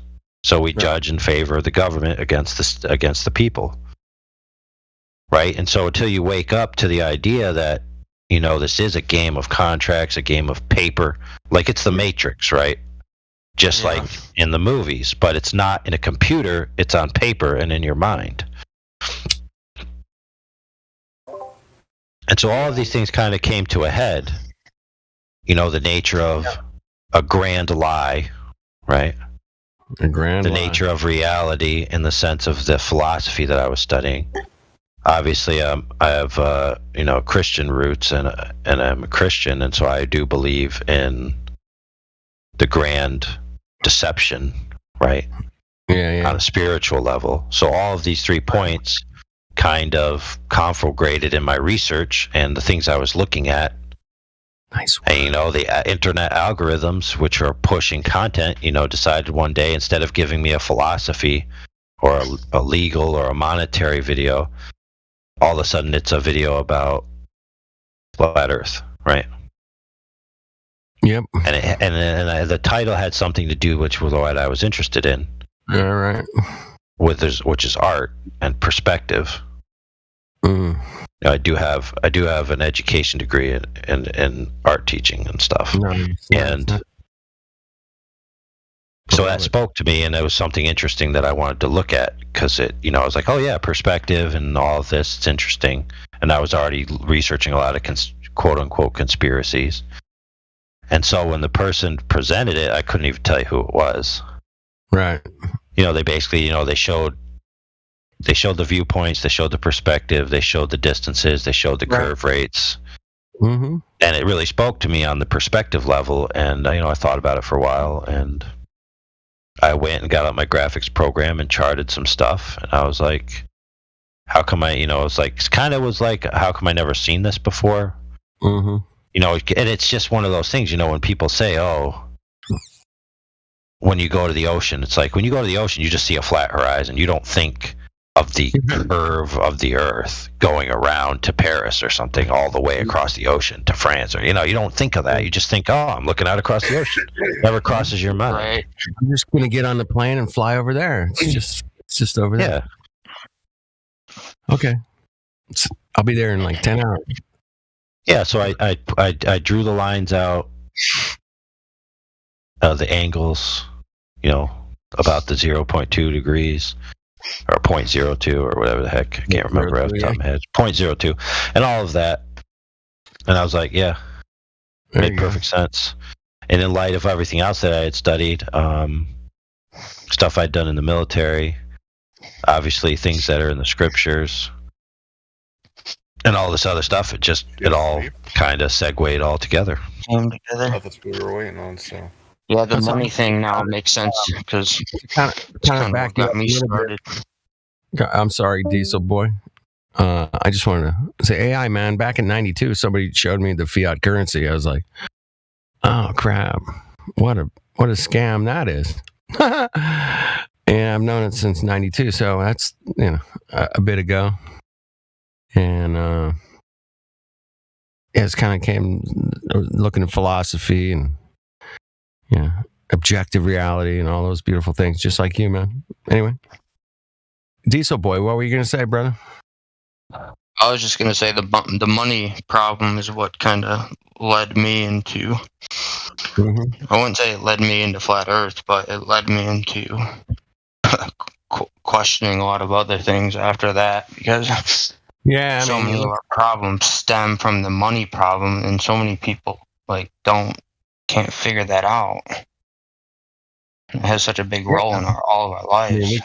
We could start a server that just dealt with that, alone, and I'm sure there are out there that do. Yeah, I was going to say one of my first conspiracies was money as well. Well, it's not a conspiracy, but yeah, that was an eye opener. It's a red pill, man. We call it the red pill. One of the red pills, baby.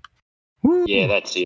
AI, I just wanted to ask you that question, kind of just curious, because you seem like a very intelligent guy. So, well, I think some of the most intelligent people, I heard it on here today. Somebody else said it. Come here on this server. It might have been yesterday, and they just. When you're talking real things and things we can check out, observe, measure, we're into that, and that's what smart people do, man. They observe stuff and they question it, and they just go, "Wait a minute, what's the deal here?" And they really, really try to get it, and they do everything they can to get it.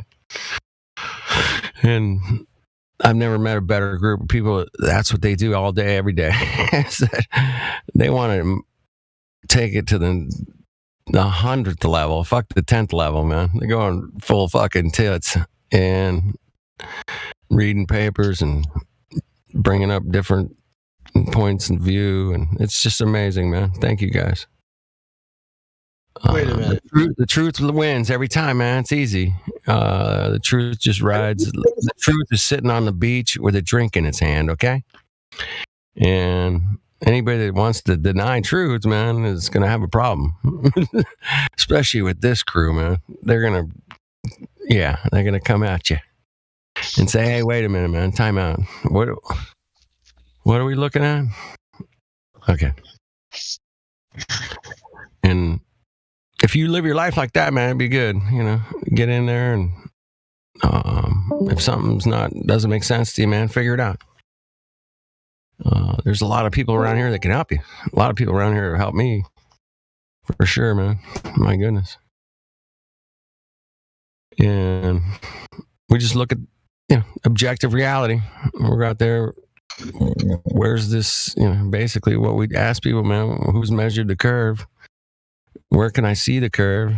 And let's go curving, man. What do you got? But what happened? Did it get too deep for those globers? Did it? It's as soon as someone starts talking logically, they just leave. Well, you got to, some people just can't handle the conversation. They're trying to learn on the fly. We've seen it 100 times in here, in the last month. People. They're trying to learn on the fly, Timbo. That's tough, man. They're trying to make shit up on the fly. Yeah. And that's where, it's like, wow. I think that was the second day that was it Farood or whatever his name was? Yeah. I don't know. AI was talking to him before. That was the same. The second day he's been in here. There you go. We're obviously interesting, aren't we? you can't want to come in and talk to people. I'll say this, Timbo. If we weren't interested, man, Matthew Learns would have been boogied out of here. He would have done the 23 skidoo a long time ago. I asked him one night. I go, "Dude, is this like a great place to talk about stuff?" And he's like, "Yeah, it is." Like, I know. Yeah, it's flat Earth. I love when he comes in. Yeah, he might drop in tomorrow or something. If flat earthers are so dumb, then they sure enjoy talking to a bunch of dumb people, then, don't they? Exactly. No, this is the place, man, that the smartest people in the world hang out, man. And I have no doubt about it. I've seen it. I got the evidence to back it up. Yeah. So good to see Stormfire in here. I've seen Stormfire in a minute. Yeah. Anyway, anybody want to jump on a subject? Any questions? Want to bring up a? Dude, I gotta tie up. So I explained how I was dealing with philosophy in the sense of idealism versus materialism, mostly from religious connotations, right? Because you've got the heliocentric, Big Bang expanding cosmology, which a lot of materialists and atheists lean towards. And then you've got, special creation, which a lot of specific theists lean towards. And then you have all of the bumps in the roads along the way where people were positing different ideas about the universe, whether it be expanding, contracting, constantly cycling of expanding and contracting, infinite universes, Big Bang, no Big Bang, infinite expanding universe, steady state universe, right? Right, yeah, there's like 500 cosmologies. Yeah, pick one. Which one you go? Right, so I'm going to post something. And essentially, it's coming back to that argument. So, here, let me see. Let's see over here. This, then this. Oh, post it twice. 1 second. So this video is, it's called A Crisis in Space-Time.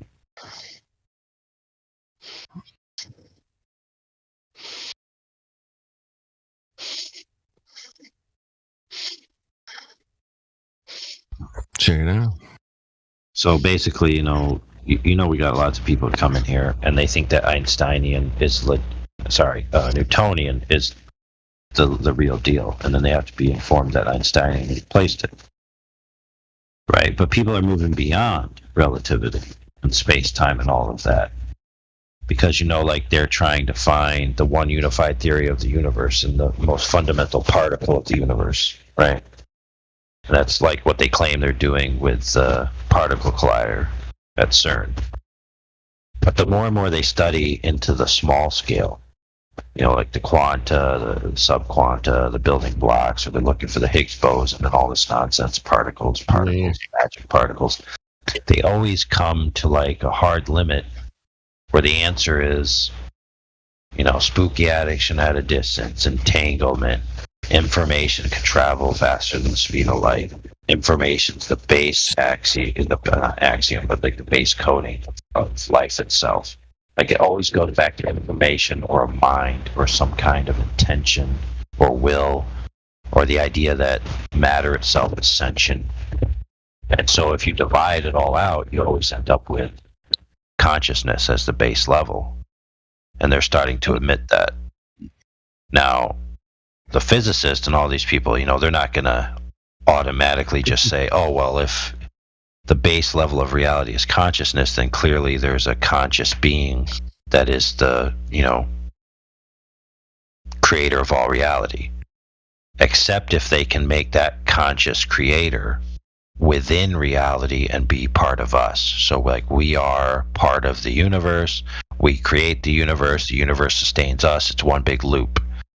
They always want to stay away from the idea that there's a sentient agent that exists beyond the universe, that's the creator of the universe, which the universe is beholden to, especially in any moral sense. And we all know that we've studied, for years, and we've seen these quotes, we've seen these scientists who they made philosophical decisions to lean towards heliocentrism versus flat earth or even geocentrism, because they didn't want to have any connotation that the earth was special, that the earth was created, that there's any kind of hierarchy. They can't have that, man. They can't. Yeah, you get my point. Yeah. So this new hotness in this video, if you guys watch it, I think it's less than 20 minutes. It says space-time is doomed, right? Why this new physics theory teaches, that space-time and all this stuff is nonsense and consciousness is the base level. The guy in here, he specifically says that he's thinking of reality in a idealistic, monistic sense. Now, idealism isn't like pie in the sky, like, oh, Hitler's going to turn out to be a nice guy idealism. This idealism is the opposite of materialism. So materialism is everything is matter, right? Mm-hmm. And idealism is everything is mind. Right. Now, it does seem like to a lot of people, most people generally, they lean towards materialistic interpretations, but most people generally believe that everything is kind of in the middle, like there's the material world and the immaterial world, and they work together. Right. So this is basically saying that everything is mind, an expression of the mind. And so it goes into some simulation stuff, huh? Yeah, essentially a mental simulation. It's an experience, right? So objective, concrete, physical reality doesn't exist anymore beyond than the mind. So the idea that the earth is flat or that the earth is a globe is really doesn't matter. It's like it's whatever we as the aggregate organism of humanity decide it to be. So if we decide that the earth's flat, it'll be flat. And then 100 years from now, if we decide that it's a globe, it'll be a globe. And it won't just be in our mind, it will be real because our minds are reality. This is an age-old conversation. I'm sure, Eratosthenes or anybody of those Mongos talked about the same things we're talking about with that. The objective reality of what you observe and what I observe, or it's that's we can see totally two different things if we're looking at the same thing, right? It's crazy, especially if you're in the art world, man. You know what I'm talking about. You walk up to a painting, you're like, "What do you see?" And what do I see? Well, we both see two totally different things. Right? Yeah, but do you not like? And you're right, and this is the perfect answer to the flat Earth, globe Earth argument. You don't have to prove one or the other because it's irrelevant. If you change the nature of reality itself to having no concretedness in an objective sense, then the argument between whether the Earth is flat or a globe it's like it just vaporizes. Yeah, it has no consequences either way. You got it exactly. And you're just like, okay, we both kind of agreeing to disagree or whatever, but I don't have to tell you, AI man, the battles we've gone through with, whatever science guy or whatever, man, doesn't matter. Yeah, there's a great time where this was displayed perfectly. Where if anyone knows the Rumpus, right, famous, quote unquote, infamous regular attendee on Nathan Oakley's show and other places where you're getting really into the debates back with the idea about the horizon, and it might have been the Black Swan and all of this stuff. Sure. And Nathan basically argued him into a corner where he had to admit that the horizon isn't physical. Right. And he basically had a mental snap and was like, well, if the Earth isn't a globe, then reality itself isn't real. So it's basically like the globers are so zealous and indoctrinated into the idea of the globe that if the Earth isn't a globe, then reality isn't even real. That's funny. It's just all some weird simulation because the only way anything can be real is if it's a globe. It's crazy. It was crazy to witness live, dude. A mental snap. The imagery and the schooling and television, Hollywood, all that stuff that has finally ingrained the consciousness of most people through mass media. Right, but guess what? Worked really well. It's worked well so far, man. I think it's still working. That was cognitive dissonance in its complete definition. Mm-hmm. But you know what? This is starting to infest the flat earthers as well.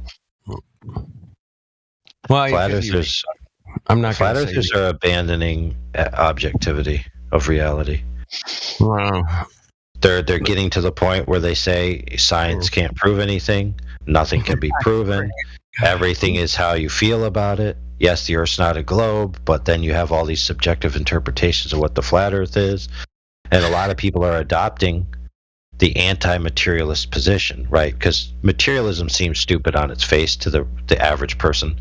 The idea that only physicality and objects exist but that minds and spirits and souls and the immaterial doesn't exist, it just seems stupid on its face. Yeah, of course. So we're obviously leaning towards the line of a middle ground or idealism. Idealism could be true. Want to go? I don't think I want. I don't want to go there. I'll tell you that. Well, yeah, but at least it's tenable, right? The idea that a mind can think about only physical objects existing is self-defeating because you're a mind, which is an immaterial thinking. So it's like materialism is obviously false. Unless you want to say that minds are material, and then you're just redefining words.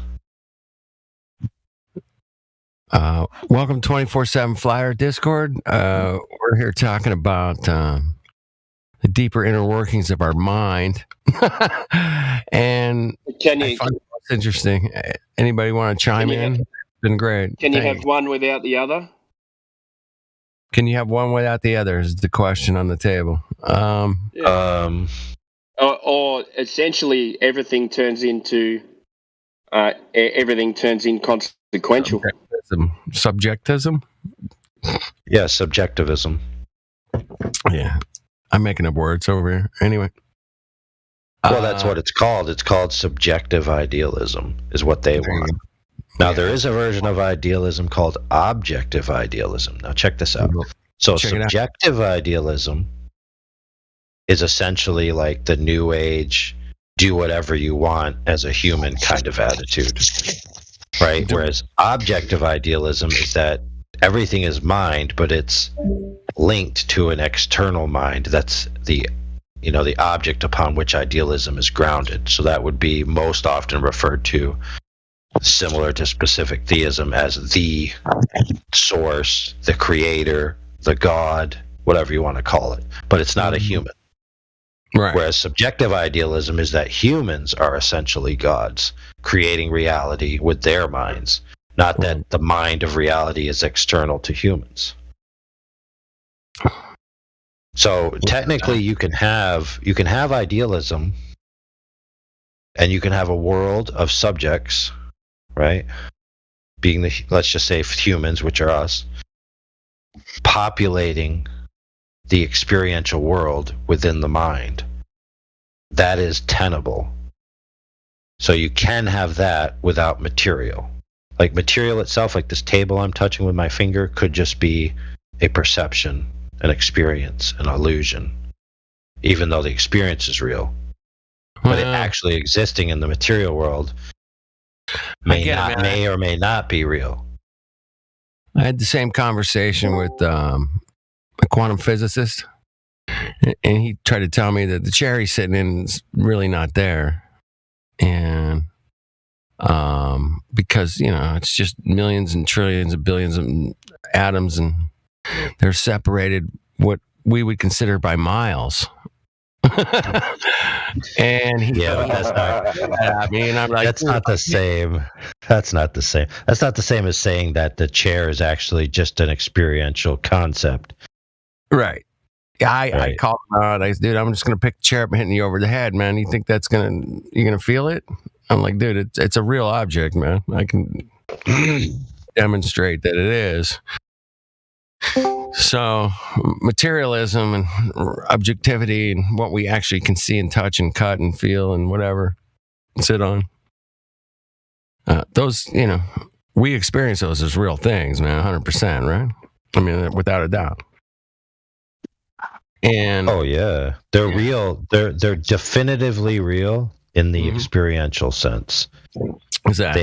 They have experiential power to cause experiences to the sentient agent. Right. And if we go or to be an experience for the sentient agent. So we at least know definitively 100% that sentient agents exist, because we are one. So I know for a fact I'm one. Now, it may be the case that one of you listening isn't one, but then you wouldn't be knowing that you're listening or not, would you? Right. How dare you? If you aren't one, you wouldn't have heard me say that. That's right. Yeah, you'd have missed that, man. So how does New Age? You were talking about New Age deals with I can't remember what you said, but essentially Yeah, but Objectivity you know, or whatever. there's a big thing with karma as well. So the same kind of thing is you give out what you get. You get back what you give out. Right. Now, is that does that cross over between the two, or?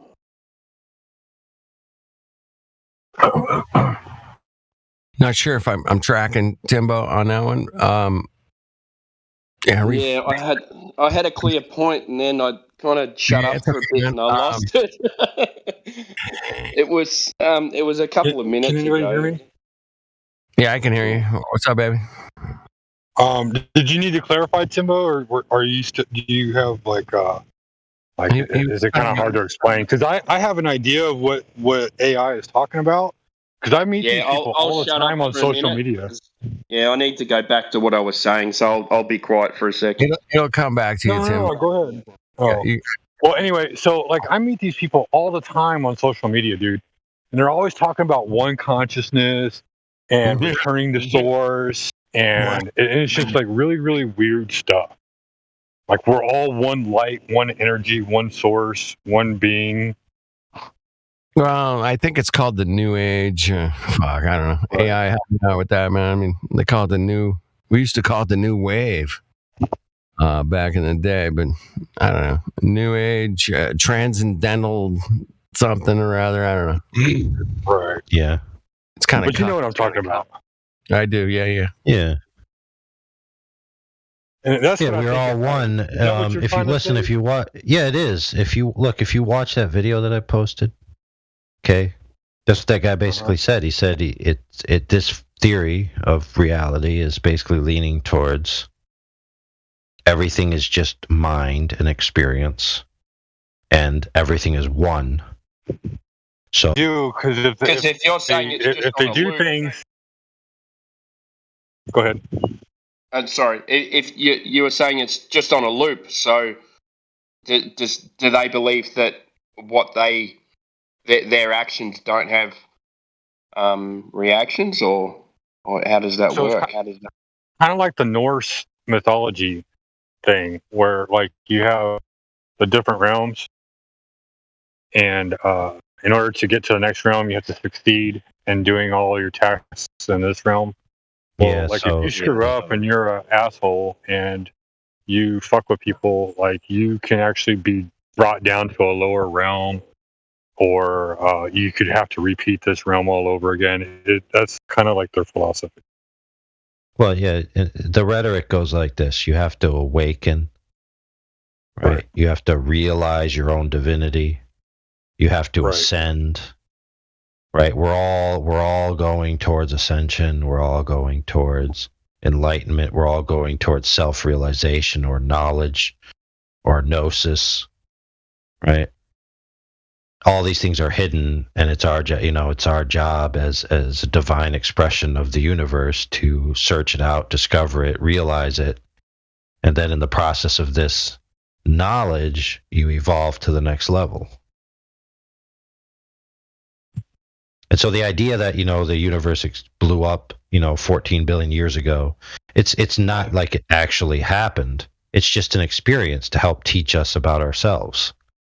It's all just one big, flowy, energy-like, experiential time where we're all just coming together, where we'll finally unify and become one big, happy lump of human god flesh, evolution, cosmic farts. But yeah, that's what I'm asking. Is this inevitable? Do they believe it's inevitable, or can it be changed? Do you understand? Oh, there's there's different thoughts on it. Yeah. For sure. It's not like one definitively unified concept. I find it hard that people would believe that if they do think like that what they do doesn't count, and they're just going to go anyway into this other kind of, realm, let's call it, without them being a good person, and it's just going to happen the way it happens. Of course some things happen like that, but other things are made by decision.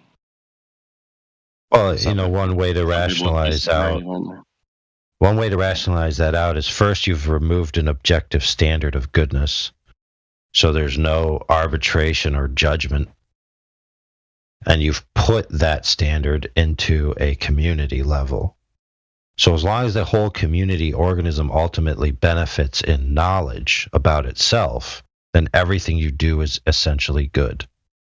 So now this is very weird philosophically. So basically it's saying like all the torture, all the rape, all the child sacrifices were all lessons to the organism that this is bad, and therefore since you learned your lesson it was actually good.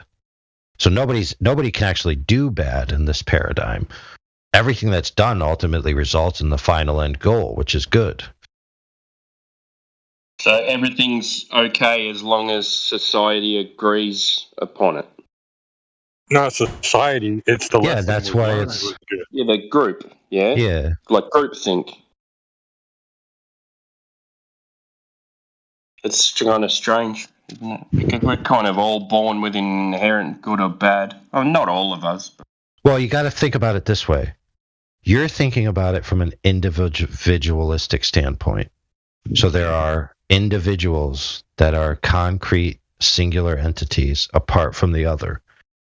The ultimate goal of this type of thinking is monism, which means M-O-N, which means one. Oneism. Everything is one. So it's not that the murderer is a dirty, rotten, filthy murderer and you are a good, upstanding